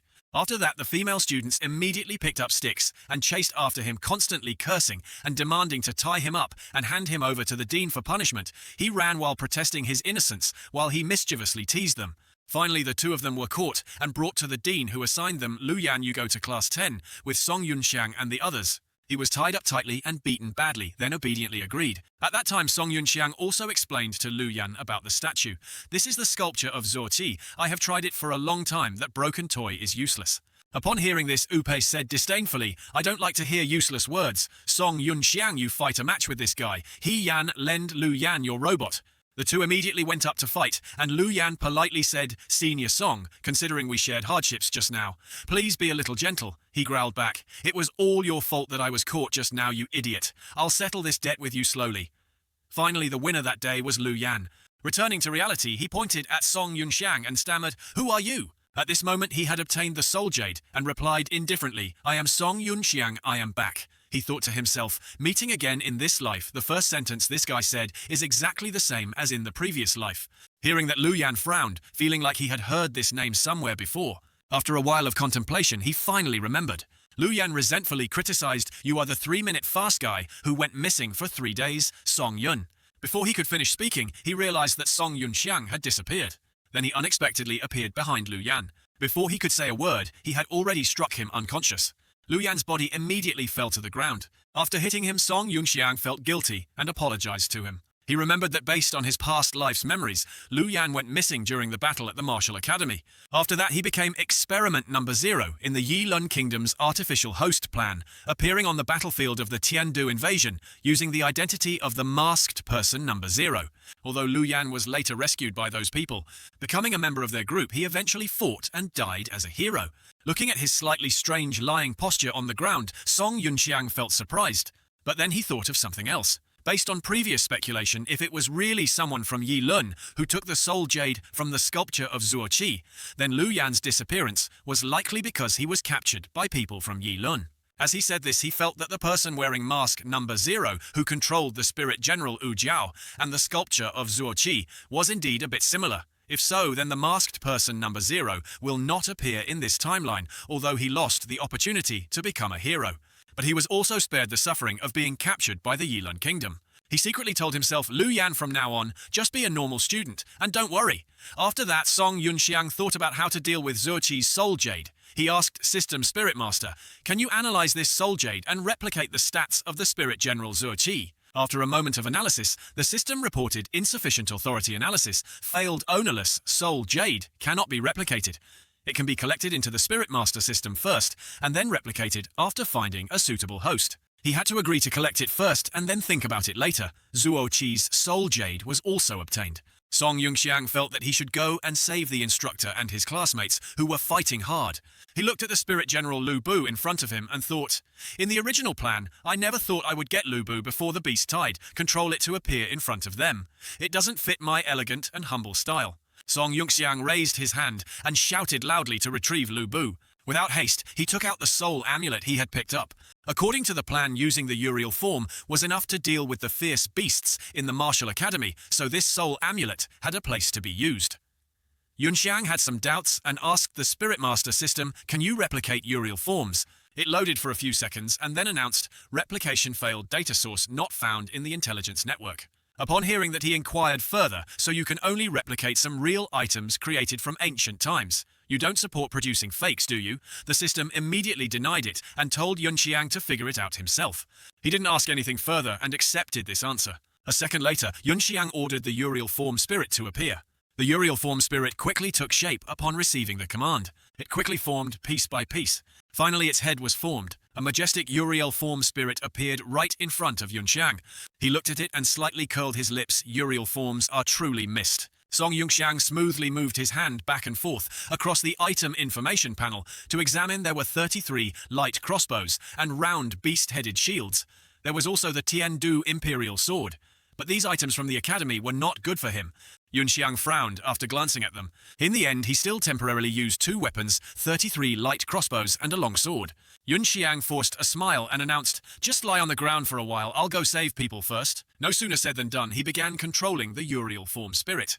He quickly leaped very high into the air. The entire city was now engulfed in a sea of fire. Everything was burned to ashes. On this side, the powerful fierce beast pounced, wanting to devour its prey. Yan fearfully shielded herself with her hands and continuously screamed. Suddenly, the fierce beast's arm seemed to be forced to slow down. She raised her hand to block and was also a little surprised. Although the fierce beast was forced to slow down, it still struck a palm that sent Yan flying far away. She looked at the fierce beast with full of questions in her mind. The fierce beast's movements seemed to be slowed down by some kind of power. Although I don't know the reason, I'm lucky to be alive. Yan on this side was knocked back and hit the stone wall so hard that a large part of it was dented. The fierce beast opened its mouth wide and roared. She was close to death, so she kept shouting in despair. 4 arrows of light quickly shot towards it from somewhere. Those arrows pierced directly into the fierce beast, surprising it greatly. It slowly turned its head back, using its eyes full of fiery anger to search for the one who had injured its body. A robot leg bravely landed gently on the ground. The crossbow that had just been used to shoot the fierce beast was still emitting smoke. Yunxiang quickly retrieved the used crossbow. He frowned and scolded. As expected, the projectile weapons of this era are still too weak. That fierce beast suddenly ran very fast and targeted Yunxiang to attack. It swung a powerful slash, but he still dodged it easily. Yunxiang then tightened his grip on the sword in his hand. The fierce beast and he sliced past each other, wanting to inflict damage on each other. Both were startled and turned their heads to look at each other cautiously. The fierce beast quickly used its claws to swing a slash. He also didn't stay put and take the hit, but inflicted countless slashes on its body with his sword. From a distance, Yunxiang took a run-up and ran very quickly towards the fierce beast. In one step, he leaped very high above the fierce beast's head. It couldn't react in time to that speed and was stabbed by Yunxiang with a sword. The heavy pressure made the fierce beast unable to stand firm, and it knelt down. After stabbing once, he immediately backed away from the fierce beast. Its mucus also gradually flowed down. Yan on this side witnessed everything and couldn't help but exclaim, "This person is too strong. This move seems to be even stronger than Instructor Wu." Yunxiang turned around and spoke, "The Uriel form's sword is not very good either. Hacking so much is like scratching an itch." Seeing this, Yunxiang grinned and said, "System Spirit Master, can you specifically construct a Fang Tianhua Ji for me based on Lu Bu's?" Immediately the sword in the Uriel form's hand gradually dissipated. Instead, a very large and seemingly powerful spear appeared. He was very satisfied to receive a good weapon. Looking at the giant spear in front of her, Yan couldn't help but gasp in surprise. She couldn't suppress her excitement and kept exclaiming about its immense size. On the other side, the fierce beast continued to attack Song Yunxiang. It charged straight towards him, ready to attack with its claws. Holding the Fang Tianhua Ji tightly in his hand, Song Yunxiang didn't hesitate to attack. A decisive demeanor to let it know who was truly strong. Both sides attacked at the same time with one blow, with no holding back from either side. It was a single strike to kill. After that attack, he remained in a majestic stance, without a single scratch, while the fierce beast had already started to show a slash on its body, covered in injuries. And then it was cut in half by him before it could make any sound. The guy who had just fallen was very angry before he could even wipe his nosebleed blood, had rushed to his head. "Bastard, are you blind?" The leader among them immediately spoke up to stop his subordinates. "Don't make trouble anymore." The subordinate was very angry, but he couldn't do anything to Yunxiang. He could only glare at him resentfully. The 3 of them were about to leave when Yunxiang struggled to his feet, looking for trouble to buy time. "Wait, since you've bumped into this young master, do you want to leave just like that?" The fallen man cursed angrily. "It was clearly you who bumped into me, motherfucker." He pointed directly at him and declared, "I know you and that red-haired female bandit are together." The leader once again stopped his subordinates from making trouble. He moved closer to Song Yunxiang and whispered, "Tiandu's secret investigation division is working, kid. I suspect you are an accomplice of the suspect. Come with us for a trip." But unexpectedly he encountered an old fox and was discovered by Yunxiang. They were definitely not people of the secret investigation division. So his plan changed immediately from enemy to friend. "Isn't this just perfect, my own people?" After saying that, Song Yunxiang casually pulled out a piece of paper from his pocket and said it was the Yaosha Huang RC. Hearing this, the others looked at each other and thought to themselves, how could this be the distinguishing sign used by the different levels of the Tiandu Secret Investigation Division? The leader still calmly replied, "Graceful winding flower branch, so it's one of us, please excuse my rudeness." Seeing that the other party was still pretending to be tough, Song Yunxiang unleashed another move, wanting to force the other party to death. "I am an subordinate of the Nanzhou Secret Investigation Division, number 54188. How should I address you?" The leader thought he had met the real deal, so he gave a hand signal to his companions. "It's troublesome, you go first. I'll deal with him." He continued to pretend and also wanted to probe Song Yunxiang in return.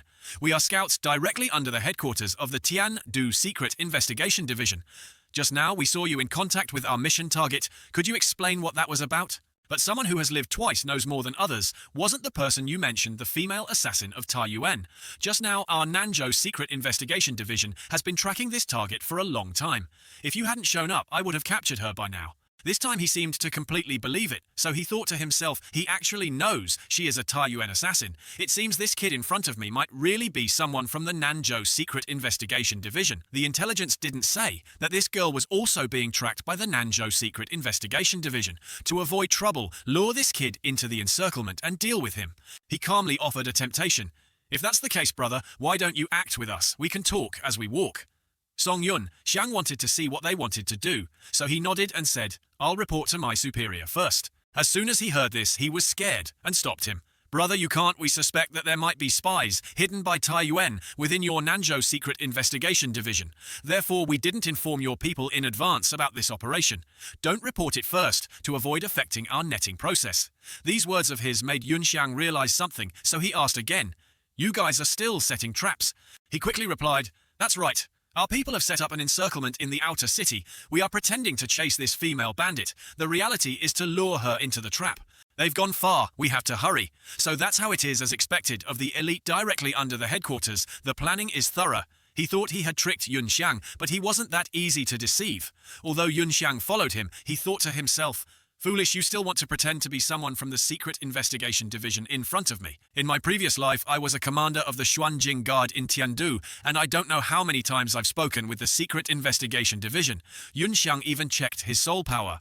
His soul power was condensed in his dantian. This guy is from Yilun Kingdom, just like the person in black, seen near the Martial Academy, unexpectedly. There were already so many spies from Yilun Kingdom infiltrating during this time. Song Yunxiang suddenly remembered something. Wait, in the previous life, the Nanzhou Martial Academy was destroyed during the Beast Tide. Spirit Jade General Zuozi also disappeared without a trace. Could it be related to these spies from Yilun Kingdom? Yunxiang was still thinking, trying to recall what had happened in his previous life, while following the leading man in black.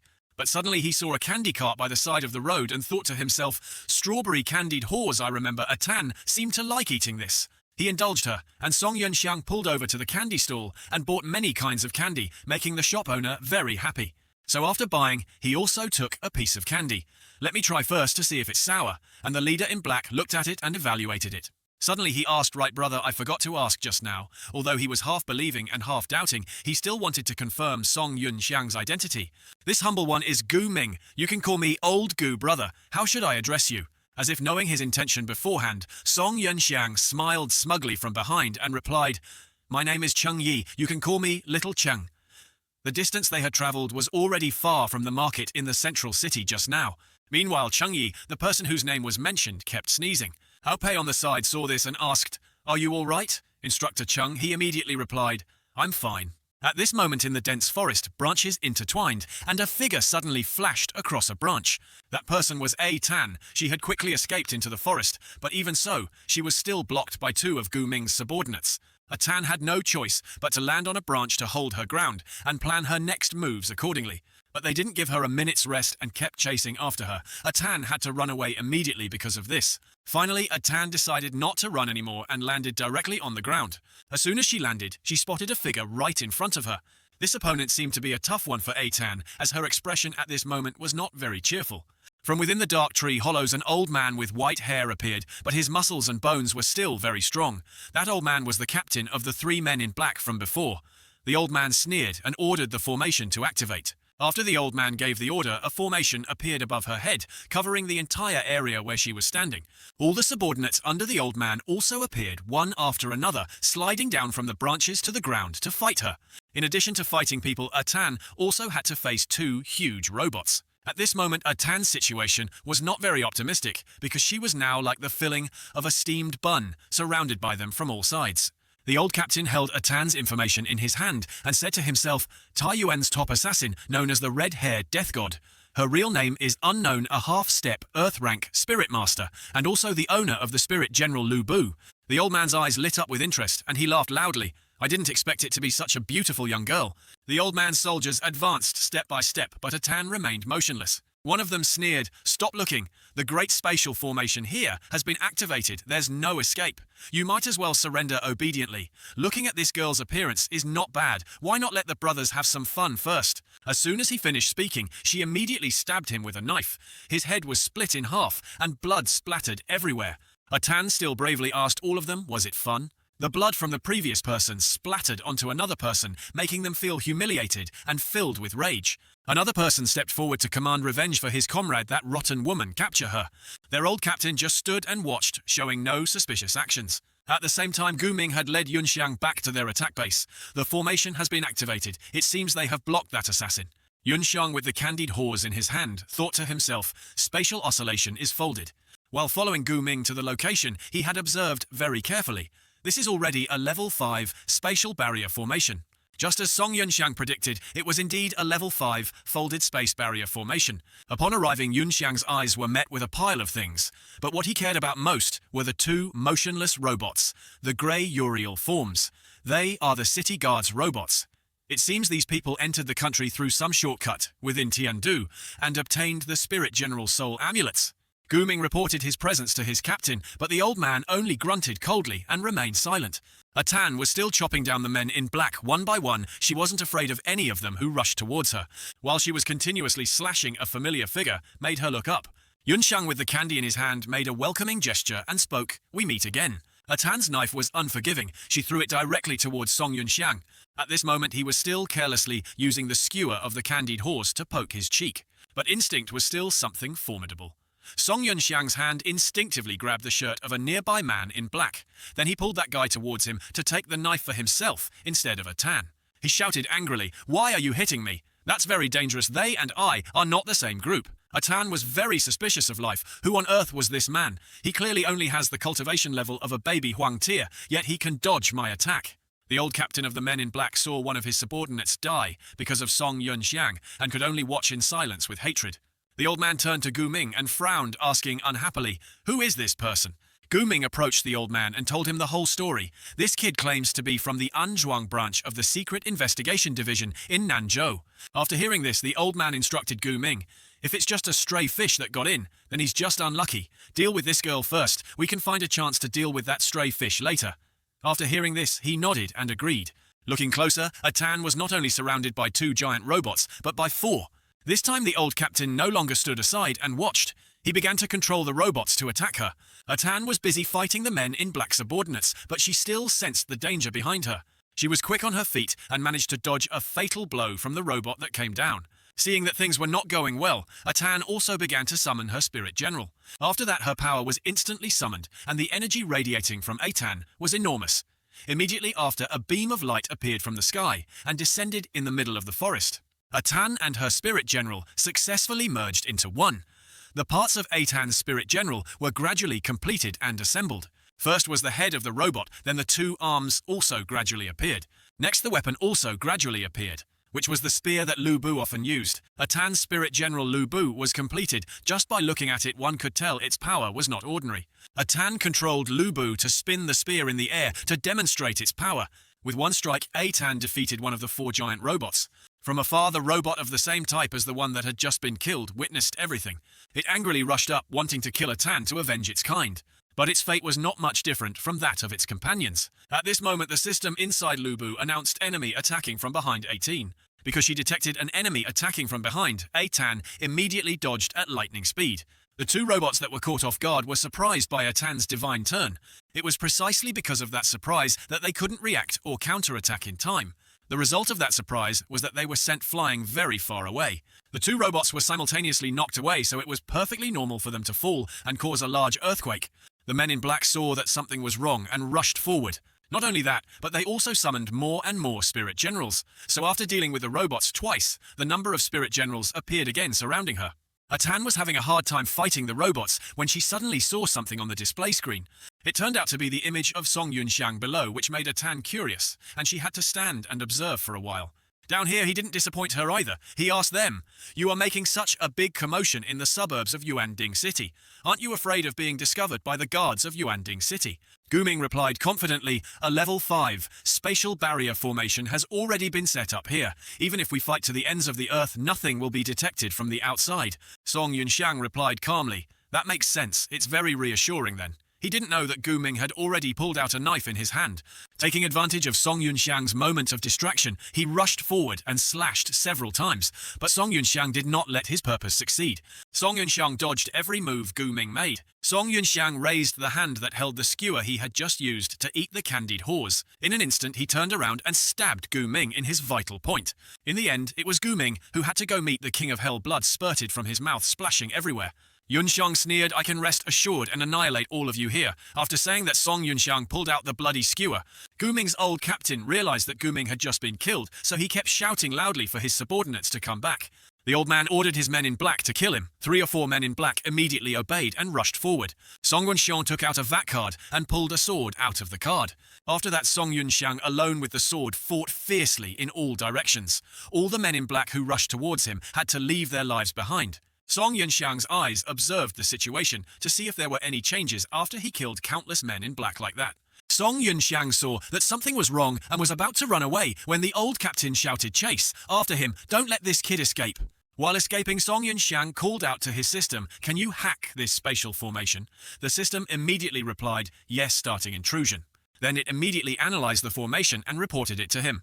Atan's situation at this moment was not very optimistic. Her spear seemed to be in trouble. But she was still surrounded by many spirit generals of these Yilun Kingdom people. Atan was exhausted. At this point, there was so much sweat on her face that it was hard to see her target clearly. The old captain was busy directing the attack on Song Yunxiang when he looked up at the sound coming from Lu Bu. The old man ordered the person next to him, "It's time to capture Lu. Bu, activate the Star Soul locking formation." At this moment, many formations appeared around Atan's spirit general Lu Bu. Then from those formations, many chains appeared and captured Lu Bu. Several spell formations appeared in all directions, and it continuously released chains. Lu Bu's neck was also chained, making it difficult for Atan inside to struggle or move. Both of her hands were also chained, so Lu Bu's spear was also considered temporarily locked and unusable. In general, the current situation of Atan and her spirit general was that they were completely helpless. Atan shouted angrily, "What kind of ghost thing is this? How hateful!"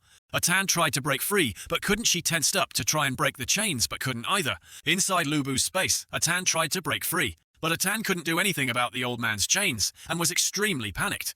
The old captain saw this and smiled with amusement. "It's useless. This confinement array is a specialized formation for capturing spirit generals that we obtained from the ruins of an ancient civilization. It is impossible to escape from these bindings through spirit." The old man smugly ordered the person next to him, start forcibly extracting the soulstone data of the spirit general Lu Bu. 4 giant robots took out something shaped like a giant bullet and brought it in front of Lu Bu. Then that bullet burst open into 4 wings with a gun barrel in the center. This gun doesn't fire bullets, but perhaps electromagnetic fields or sound waves. The emitted electromagnetic field caused Atan inside Lu Bu to scream in intense pain. The robot controlled by the men in black angrily cursed, "That rotten woman, she actually caused us to lose so many brothers. Let's see how she resists this time." At this moment, a pillar of light shone down directly from the sky. It was quite far from where the fighting was happening, so the robots were quite curious. From afar it was secretly and rapidly approaching them. That green energy source was like a knife gently slicing through all the spirit generals of the men in black. That energy also conveniently cut through all the chains on Lu Bu's body that Atan was controlling. Not only that, but the bullet-shaped gun barrel that had been torturing Atan was also destroyed by this green energy. This made Atan extremely surprised. She was so shocked that she blurted out, "Behind Atan at this moment was an identical spirit general Lu Bu. The only difference was that the person controlling it was Song Yunxiang." He couldn't help but be excited to fight with her like in the old days. Although he really wanted to catch up, Song Yunxiang didn't have much time, so he said directly, "Do we need to be a bit faster? I might only have 3 minutes." Atan was extremely surprised to see that there was another Lu Bu next to her, talking to her. Atan opened her mouth wide and subconsciously shouted, "How can this be? Why is there another Lu Bu?" At the same time, Song Yunxiang controlled the spirit general Lu Bu that he had copied from her location yesterday. He rushed forward, pointing the spear towards her. This shocked Atan so much that her eyes widened and she couldn't react in time. But the real target was not Atan. Song Yunxiang was just trying to attack the spirit general behind her. Each of Song Yunxiang's long spears precisely pierced the very center of the spirit generals of the men in black, instantly causing them to short-circuit. Song Yunxiang's spear not only short-circuited the enemy robot, but also directly killed the person controlling it inside. But Song Yunxiang didn't stop there. He continued to use slight force to twist the spear, pushing it deep into the chest of the spirit controller. Then he decisively pulled out the spear without any hesitation. The spear he pulled out was covered in blood, and drops of blood trickled down. The person died grimacing, but Song Yunxiang didn't seem satisfied. It exploded into a bloody mist. "It seems I still have to be gentler." He held the spear tightly in his hand, then he retracted the spear. Atan had been watching Song Yunxiang perform up until now, but now she was out of patience. "Who exactly are you? What kind of spirit general are you using? Why is it so similar to my Lu Bu?" Song Yunxiang waved his hand and said, "Don't worry, at least I'm not your enemy. I'll tell you the details later." Song Yunxiang looked around and said, "Now let's first team up and deal with this crowd." Atan was a bit embarrassed to hear that, but since what he said seemed reasonable, she temporarily accepted and didn't question him further.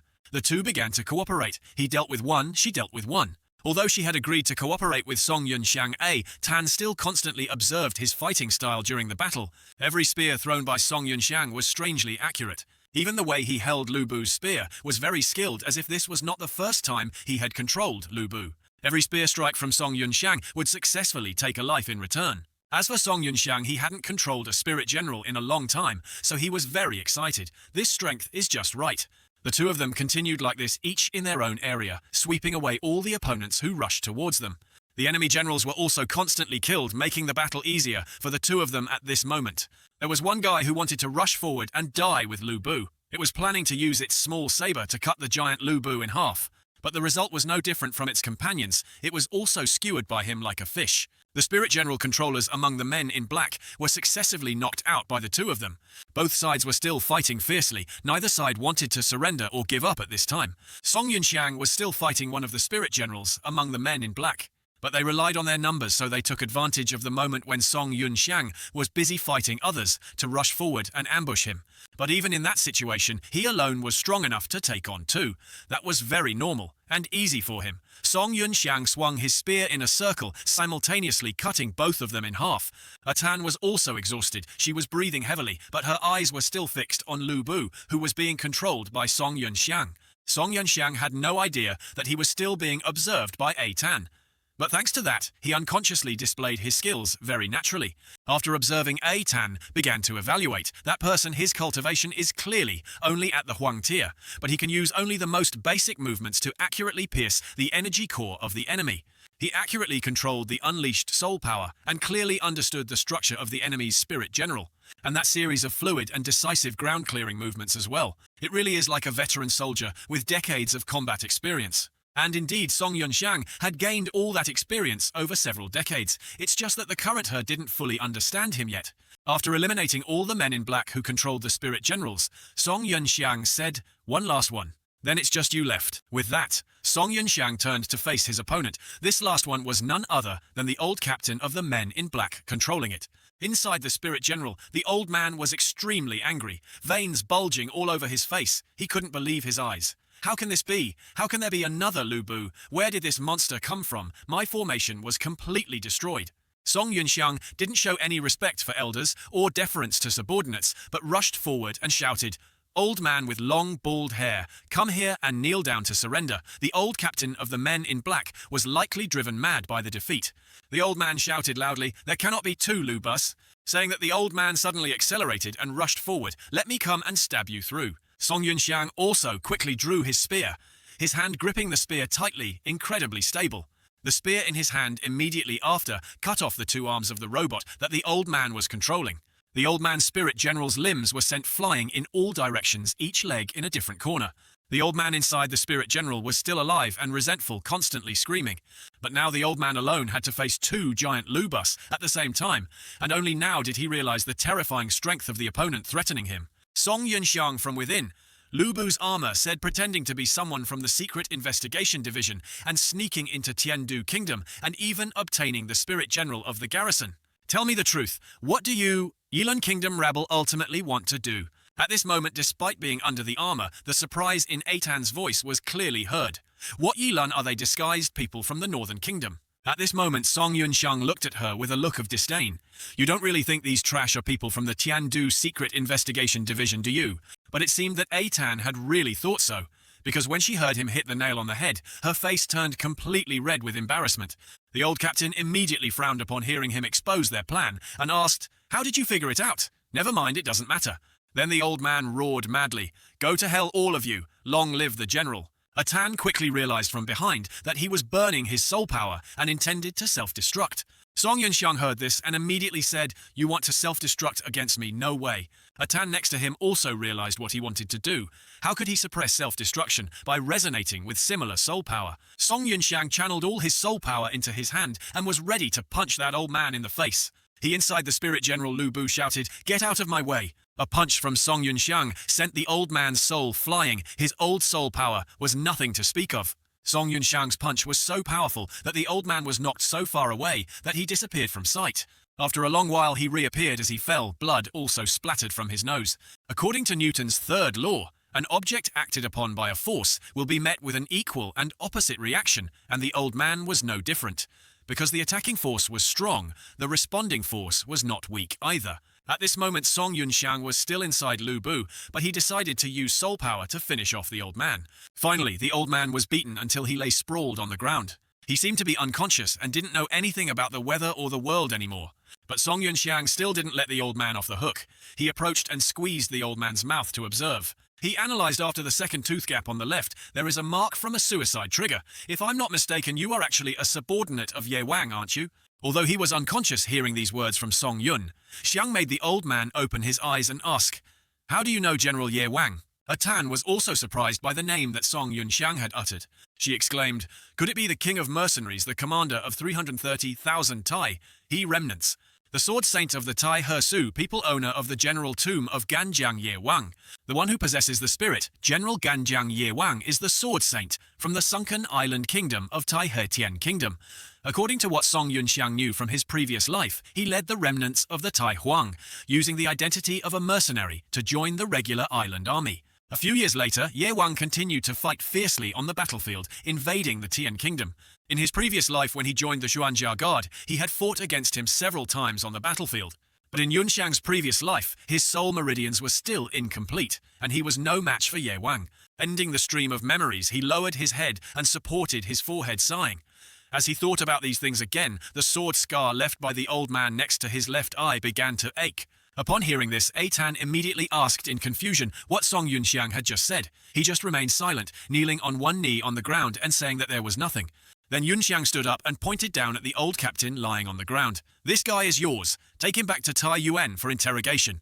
Her face immediately darkened, her eyebrows furrowed tightly as she stared at him intently. In an instant, Eitan drew a dagger and lunged directly at Song Yun. Xiang questioning him, "Who exactly are you? Not only can you see through the plot of the Yilan Kingdom, but you also know Tai Yuan. What is your ultimate scheme?" Yunxiang just slightly curled his lips and tightly held her wrist. Tai Yuan is a secret organization that teaches based on peaceful methods. To prevent the civil war of the human race, don't worry, I am not your enemy or Tai Yuan's enemy. In a sense, my goal and yours are the same. Song Yunxiang's words stunned Eitan. "Unite all human race forces, fight against the true enemy." He smiled gently. She still frowned tightly, but her face was no longer sullen. Instead, her cheeks were slightly flushed, and she pouted at Yun Xiang. He seized the opportunity and snatched the dagger from Atan's hand. A second later, the knife disappeared, replaced by a skewer of strawberry candied haws, along with a VAT card. Song Yunxiang smiled and offered the candied haws skewer to her, while she looked on in confusion and at the same time introduced his name. Atan was a little embarrassed and reached out to take the skewer. After that, she didn't understand anything and watched his figure as he silently turned his back and walked away. Sorry, Atan. There are some things that I will tell you later when the time is right. She blushed and raised the skewer, wondering why Song Yunxiang knew she liked eating this. Atan glanced at his back again and concluded he's really a difficult man to understand. On the other side, Yunxiang silently sat down next to the piled-up corpses and rummaged around looking for something. At this moment, she noticed the VAT card in her hand and, confused, didn't know what it was. Looking over there, he had just taken out a few VAT cards, examined them for a moment. At this moment, Atan seemed to suddenly realize something and angrily pointed at Song Yunxiang, shouting, "So just now you were at..." Then she suddenly blushed again and held her forehead. I wasted my time thinking well of him just now. I didn't expect him to do that just to seize the spoils of war. Yunxiang seemed to read Atan's mind and frowned slightly. You're not thinking something impolite about me, are you? She immediately flinched and turned her head away awkwardly with a resentful look, someone whose eyes light up at the sight of money. Hearing that, Song Yunxiang slowly stood up and replied with one word, no. He shook his head slightly and put the several VAT cards he had just found into his jacket pocket. You are still young. You probably won't understand the difficulties of this society. Do you know the two most important words when venturing into the martial world? For some reason, Yunxiang's back felt a little lonely and desolate. Atan's curiosity was immediately piqued, and she asked him, "What is it?" He slightly opened his jacket and replied with a smirk, "It's having money." This answer was not unexpected, leaving her with countless question marks in her head. Song Yunxiang explained, "First, you must have money to act righteously without expecting anything in return. Secondly, there is a saying, money companions, laws, and land. As long as you have money, there are 100 ways to quickly improve your realm." She was startled, her eyes wide, wanting to say something, but not knowing what to say. He was extremely pleased at this moment. Small is for individuals, big is for countries. Sufficient resources and benefits can create all kinds of trouble and can also solve all kinds of trouble. There is no need for an unchanging enemy as long as everything is the same, as long as we can provide enough benefits. Even if they were once enemies, there is a way to make them let us use them. After that, the atmosphere suddenly became awkward, and Atan rubbed her chin and nodded. It seems what you said is very reasonable, although I don't understand what you are saying. Hearing this, Song Yunxiang angrily scolded her for answering too casually. Suddenly, in the distance, strange purple lightning bolts appeared in the sky. The sky suddenly darkened, and countless gusts of wind raged fiercely. He was immediately startled and became vigilant, and Atan was also curious about the strange surroundings. Song Yunxiang suddenly thought of something and gasped in surprise. Is it a rift? How can it be? The beast tide appeared earlier than in the memories of my previous life. Atan also noticed the rift. She widened her eyes and muttered the three words, Than Nguyen Jin. Immediately after, Atan spun around and looked at the person tied to the base of the tree, shouting loudly, "It was you who did it." He also turned his head in surprise and exclaimed, "It's them." Under the ancient tree, the old captain, who was bowing his head, suddenly took a few heavy breaths and then laughed heartily. The old man showed his bloody teeth and chuckled as he spoke. It seems the first team has completed the mission. Song Yunxiang suddenly asked her, has Tai Yuan found out something? Atan remained silent and frowned with an expression that was hard to describe. Seeing this, he eagerly and loudly pleaded, "Please tell me." Finally, she frowned and turned her head, agreeing with an unhappy look. "Considering you helped me just now." Atan slowly began. According to Tai Yuan's intelligence, the Yilan Kingdom seems to have found the artificial rift technique during their previous exploration of the mystic realm. They intend to apply this technique to their military. This time I came to Nanzhou precisely to investigate this matter. Saying this, she gloomily bowed her head. Atan frowned tightly in frustration, but I didn't expect to fall into their ambush. Song Yunxiang also lowered his head and said in a low voice, "So that's how it is. It turns out everything is a devil's trick caused by the Yilan Kingdom. Then it all makes sense." At this moment, the old captain suddenly widened his eyes and yelled hysterically, "You two just realized it's too late. You must all die. Both of you must die here." In an instant, he darkened his face and reached out to grab the old man's mouth. Song Yunxiang lifted the old man up despite his violent struggles. "What do you want to do?" 1 second later, the old man was struck by lightning, wrapping around Yunxiang's arm, convulsing like a dead fish with a terrifying scream. Atan was panicked and quickly tried to dissuade him. "His whole body's soul. Meridians have been completely crippled by you. Keeping him alive will be of greater value." With that, Song Yunxiang released his hand and threw the person to the ground. The old man was thrown down, rolled several times on the ground, and stopped at her feet. He walked over and put a calming pill into the old man's gaping mouth, assuring him that the old man would not die. Then Yunxiang held out a VAT card again. This is a thank you gift for revealing the intelligence just now. It's the elixir you will use. I need to quickly return to Yuanding City. Now, are you coming with me? Atan hurriedly held out her hands and respectfully accepted it. She slightly bowed her head and apologized. I have to return to the Nanzhou branch. It's not that I see the residents of Yuanding City dying and don't help. I have a more important mission, and I believe the city guards of this place and the Martial Academy can handle it. Song Yunxiang immediately showed understanding, smiled, and waved his hand. You don't need to say it, I understand. Take this bald, long-haired guy with you first. Then he turned away and called up the system. Can Lubu's Spirit Beast, Flaming Dragon Halberd be used? A moment later, the system replied that it could be forcibly used, but would require paying 3 times the cost of soul power consumption. After hearing that, Song Yunxiang resolutely threw 3 elixirs into his mouth and agreed. Atan watched this scene with her mouth wide open in shock. A 3-star soul gathering pill that costs 50,000 Tiandu coins each, and he used 3 at once. He stood still in the middle of the vast forest, surrounded by 2 circles, one large and one small, made of spiritual energy. As soon as he finished speaking, a dazzling beam of light shot straight up into the sky. She looked up and suddenly realized something, exclaiming, "Wait, could it be?" A body of a spirit beast gradually appeared. A spirit general was riding on its back. The crimson flame fire dragon gradually became clear in the air with its fiery red eyes. A moment later, Atan watched the scene of Song Yunxiang riding on its back and screamed in shock. A mental-colored crimson flame fire dragon halberd. She stared in disbelief. That's the crimson flame fire dragon halberd spirit beast, general that only Tiantia can unlock. I can't even use it. How can he... Saying this, Atan suddenly remembered something. Right, the Zuozi Martial Academy. According to Tai Yuan's intelligence, the legendary spirit general Zuoqi has the ability to transform into other spirit generals. Could it be that this person is the owner of the spirit general Zuoqi? Saying this, she suddenly called out Song Yunxiang's name loudly, making him turn back in surprise.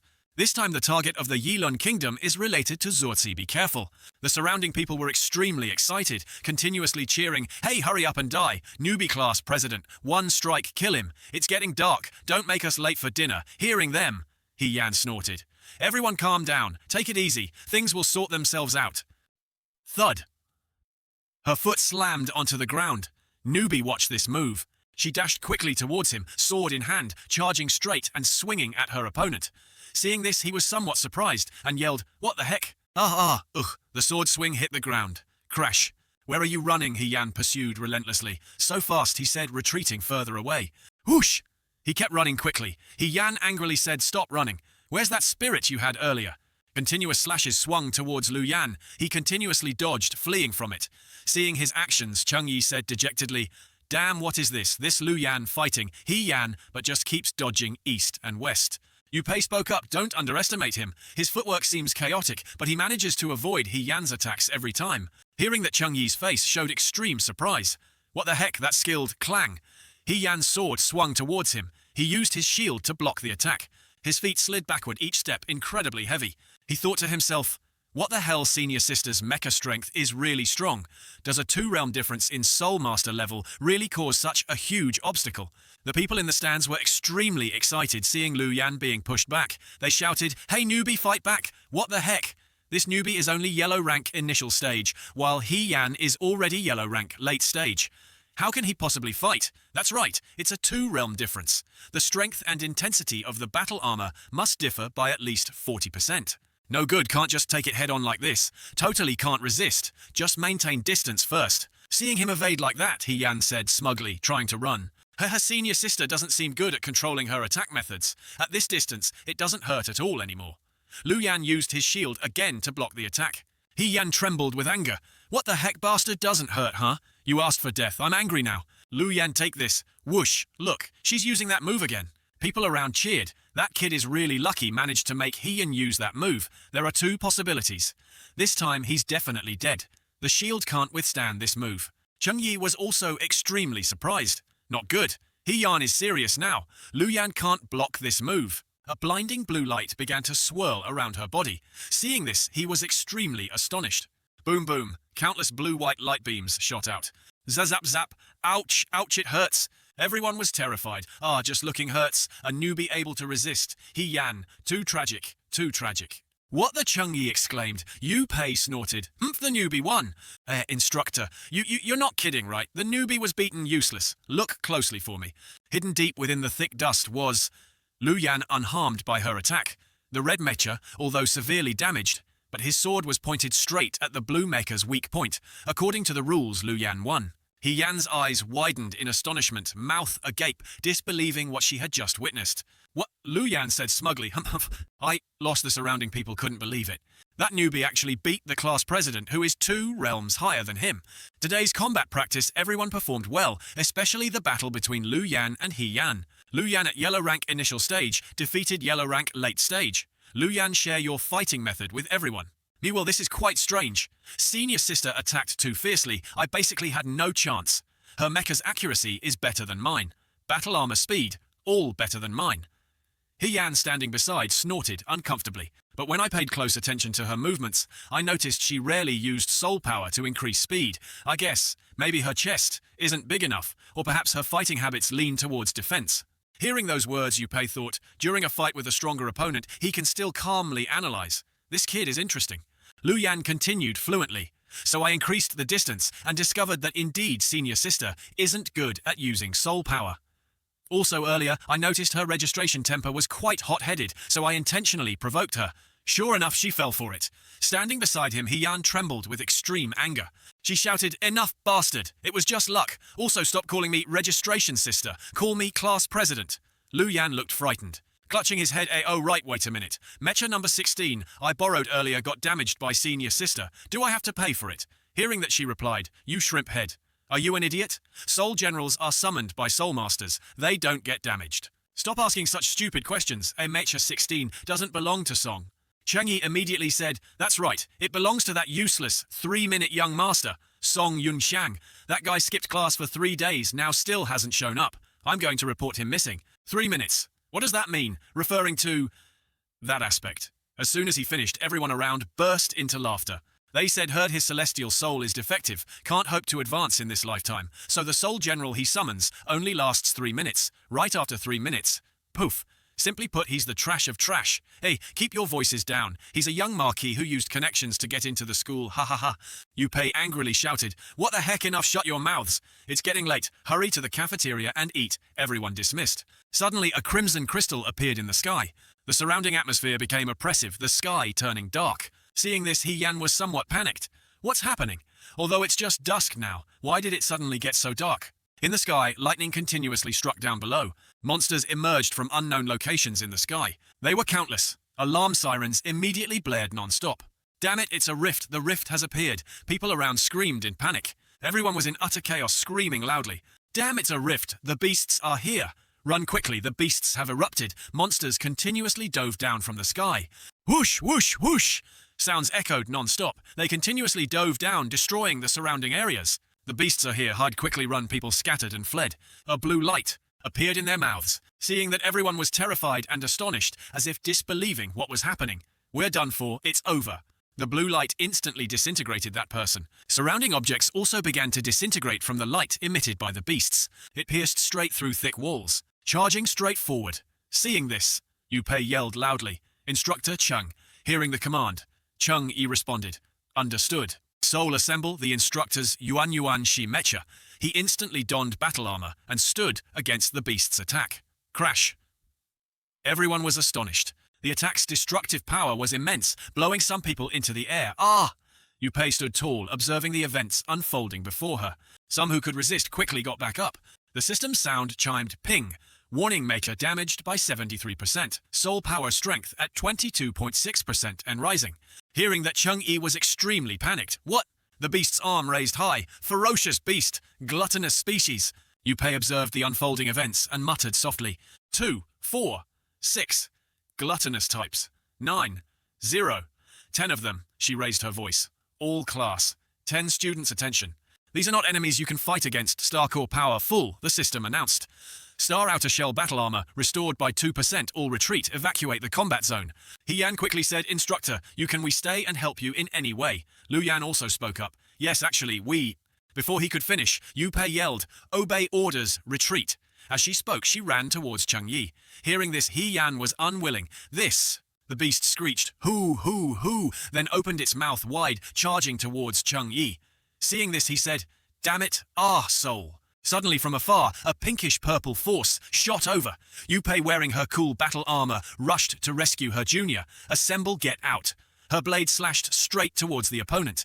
Seeing this, both He Yan and Lu Yan were extremely astonished. So strong, the white Yuan sure is instructor, use specialized mecha. The beast roared. "Watch your back," a voice called out, catching its attention. Seeing it pause briefly, Yu Pei thought strange. The beast's movement seemed to slow down just now. Chung Yi said, "Instructor, you more beasts are appearing. Relying just on the two of us, I'm afraid." "Shut up. Whoever is scared can leave, you," Pei snapped. "Before reinforcements arrive, we must hold back these beasts." "Understood." The two stood facing the numerous beasts. Lu Yan spoke up. "This class president, what should we do now?" Hearing him, she was speechless. "Let's go obey orders. You saw it too. Staying here only makes us a burden. Hurry up, or we'll be meeting our ancestors." Hearing her, he stammered, "But, damn it, stop hesitating." Glancing back worriedly, both of them ran. That is, suddenly he noticed a blue light flying towards them from afar in the sky. At this time, the system displayed for Yu Pei signal from command room. "Command calling Class 10, Mecha Yu Pei." Xiao Yue appeared with Gu Ziding behind her. She said, "Reinforcement squad is arriving. Form a platoon commanded by Yu Pei. Combat order, defend the martial arena. Do not let any beasts escape." Hearing that, she replied, "Understood." As she spoke, her fist struck a beast. People from the squad appeared. "Sorry to keep you two instructors waiting. Student council reinforcements are here." They appeared stylishly cool. Yu Pei, exhausted, spoke up.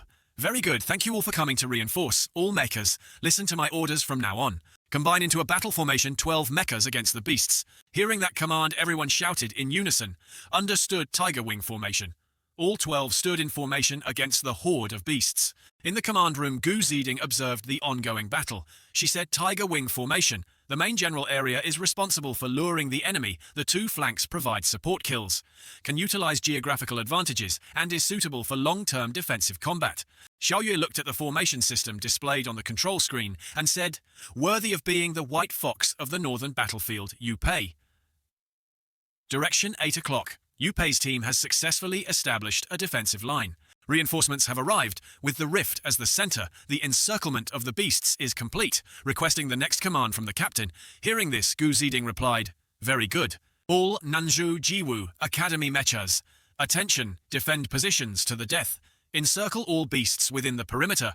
Must persist until the wave of beasts ends.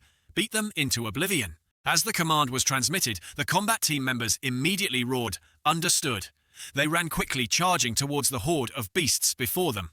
Watching the service staff's figure depart, Yunjiang finally sighed leisurely. "Hoo." Sharp claws lunged forward. Swish! A move from those claws instantly caught the opponent off guard, hitting them with the attack. Thud. That person was sent flying, crashing onto the ground. Rumbling sounds echoed continuously. Oh, boom! A part of the arena was destroyed by the attack from the beasts. Dust flew everywhere. "Ah, what the heck? Why are there beasts over here too?" Lu Yan screamed continuously as he ran. Both of them were running fast to escape the beast chasing right behind them. "Damn it, why does it keep chasing us? Damn, why did this beast's speed suddenly increase so much?" He kept screaming while fleeing. He Yan just ran quickly, without saying a word. She turned her head and said, "Lu Yan, listen to me. In a moment, I'll hold this beast back. You run straight towards underground entrance number 9. Hearing that, he replied confusedly, "Entrance 9. But I don't know the way." He Yan continued, "Run towards the Zuozi statue over there. Entrance 9 is right behind the Zuozi statue." As she spoke, she turned around, swung her arm horizontally, and blue light appeared. Soul. Her mecha appeared. He Yan donned her battlesuit, facing the large charging monster. Her sword was caught by it. Seeing the situation, Lu Yan could only run headlong as fast as possible. Damn it! Hateful. Boom. The beast punched He Yan's mecha in the face. She immediately grabbed its arm. Seeing this, he worriedly called out, "Class president." "Run fast, run straight towards the Zuozi statue," she screamed. At this moment, she was caught by the beast, slammed hard onto the ground. Lu Yan gritted his teeth, looking uncomfortable and unwilling. Clenching his fists tightly, he ran very fast. His mind raced. Why am I so useless? Why do I only know how to run away? Why do I only know how to stand by and watch others sacrifice themselves to save me? If only I had power, if I had a soul, General. That's right, the Zuozi statue. An idea suddenly flashed through Lu Yan's mind. Maybe the Zuotzi statue can help me. His mind recalled the image of them talking about the Zuotzi statue earlier. What if I am the one chosen by Zuotzi's soul jade? What if I can obtain the power of Soul General Zuotzi? A shockwave explosion knocked him down. Class president, hold on a little longer. Wait for me to come save you. Lu Yan looked up. Zuotzi, his eyes widened. It's the Zuotzi statue. Saying that, he ran frantically towards it. Oh, first-generation principal, lend me your strength. Soul General Zuotzi, please accept me. Suddenly, he stopped noticing something that made him gasp in surprise, eyes wide, mouth agape. What? On top of the Zuotzi statue, someone was lurking right there. Seeing this, Lu Yan thought, there's someone on the statue, what's going on? In that person's hand, a mystical blue light appeared. Beside it, a part of the Zuotzi statue was destroyed. The Zuotzi statue was actually destroyed. In that person's hand is, could it be, the soul jade of Soul General Zuotzi? He focused on the object in the opponent's hand. You who are you? Lu Yan pointed straight at the person and shouted loudly. He appeared with a cool, smug expression and said, I am Song Yunxiang, I have returned. Song Yunxiang was cultivating but fell into the past. He silently apologized to those he couldn't save. People related to his life gradually appeared in his memories, including instructors and students of the Jiwu Academy. There were also those who had once looked down on him, and the senior elder who loved, cherished, and protected him. All the brothers who had accompanied him in the Xuanjia Guard. The important person who didn't hesitate to risk their life to protect Yunxiang, and the one who had protected and advised him in times of crisis. And also those he could never forget, the unbeatable enemies, and the Star-Lord system that always accompanied him. Those he met on the southern, western, and northern continents. The inner demons that had plagued him for decades. Suddenly, Yunxiang's eyes snapped open. He had just escaped his own memories during cultivation, his whole body drenched in sweat. His entire body emitted a light that shone everywhere, clearly visible even from outside. Song Yunxiang sat by the window, dawn light streaming into the room. He panted from exhaustion, finally broke through. The whole room was thick with his breath. Yunxiang was overjoyed to have finally broken through. The imprint lines on his body stood out clearly on his face. Yunxiang felt the abundant power flowing within his body and was satisfied. From yellow rank initial stage to yellow rank peak. It only took 3 days. Continuously breaking through 4 realms, Yunxiang sat resting tiredly on the bed, reminiscing. For a body still flawed in its celestial soul, this is a bit exaggerated, but unfortunately, there's no time left. When facing tens of thousands of unbeatable enemies, I chose self-destruction to perish together with them. Unexpectedly, I actually returned to 16 years ago. The stream of memories replayed within him. Myself 16 years ago. Because of the defective celestial soul, I was the trash abandoned by the family. Father, to protect me, sent me to this Nanzhou Jiwu Academy. Yunxiang looked at himself in the mirror. An aged image of him from his previous life appeared. He spoke to himself. At that time, I didn't understand his intentions at all. Yunxiang, now aged and experienced, felt ashamed remembering the past, relying on the status of a young marquis living wildly without restraint. Later, Jiwu Academy was attacked by beasts. The Song family was wiped out. Tiando fell. With the help of the Star-Lord system, I escaped death countless times by a hair's breadth. The Star-Lord system was created by some sage, which I accidentally obtained in my previous life. Not only does it have some unbelievable abilities, it also has the ability to copy others' soul generals for my use. Unexpectedly, it followed me back to life. He called the Star-Lord system again to check the current situation. The system immediately checked and reported the current status to him. Looking at the system, Yunxiang pondered. Although I don't know why the system also came back to life with me. It's true that the soul generals previously collected, along with everything else, are all gone. He clenched his fist, showing determination. Have to start over from the beginning. The first thing Song Yunxiang did was check the calendar again. The day I came back was April 9th, September 11th, which is tonight. Jiwu Academy will be attacked. These 3 days relying on the alchemy techniques learned in the previous life on the southern continent. In Nikeki and Mikotada-as, I continuously broke through from yellow rank initial stage to yellow rank peak. In my previous life, I was almost 50 when I got the rebirth pill to treat my celestial soul. Although the celestial soul was treated, it still left side effects on the body. Not only stuck at St. rank with no way to break through, I could only exert 20% of combat power and had to rely on soul continuation pills to supplement stamina. Now I just need to refine 1 rebirth pill, and I can fully restore my celestial soul without any side effects. Thinking this, he went to the Nanzhou pharmacy counter in Yuanding City's eastern center to buy medicinal ingredients. Yunxiang arrived at the counter and greeted, "I've come to pick up the dragon root medicine ordered a few days ago." The manager quickly replied, "Please wait a moment, sir, let me check." Ah, it's still in transit. It will arrive this afternoon. We will notify you immediately upon arrival. Song Yunxiang was a bit disappointed, looking at the greasy manager. Still have to wait. He walked alone, lost in thought. 16 years ago, alchemy techniques were also very backward. On the southern continent, Tianlonggeng Heavenly Dragon Root was truly hard to buy, even with thousands of gold. Here, it can be bought so easily. Just need to find the last ingredient for the rebirth pill, and I can treat the celestial soul. That way, even if I can't fix the soul general used for the Yuan Shi, I can still repel the beasts. He pondered, even if I get the Tianlonggeng, I still have to wait several hours. In that case, I'll go to the martial arena now and set up some formations to deal with the beasts. Hope I can reduce casualties to the minimum. At this time, the Jiwu Academy was very peaceful, as it hadn't been attacked by demonic beasts yet. A familiar voice echoed in the academy. This is the last place. Set it up here. It was Yunqiang's voice. He was arranging things in preparation for tonight. These formations learned on the northern continent. I fear they are 100 years ahead of this eastern continent. Unfortunately, my current realm is too low. I can only set up formations to reduce speed, to slow the movements of the beasts. As Yunqiang was setting up the formation, he heard someone outside rambling about old legends. According to the legends of the eastern continent, celestials descended from heaven, summoning Dharma idols outside the soul generals. Hearing this, he subconsciously turned to eavesdrop a bit. The listeners were very interested, exclaiming, "Hearing you say that sister makes me feel a surge of energy."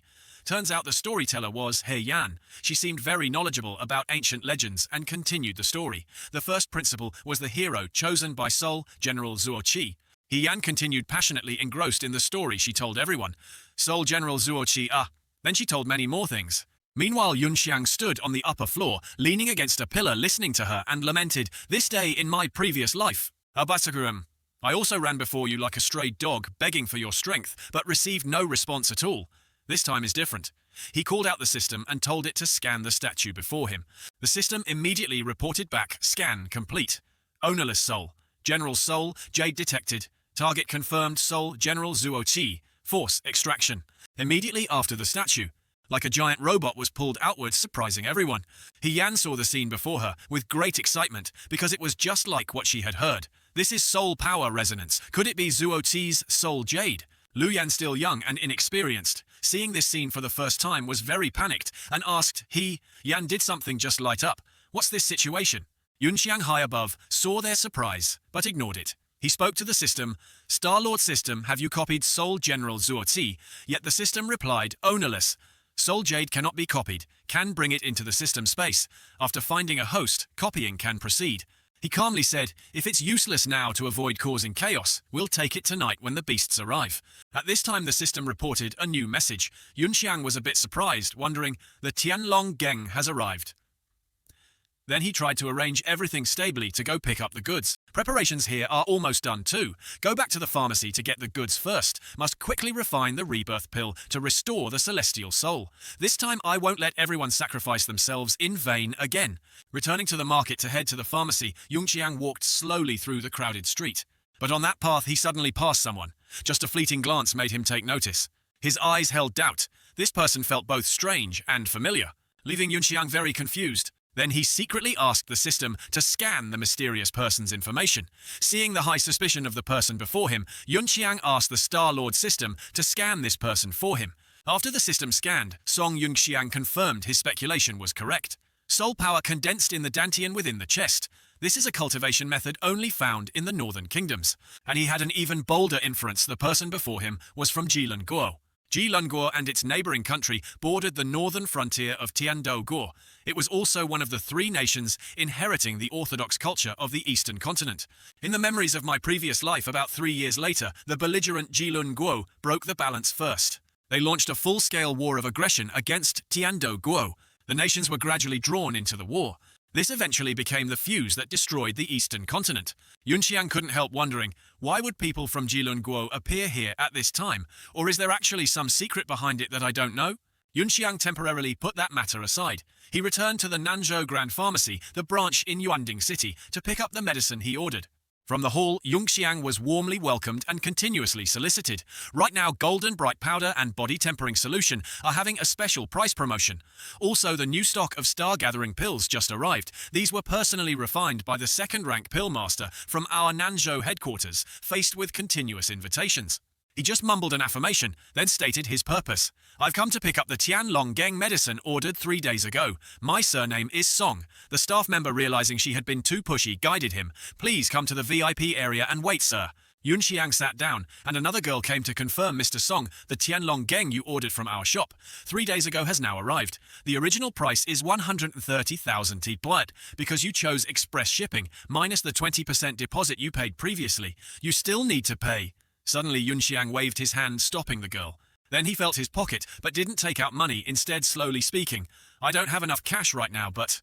Hearing this, the girl feared she encountered a difficult customer and replied, "Sorry sir, the shop has rules. We don't allow installment payments. If you cannot pay in full, you cannot take the item." After rummaging in his pocket for a while, Song Yunxiang took out the nondescript item card. Inside that card were countless pills. "I want to sell these pills to you ladies." This girl, once again, without looking, replied immediately, "Sorry Mr. Song, we don't accept pills here." But when she looked closely, her jaw dropped. This is a soul continuation pill, a rank 3 pill. Could this be the rare rank 4 soul condensing pill? This is a star gathering pill. Its quality is even higher than what the Grandmaster of our main store refines. What is this? I don't recognize any of these. This time the girl was extremely flustered. "Sorry sir, could I take these pills to ask for our chief manager's opinion?" Yun Xiang, seeing they would definitely buy his pills anyway, calmly replied, "Go ahead and take them. I'll take the Tianlong-geng first. Do you ladies have an alchemy room here? Let me borrow it for a bit." It was her first time hearing a customer wanting to borrow the alchemy room, so she answered awkwardly, "We do have an alchemy room, but because the shop doesn't have a resident alchemist, so the alchemy room hasn't been used by anyone for a long time." He waved it off. "I just need a quiet place that can isolate soul power fluctuations." Hearing him say that the girl led the way, "Then please follow me, sir." Soon the girl led Song Yunxiang to the alchemy room as he wished. Then he entered alone. Upon entering, Song Yunxiang was very surprised. An old-style pill cauldron from 60 years ago. "Looks so crude. Kashi, this one is broken. Actually, I quite wanted to try using it." Yunxiang sighed, limp like a spoiled noodle, accepting this. He sat down flat on the ground. "Luckily, on the southern continent, I followed the human spirit tribe to learn the Shulian technique. Combined with fusion formations, I can refine pills, even without a pill cauldron." After taking out his items, Yunxiang began to set up the formation. The necessary medicinal ingredients for the formation were gathered by him one by one. He gently dropped the last ingredient into the 4 directions fusion formation. All ingredients had been placed into the formation by Yunxiang. Everything was proceeding very smoothly. If anyone passed by the alchemy room, they would see a red light radiating from within. The girl who received the pills from Yunxiang rushed back to the manager's office. She reported to the manager, "That customer wants to use pills as collateral, so he gave me these pills. Among them is one pill I don't recognize. Please take a look, sir." He picked up each vial of medicine and nodded. "Rank 3. Star Gathering Pill. Soul Continuation Pill. This is Soul Condensing Pill. Then this is..." He was extremely surprised seeing the last pill. It surprised him so much he shouted, "This is Yanhuo Dan Burning Fire Pill." The chief manager looked at the girl who brought the medicine and asked, "Are you sure this customer wants to sell these pills to our merchant guild?" Seeing his urgency, she replied, "Yes, sir, the customer said so." He shot up from his seat, asking, "Where is that person now?" The girl stammered, "In the alchemy room. He wanted to borrow it for a bit, so I took him there." Only then did the girl suddenly remember, "Forgot to tell you, sir. The pill cauldron is broken, but he's so young he probably doesn't know alchemy anyway. Maybe he just wanted a soundproof place to talk to someone else." But in reality, she was completely wrong, because Song Yunxiang's true age was likely even older than that chief manager. So refining pills without a cauldron was extremely easy for him. In just a moment, Yunxiang finished refining a pill. His body was drenched in sweat, but he was very happy to have finished refining a new pill. Immediately after, Song Yunxiang swallowed the pill he had just created in one go. Then he absorbed that rank 6 pill completely. His soul meridian could finally recover. The imprints on his body lit up again. Yunxiang's whole body seemed enveloped in blue flames. At this time, the chief manager and the girl also arrived in front of the alchemy room where he entered. He pointed at the room and asked, "No movement. It's been a full 2 hours. Are you sure that customer has been in this alchemy room the whole time?" She answered shyly. "He seems to have set up some kind of restrictive formation inside. The door can't be opened from the outside." Just as she finished speaking, a sound came from the room. The door also gradually opened. From inside the gate, Yunxiang walked out. He had seen something. Immediately after, Yunxiang wore a smug smile, thinking, "Took the bait." The girl who had received him in the VIP room approached and introduced Mr. Song. "Are you finished? This is the chief manager of our shop. "Manager, this is Mr. Song." He also politely bowed Mr. Song. "This humble one is Hong Fang." He looked Yunxiang up and down, silently assessing. Judging by the clothes this young man is wearing, seems to be the attire of Ji Xuan Yuan, able to produce so many precious pills at once. Could he be the young master of some family, or is there a great alchemy master behind him? Yunxiang also returned the bow. "I wonder if Manager Hong is satisfied with the pills this humble one provided." Hong Fang heard this and immediately replied, "More than just satisfied." Hong Fang presented the pill vial, saying, "This old man boldly guesses. The red pill contained in this vial is the Yan Shui Dan Burning Blood Pill, the legendary rank 5 pill." Yunxiang, hearing the answer, was very satisfied and replied, "Worthy of being the chief manager overseeing a city, old Hong truly has a discerning eye." He humbly replied, "Too kind, too kind. Mr. Song, do you really wish to transfer such a precious item to our shop?" Yunxiang pretended to scratch his head. "No choice. I've been a bit tight on funds lately. Old Hong, name your price." Hong Fang began a long spiel. "This Yan Shui Dan can allow a soul master below Earth rank to directly ascend one minor realm. If used during the peak realm period, it even has the effect of directly breaking through the bottleneck of a major realm. If taken to auction, it could certainly fetch a more suitable price. Doesn't Mr. Song want to reconsider?" He sighed. "I said I'm a bit tight. Don't waste words. Hurry up and name the price." Seeing his decisiveness, the manager began calculating and pricing the various pills he had provided. He chuckled.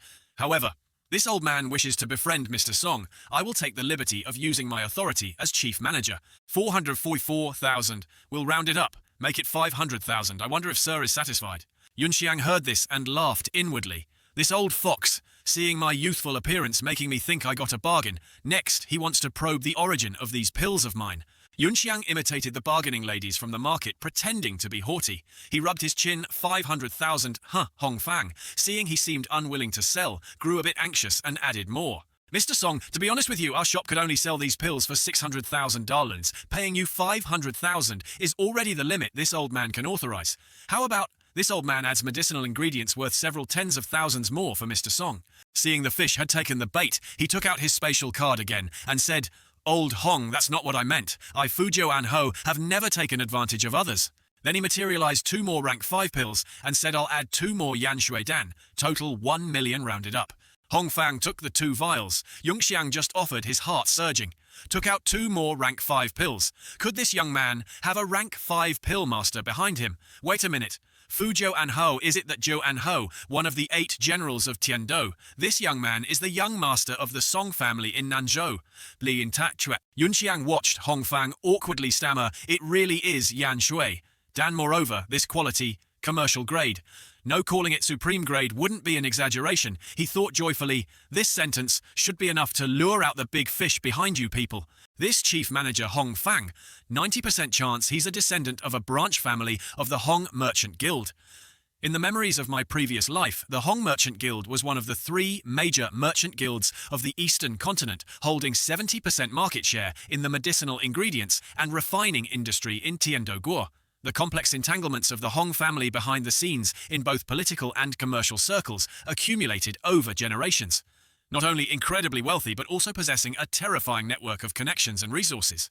This life, to prevent the beast tide from appearing, I not only need to rapidly increase my own combat strength, but also build my own power base. Money, connections, and resources. None of these 3 can be missing. Hong Merchant Guild. A big fish like you, just let me make use of you." Hong Fang, after thinking for a moment, said, "Young Master Song, this is not the place to talk. How about coming to my office for a sit-down? Try the tea I've kept stored." Yunxiang readily agreed. "You're too polite, old Hong." With that, they all went to Hong Fang's management office. Both sides completed the transaction. His system immediately reported, "Your bank account has received 1,000 sales. TE. Then Song Yunxiang asked Hong Fang the money for that Tianlong Geng. Just as he mentioned it, Hong Fang replied, "Young Master Song, that Tianlong Geng, though rare, isn't considered particularly valuable. The price is still $30,000. This old man will make the decision to exempt Song Gongzi." Yunxiang did not refuse when he heard this and raised his teacup to reply, "Since that's the case, I won't be polite anymore." Taking a sip of the hot tea, Song Yunxiang immediately praised the tea as delicious. Meanwhile, Hong Fang called the girl next to her and said, "Go get the golden card with the number 3 on it from the 3rd drawer under my desk." Then a glittering card was placed in front of him, which made him very curious. Hong Fang replied warmly, "Brother Song, I think you also know that our Nanzhou Great Pharmacy is an industry under the Hongshe Chamber of Commerce. This card is a platinum member, jade token of the Hongshe Chamber of Commerce. Based on this card, any store under the Hongshe Chamber of Commerce can enjoy the treatment and discounts of platinum members. It's a small token of my appreciation, please accept it, Brother Song. Yunxiang and the card left the pharmacy counter and they waved goodbye to each other before leaving. After Yunxiang had gone far away, the girl next to Hongfang dared to ask manager, "Why are you so polite to this Song Gongzi? Did you figure out his background?" The old man just smiled and replied, "Just now he mentioned the Ju Anho mansion, and his surname is Song. Ju Anho is one of the 8 generals of Tiandu, and his surname is also Song. If I'm not mistaken, I'm afraid he is a young master of the Song family in Nanzhou. The 8 generals of Tiandu Saint rank powerhouses that is the strongest combat power in our Tiandu kingdom. But even if the Saint rank powerhouses can be counted on one's fingers, they are not as valuable as the level 5 alchemist behind this Song Gongzi." After hearing the analysis, the girl asked again, "Manager, do you think there can really be a level 5 alchemist behind this Song Gongzi? There are not many level 5 alchemists in the entire eastern continent, but level 5 elixirs can still be occasionally seen being obtained from ruins and ancient tombs." What the girl said made sense, but Hongfang immediately retorted, "I just checked that natural fire elixir, its quality is top-notch. Its soul power is full. It is definitely a newly refined elixir from the recent period. Go quickly and inform Si Xiaojie. Tell her that there is a clue about the level 5 alchemist she wants to find." After being assigned the task, she immediately agreed and left. Returning to Yunxiang as he was looking at the card Hongfang gave him, he accidentally ran into a red-haired girl. For a moment, Yunxiang was stunned, standing frozen in the middle of the crowd. Memories of that girl from his previous life flashed through his mind, leaving him speechless. Yunxiang immediately turned around, grabbed her hand tightly and called out, "A Tan." Atan was surprised by being pulled back and turned to look at him, her eyes filled with surprise, as if they were strangers. Song Yunxiang looked at her, his heart filled with mixed emotions, and he hesitated to call her name. At the same time, the system also announced, "System has detected that the host has come into contact with the person holding the spirit. General loading information. Finished loading spirit General Lu Bu." Starting the restoration, Song Yunxiang remembered the girl named A Tan, whom he called the female assassin of the mysterious Taiyuan organization, who possessed the spirit of Lu Bu. In the previous life, she and I only met 3 years later. At that time, she was already a quasi-saint rank powerhouse, and with Lu Bu, she had unparalleled combat power that year. Following Taiyuan's absurd beliefs, they forcibly intervened in the battlefields of various countries to prevent infighting among the human race. In the previous life, I Luopai was also on the battlefield and met her at that time. After several years of living and dying together, we were together. Yunxiang at that time had a big scar on his face, and he held a cigarette in his hand and asked, "Tan, is this name, Tan, your real name, or is this just your nickname in Taiyuan?" She sat up and gently explained, "This the great prophet of the Taiyuan Silver Society divined that a storm was coming, so they named me Tan, predicting that you are destined to be the one who shields from wind and rain." Yunxiang turned to Atan and softly said, "So it's your real name." Atan pushed up her red hair, her face flushed and nodded at him. Then the two of them exchanged passionate kisses. The only shadows in the entire room at that time were those of the two of them. The atmosphere was dim, but full of sweetness and happiness. Returning to reality, when Song Yunxiang held her hand, the system immediately announced Spirit General Lu Bu successfully copied. Yunxiang looked at the girl in front of him struggling and thought to himself, "Compared to Atan 3 years later in my memory, she looks more pure and tender." But in Atan's current memory, Yunxiang was just a stranger, and she could get rid of him whenever he got in her way. Because of this, Atan had already pulled out a knife in her hand. She shook off Yunxiang's hand, her eyes watchful, and asked, "Who are you? How do you know my name?" After saying that, she didn't hesitate at all, pointed the knife at him, and lunged forward to attack him. Yunxiang also quickly grabbed Atan's hand reflexively. He held her tightly and said, "Don't be nervous, I'm not a bad person." Hearing him speak, she was a little surprised and blurted out. She asked in a low voice, "Who exactly are you? How do you know the assassination technique of Taiyuan?" At that moment, Yunxiang also quickly saw 3 men in black behind them, "So you were being followed." Before he finished speaking, she immediately kicked him accurately in the lower body, because Atan's panic when wanting to escape at this moment was very great. Song Yunxiang's face was pale, and he screamed among the crowd. The 3 men in black also realized that the person who had just kicked him was their target, and she was running away. As the 3 men were about to chase, they ran past Yunxiang, who was trembling with pain. But to protect the girl who was very important to him, he suppressed the pain and conveniently tripped one of the 3 men in black with his foot. This made the other guy fall backward, and his companions also stopped to observe the situation because of this. In the year 1390, on the northern continent, Xuanwu City, humanity's last defensive stronghold, was plunged into unprecedented chaos. Piercing screams and desperate cries for help echoed everywhere. "Help, the beasts are here! Run quickly!" Panicked civilians scrambled, stampeding in all directions to escape. Behind them, a hideous monster with a misshapen body covered in arms, its blood-red mouth gaping wide, looked ready to devour every living being in sight. It was the Tao Tai, a giant, ferocious beast, emerged from a rift, hostile to all intelligent life. This monster possessed a bizarre structure with a compressed space within its stomach pouch, capable of swallowing things tens of times its own volume. Amidst the rain of blood, remnants of flesh and bone from the unfortunate souls it had just caught still clung to the corners of its mouth. Xuanwu City was in dire straits. Sounds of weeping, terrified screams mixed with the frantic footsteps of people trampling over each other. "Run, the beast is here! Don't eat me, please, save me!" In the sea of panicked people, a young boy suddenly tripped over a rock and fell to the ground. The boy screamed in fear, "Mommy!" His mother immediately turned back hastily, helping him up, her heart filled with anxiety. But just as she touched her son, a giant shadow engulfed them. The Tao Tai was too close. With a heaven-shaking roar, the monster stretched out its massive arms, snatching at the mother and son who were within reach. The trembling mother held her small child tightly, murmuring hopelessly, "Don't! Please don't! Someone save us!" Her eyes filled with terror as she saw the giant hand closing around them. Death seemed only a breath away. But just then, a sharp flash of light tore through the air. A blade shot forward, piercing straight into the giant beast's body.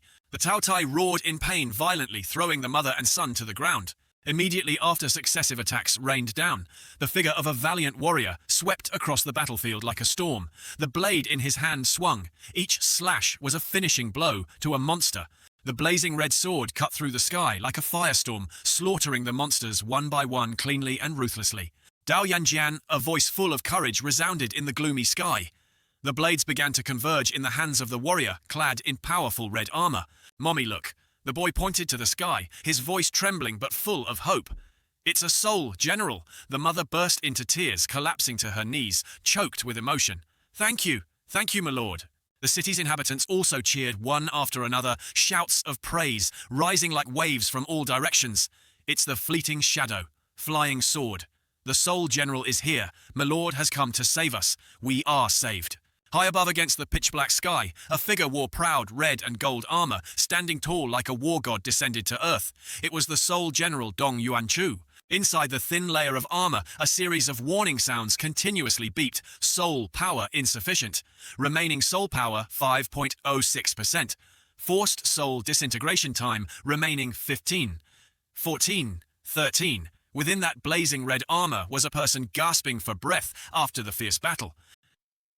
Saint rank Soul Master. Song Yungxiang, though exhausted, his eyes still shone with unyielding determination. This battle he could not lose. Removing the heavy armor, Song Yungxiang sighed softly, his voice hoarse with fatigue. "I am Song Yungxiang." Soul power depleted again. His breathing was heavy, his chest heaving with each rapid breath. As the last warrior of humanity capable of controlling a Soul General for the past decade, he had single-handedly protected the last remaining humans. The weak huddled timidly within the fortress walls, fragile as candles in the wind. Suddenly a low growl echoed from behind, pulling him from his thoughts. Song Yungxiang startled and turned around, his sharp eyes immediately recognizing the imminent danger. Damn it!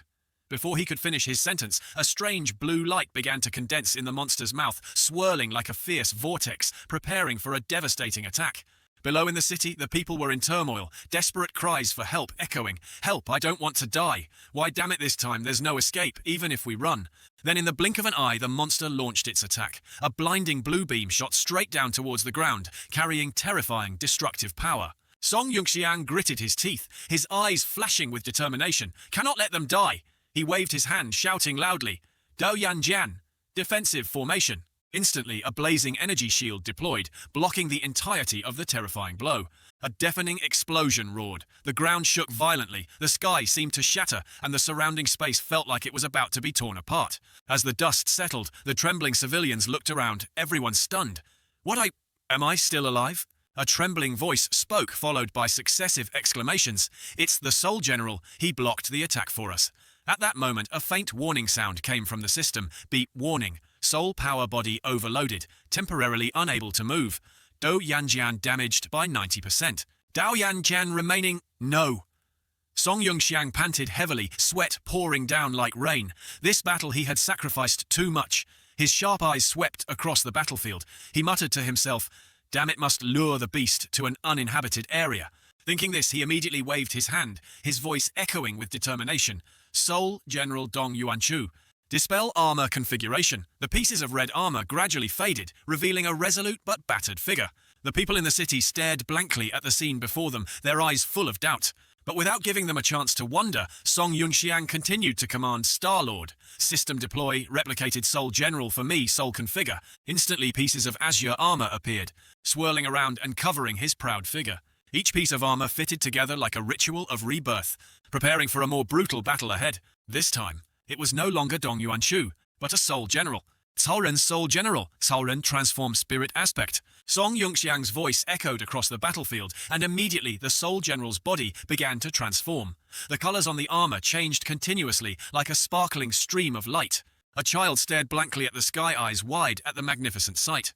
High above Seoul, General Cao Ren had completed the transformation, donning brilliant golden armor, majestic and proud, exuding an invincible aura. Seoul General Cao Ren not only possessed extreme flight speed, but also the ability to transform into phoenix form. A flash of light sparked, accompanied by the resounding command, "Transform." Instantly, the entire body of the Soul General transformed once more. Its vast wings blazed with fire, radiating intense heat like the brilliant sun. The Phoenix Soul spread its wings, launching a counterattack. Powerful streams of fire shot straight towards the horde of monsters. Screeches echoed as the flames soared, incinerating everything in their path. Suddenly, a sharp sound rang out. Ping! System warning host. Encountering fatal attack direction 8 o'clock rear left. Song Yunxiang was startled. Before he could react, a giant dark figure suddenly appeared from behind. It was a colossal monster, its gloomy eyes flashing with a cunning look. It smirked, speaking in a deep voice, Star-Lord system. Decades ago, I accidentally stumbled into ancient ruins and obtained a mysterious power. Not only can I replicate others' Soul Generals, but it also helps me escape critical moments. As soon as it finished speaking, the monster immediately swung its long arms, grabbing the Soul General tightly. With arrogant eyes, it continued relying on this ability of the Star-Lord system and the replicated Soul Generals. I have been able to continuously survive near-death situations. Hearing this, Song Yunxiang gritted his teeth, his eyes flashing with astonishment. Soul disintegration. Before he could react, the giant hands tightened further, crushing the Soul General's body. But he couldn't let soul disintegration gain the upper hand any longer. The Soul General swung its sword, shouting loudly, "Soul configure." Soul General Baichi transformed spirit aspect. The body transformed once again. This time, the system activated the Bai Chi mode, allowing him to reach a perfect state in both speed and power. Without hesitation, both charged into a fierce battle, continuously launching powerful attacks. Although the replicated Soul General could possess the original power, its soul meridian was incomplete from the start. It became a lifelong hidden danger, preventing Song Yunxiang from breaking through the Saint Rank realm. Killing intent flared in his eyes. He gritted his teeth and ordered switch armament Twin Peak swords. Instantly, a pair of sharp swords appeared in his hands, gleaming with a cold, brilliant light. But even utilizing the spirit aspect of the replicated Soul General, its true power still hadn't reached 20%. Suddenly, a chill ran down his spine. Damn it! Song Yunxiang paled as he detected a blinding blue light shooting straight towards him from somewhere. In just an instant, that light slammed into the Soul General, followed by a boom. A huge explosion shook the space-dense smoke and dust, obscuring everything. Unable to discern anything in the chaos, Song Yunxiang immediately commanded Star-Lord system, "Scan nearby radar, check if anyone else survived." The system's voice sounded, "Scanning." Scan complete for a 30-mile radius around the battlefield. No human life signs detected. A chill filled his heart, but there was no more time for hesitation. Song Yunxiang clenched his fists, initiating another transformation. Soul General Ao Bing. Transform spirit aspect light flashed, the transformation process completed. He let out a satisfied laugh, seeing the successful change. Soul General Ao Bing, in this state, radiated immense powerful energy. Paradox form, lock target. Without waiting another second, he immediately launched a new attack, firing volleys of blue cannon shells with terrifying force. Space trembled as the shells exploded, tearing apart a whole corner of the city. The monsters shrieked in pain, rage surging in their bloodshot eyes. But amidst that, the system issued continuous warnings. Warning! Soul power overloaded. Soul power overloaded. The Soul General suddenly staggered, then lost control completely. Not good. His body plummeted towards the ground, no longer controllable. Hasty commands echoed in vain. Soul disintegration, soul configure. But it was too late. A loud explosion erupted, earth and rock scattering as the Soul General crashed onto the battlefield, its body lying motionless amidst the ashes. After the heavy crash, the Soul General stood up again, eyes determined. Its body briefly transformed into Soul General Lu Bu, possessing unparalleled combat strength, overflowing with battle intent. Song Yunxiang within the soul armor was exhausted. Breathing rapidly, yet his spirit aspect continued to change ceaselessly. The sword in his hand flashed sharply as he charged straight at the enemy. When I obtained the Star-Lord system, I also received some information about the declining ancient civilization. A deep, powerful voice echoed amidst the chaotic battlefield. Humans once ruled this planet. Their civilization reached the pinnacle of technology. Hundreds of millions of artificial satellites were launched, forming a giant star network, providing endless energy. The Soul General's eyes grew increasingly resolute as it unleashed successive powerful martial stances. The ancients through the star network could convert matter into energy, even master spatial printing technology. From then on, filling seas and moving mountains became as easy as flipping one's hand. In the sky, the horde of beasts began to gather, flying higher, preparing to launch the next wave of attacks. But they couldn't be satisfied with that. The Soul General continued, his voice heavy. Expansion and bottomless greed led them to desire control over both time and space, ultimately bringing about a catastrophe that destroyed the entire planet. Suddenly, a colossal beam of light shot down from above, exploding right next to the Soul General. The ground shook violently, smoke and dust billowing up to fill the sky. The ancient civilization has been forgotten by the world, he murmured, distant memories surfacing in his mind. The Gengfeng Shahai divided this planet into 5 continents. I come from Tiando Gur in the east. The monsters screeched furiously, wave after wave of powerful attacks crashing down. Not stopping, the Soul General swung its sword, its body continuing to transform into Soul General Guan Yu. The Soul Masters of the eastern continent can use their souls to fight against the ferocious beasts. He roared, activating the spirit aspect transformation. But the eastern continent was embroiled in civil war year-round, ultimately being wiped out by the hordes of monsters. Tiando Gur collapsed. The eastern continent became nothing but desolate land. I was lucky enough to escape. The blue armor he wore shone with pride, but deep down he knew well that for decades he had only been barely surviving. Countless times facing peril, spatial rifts appeared more and more frequently, bringing with them floods of monstrous beasts. Reaching his limit, he had been alone for too long. Soul Assemble Song Yunxiang roared, activating Soul General Long Ta. But immediately the system warned insufficient soul power. What he gasped, eyes full of panic. Insufficient soul power. Warning. Insufficient soul power. Cold sweat broke out. He quickly reached into his belt, intending to take out a soul continuation pill, but his face suddenly turned deathly pale. It's all gone. The monsters high above roared dark energy, gathering in their mouths, preparing to fire the next attack. A colossal force shot forward, striking the Soul General's arm directly, causing him to cry out in pain and clutch the wound as hot blood dripped down. Soul disintegration, soul assemble, he yelled, trying to activate the system. Dongyuanchu Douyuanjian. But at that moment, the system suddenly issued a severe warning. Superscale spatial fluctuations detected large number of enemies approaching. Evacuate the combat zone immediately or certain death awaits. Song Yunxiang froze. What a countdown began, chilling to the bone. 5, 4, 3, 2, 1. Nuai 0. Do not panic. Maintain order. Board the ships. The voice echoed from the airship, trying to calm the chaotic crowd running below. But fear had overwhelmed reason. People pushed and shoved just to grab a spot to escape. Airship number 3 is full, requesting takeoff. Airship number 5 is full, requesting takeoff. The announcements continued, relentlessly urgent, like the very breath of the desperate people. Mommy, there are so many beasts in the sky. Can the Soul General win? The boy clung to his mother's hand, his voice trembling. In the sky, hideous monsters had filled the space, their blazing red eyes seeming to burn the very heavens. The system immediately issued a warning. Star-Lord host has missed the optimal evacuation window. Song Yunxiang clutched his wound tightly, biting his lip, forcing out choked words. This many. Even the Star-Lord system is out of options. The system continued its analysis, its emotionless voice stating searching for the optimal escape plan for the host. Detected some transport ships have attracted enemy attention. System recommends host lure enemies towards the transport ships. Exit the combat zone when enemies attack the transport ships. At that moment, the system screen displayed the image of the mother and son who had fallen in the crowd earlier, making Song Yunxiang freeze. What is that, the mother and son from before, he exclaimed in shock. Use them as bait so I can escape alone. His brows furrowed tightly, his voice deepening. Sorry, Star-Lord system. A true man must know what should be done and what shouldn't. This time I cannot follow your suggestion. His eyes shone with determination. He whispered softly as if to himself.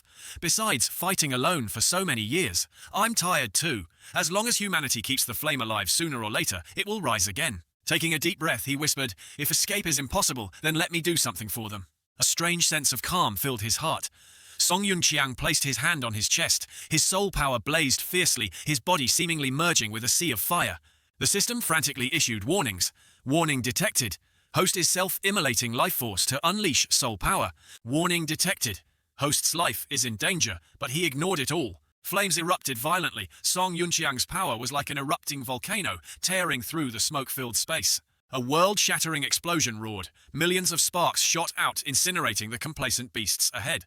Billowing smoke rose, covering a vast area. Beidalu City was now nothing but ashes and ruined buildings. Suddenly, amidst that hazy space, a voice called out familiar calls, one after another. Song Yunqiang. Song Yunqiang. He startled. Who is it? Who's calling me? A dark figure gradually appeared before him. A vague sensation enveloped him. Then suddenly everything spun. When he opened his eyes, the first thing he saw was an unfamiliar room. His head throbbed, his mind in turmoil. Where is this? What's going on? Didn't I perish together with the enemy? Why am I still alive? Raising his hand to his forehead, Song Yunqiang startled when he saw the reflection in the opposite mirror, a handsome young man, his eyes full of vitality. This body is, he whispered. Suddenly his eyes fixed on the calendar hanging on the wall. His whole body felt petrified. Star calendar, year 1330. A voice full of astonishment escaped his throat. This is Tiandoguo on the eastern continent.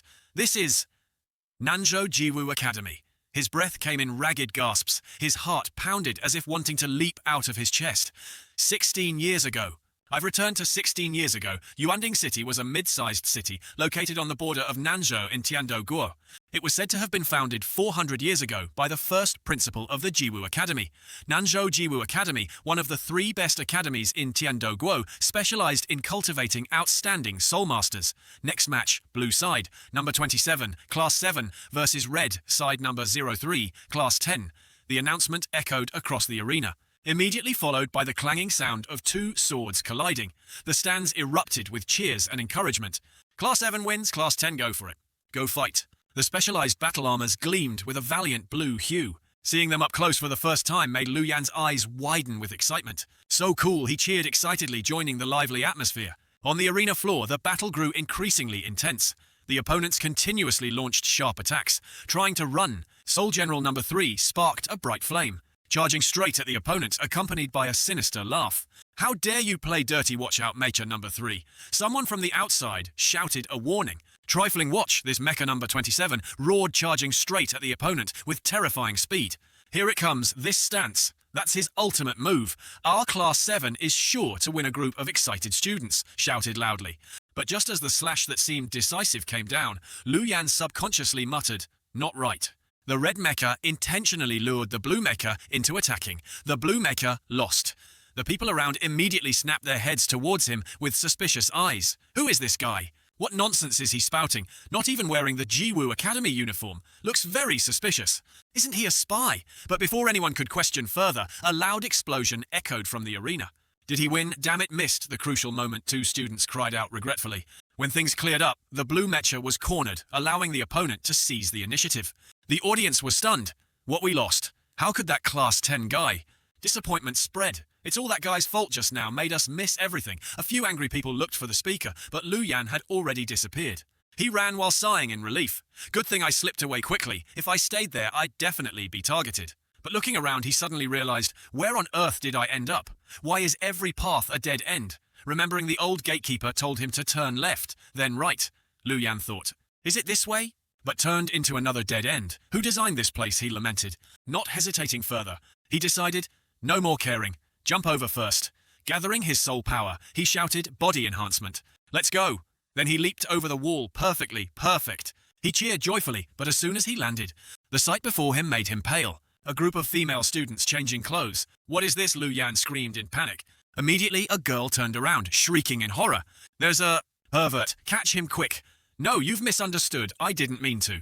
Lu Yan frantically tried to explain, but only received angry glares. Stop making excuses, you hooligan, but I really didn't mean to. He continued struggling to explain, but the group of girls charged, determined not to let him go. Lu Yan frantically fled, but ahead of him was another dead end. Again, he paled in despair. The girls behind had cornered him. "Let's see where you run now, you damn pervert." "No, I didn't. I am."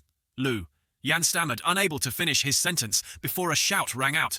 "Don't waste words on him. Sisters, where are you? Just beat him half to death, then tie him up and hand him over to the department head." Agreed. The whole group responded in unison. "Hey, stop hitting." It was the old gatekeeper who gave me directions. Lu Yan screamed in desperation. "Old gatekeeper? You mean him?" The girls grew even angrier. At the principal's office, the administrative office, a brightly shining golden pipe, a thoughtful voice spoke softly. "You must be Lu Yan here to register today." Hearing this, the boy, covered in bruises from being beaten, looking like he was about to meet his ancestors, stammered, "Yes, ma'am. I am Lu Yan, from the Lu family at Nanzhou Port. I'm the new student who passed the entrance exam. Also, I didn't intentionally peek. It was a misunderstanding." As he spoke nervously, the girl beside him snorted angrily. Lu Yan, 18 years old, Soul Master, yellow rank, initial stage grade, a second-class aptitude. Previously studied at the Soul Master Preparatory School with a culture score of 92 point. Martial arts, score 97, passed the Jiwu Academy entrance exam. Father is a retired soldier from the Tiando Army, highest realm at yellow rank peak. Received a third-class merit once while in the army. Hearing the words from Xiao Yue sitting beside her, the principal of Jiwu Academy, Nanzhou Gu Ziding, spoke up. "Grade A, second-class aptitude, huh? If nothing unexpected happens, he should be able to break through to the Zhuan realm before 20. Put this kid in class 10 with those problematic ones." Xiao Yue helped student Lu Yan with the admission procedures. "We accept this one." Her eyes glanced straight at him, a mysterious smile on her face. Hearing those words, he was somewhat surprised, startled. "Eh? Damn, what does that look mean?" Gu Zeding said. "All right, let him relax first." As soon as she finished, He Yan angrily shouted, "What the heck? But him? You..." Lu Yan, tied up tightly, struggled to speak. "Damn it. I told you it was a misunderstanding. I'm not some pervert who likes peeking." Hearing him say that, He Yan pouted, "This stubborn idiot, humph." Gu Ziding rested her chin on her hand, speaking haughtily. She says, "Lu Yan, you will join He Yan's class 10. He Yan, you're the class president, so I'll entrust him to you." Hearing that news, he let out a surprised, "Ah." Gu Ziding continued, "Take him for a tour to familiarize him with the surroundings, then hand him over to Instructor Yu." "Oh, right. Go to the Internal Affairs office to receive tasks first." "Okay." Hearing this, He Yan resignedly bowed, trembling, and said, "Yes." Ziding turned towards her assistant Xiao Yue. "Give Lu Yan's file to Ha Jue to look at." Xiao Yue took the papers out of the envelope. "Seek, swish, swish." Compressed space activated. The paper was sucked into a black card with a blue circle pattern. "This card contains student Lu Yan's information. Keep it safe." He Yan reached out to take it and said, "Yes." He Yan's eyes were sharp as blades, glancing at the young man standing before her. Using her sharp gaze, veins popping on her face, she said, "Follow me. Student, Lu Yan." Lu Yan seemed helpless. "Damn it, really." He Yan requests leave, ma'am. She bowed her head respectfully. Seeing this, he paid attention. Following her lead, Lu Yan requests leave, ma'am. Behind him, He Yan stomped away angrily. Gu Ziding and Xiao Yue silently watched them leave. The room now only held the two of them. Books and compressed space items were scattered on the desk. "Ah, right." Xiao Yue suddenly noticed something. "There's a report of a missing student. Assistant Instructor Cheng Yi reported student number 16 of Class 10. Song Yunxiang has been absent for 3 days and is unreachable. Damn, missing the city instructor asked if we need to report to the Central Security Bureau." Gu Ziding picked up the file, raised her pipe with the other hand, took a deep drag, and said, "Song Yunxiang. I remember that kid. The useless one from the Song family in Yong'an City. Got in through connections, right? Yes, that's right." Xiao Yue looked at the file before her and said, "According to students who met Song Yunxiang, he asked them, 'Is today April 9th?' Then they heard him say, 'Still 3 more days,' something like that, and then he wasn't seen again." From afar, a plume of white smoke drifted towards her. "Shh, cough, cough, cough." "Hey, principal! Damn it! Why are you smoking in the office again?" Xiao Yue said angrily. Gu Ziding's expression was like, "If you're scared, go home." Style, "What can you do to me?" Puff, puff. White smoke continuously drifted out. Xiao Yue got even angrier, shouting, "Damn it, are you even listening to me seriously? Won't shed tears until you see the coffin, huh?" Seeing this, Gu Ziding spoke soothingly. All right, calm down. Take it easy, things will work out. Xiao Yue, you talk too much. That kid's family is complicated. I'll contact his family first. Over there is the workshop area of the Jiwu Academy. Past the workshop is the dormitory. The building on the left is the experimental alchemy lab. The road on the right leads straight to the main teaching building. Tomorrow's classes, Soul General Construction and Basic Formation Programming Language, are both held there. Yan spoke as she walked. Hearing this, he asked Senior Sister, "Where are we going now?" She replied, "Taking you to the demonstration arena. There's a Soul General Combat Practice class this afternoon." "Oh right, change into the uniform you just received later. Our class instructor hates students dressing casually." She walked away. Lu Yan still stood, frozen, gazing in one direction. Yan turned back and continued, "Hey, hurry up, don't dawdle, what's wrong?" Yan asked blankly. The image that caught his eye was a large battle halberd leaning against a silver sword held in its hand. The whole figure exuded an incredibly powerful aura. This... Lu Yan's eyes widened in amazement. "This is..." Seeing his surprise, she said, "You mean this statue is said to be the Mecca of the hero from 400 years ago. Its name is Soul General Zuozi, according to legend on the eastern continent. Thousands of years ago, colossal ferocious beasts appeared among humans. They were cold-blooded killers, devouring all intelligent life and smart artifacts. Humans couldn't resist, pushed to the brink of extinction. At the most desperate moment, celestial beings descended from the heavens. The Celestials used stars as bones and soul essence as their outer shell. Summoning Dharma idols outside the Soul Generals, they used divine powers to exterminate the horde of beasts. The Celestials left behind the power of the Soul Generals in the form of Soul Jade. The Soul Jade would choose those destined to be heroes and grant them the power of the Soul Generals. At the same time, the Celestials also taught humans the secret method of cultivating spirit souls.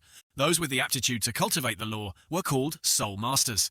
Receiving the power of Soul Masters and Soul Generals, humans gradually grew stronger. 1,000 years ago, a wise human managed to replicate the Celestials' divine methods, creating countless Soul Generals. Since then, countless Soul Masters followed the path to becoming heroes, opening up a new continent on the land devastated by the beasts. The first principle was the one chosen by Soul General Zuoqi to be a hero. He controlled Zuoqi's idol-conquered Nanzhou for Tiando Guo and established Nanzhou Jiwu Academy 400 years ago. His Soul General's soul also turned into Soul Jade, sealed within this statue, to protect Jiwu Academy and await the appearance of the next hero, Yan said.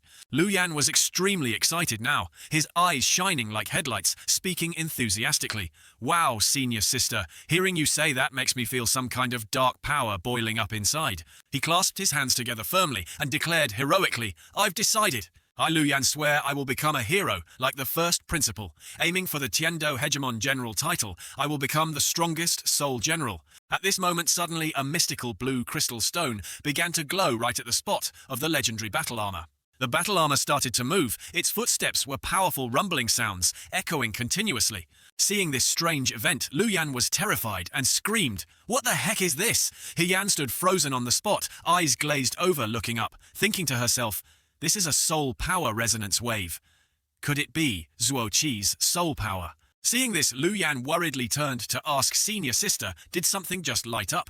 He then approached the battle armor. This stubborn idiot, not afraid of death, touched it and said, "Hey, what's wrong? Why isn't it moving anymore?" Yan was still stunned, disbelieving what she had just witnessed, her eyes wide with amazement.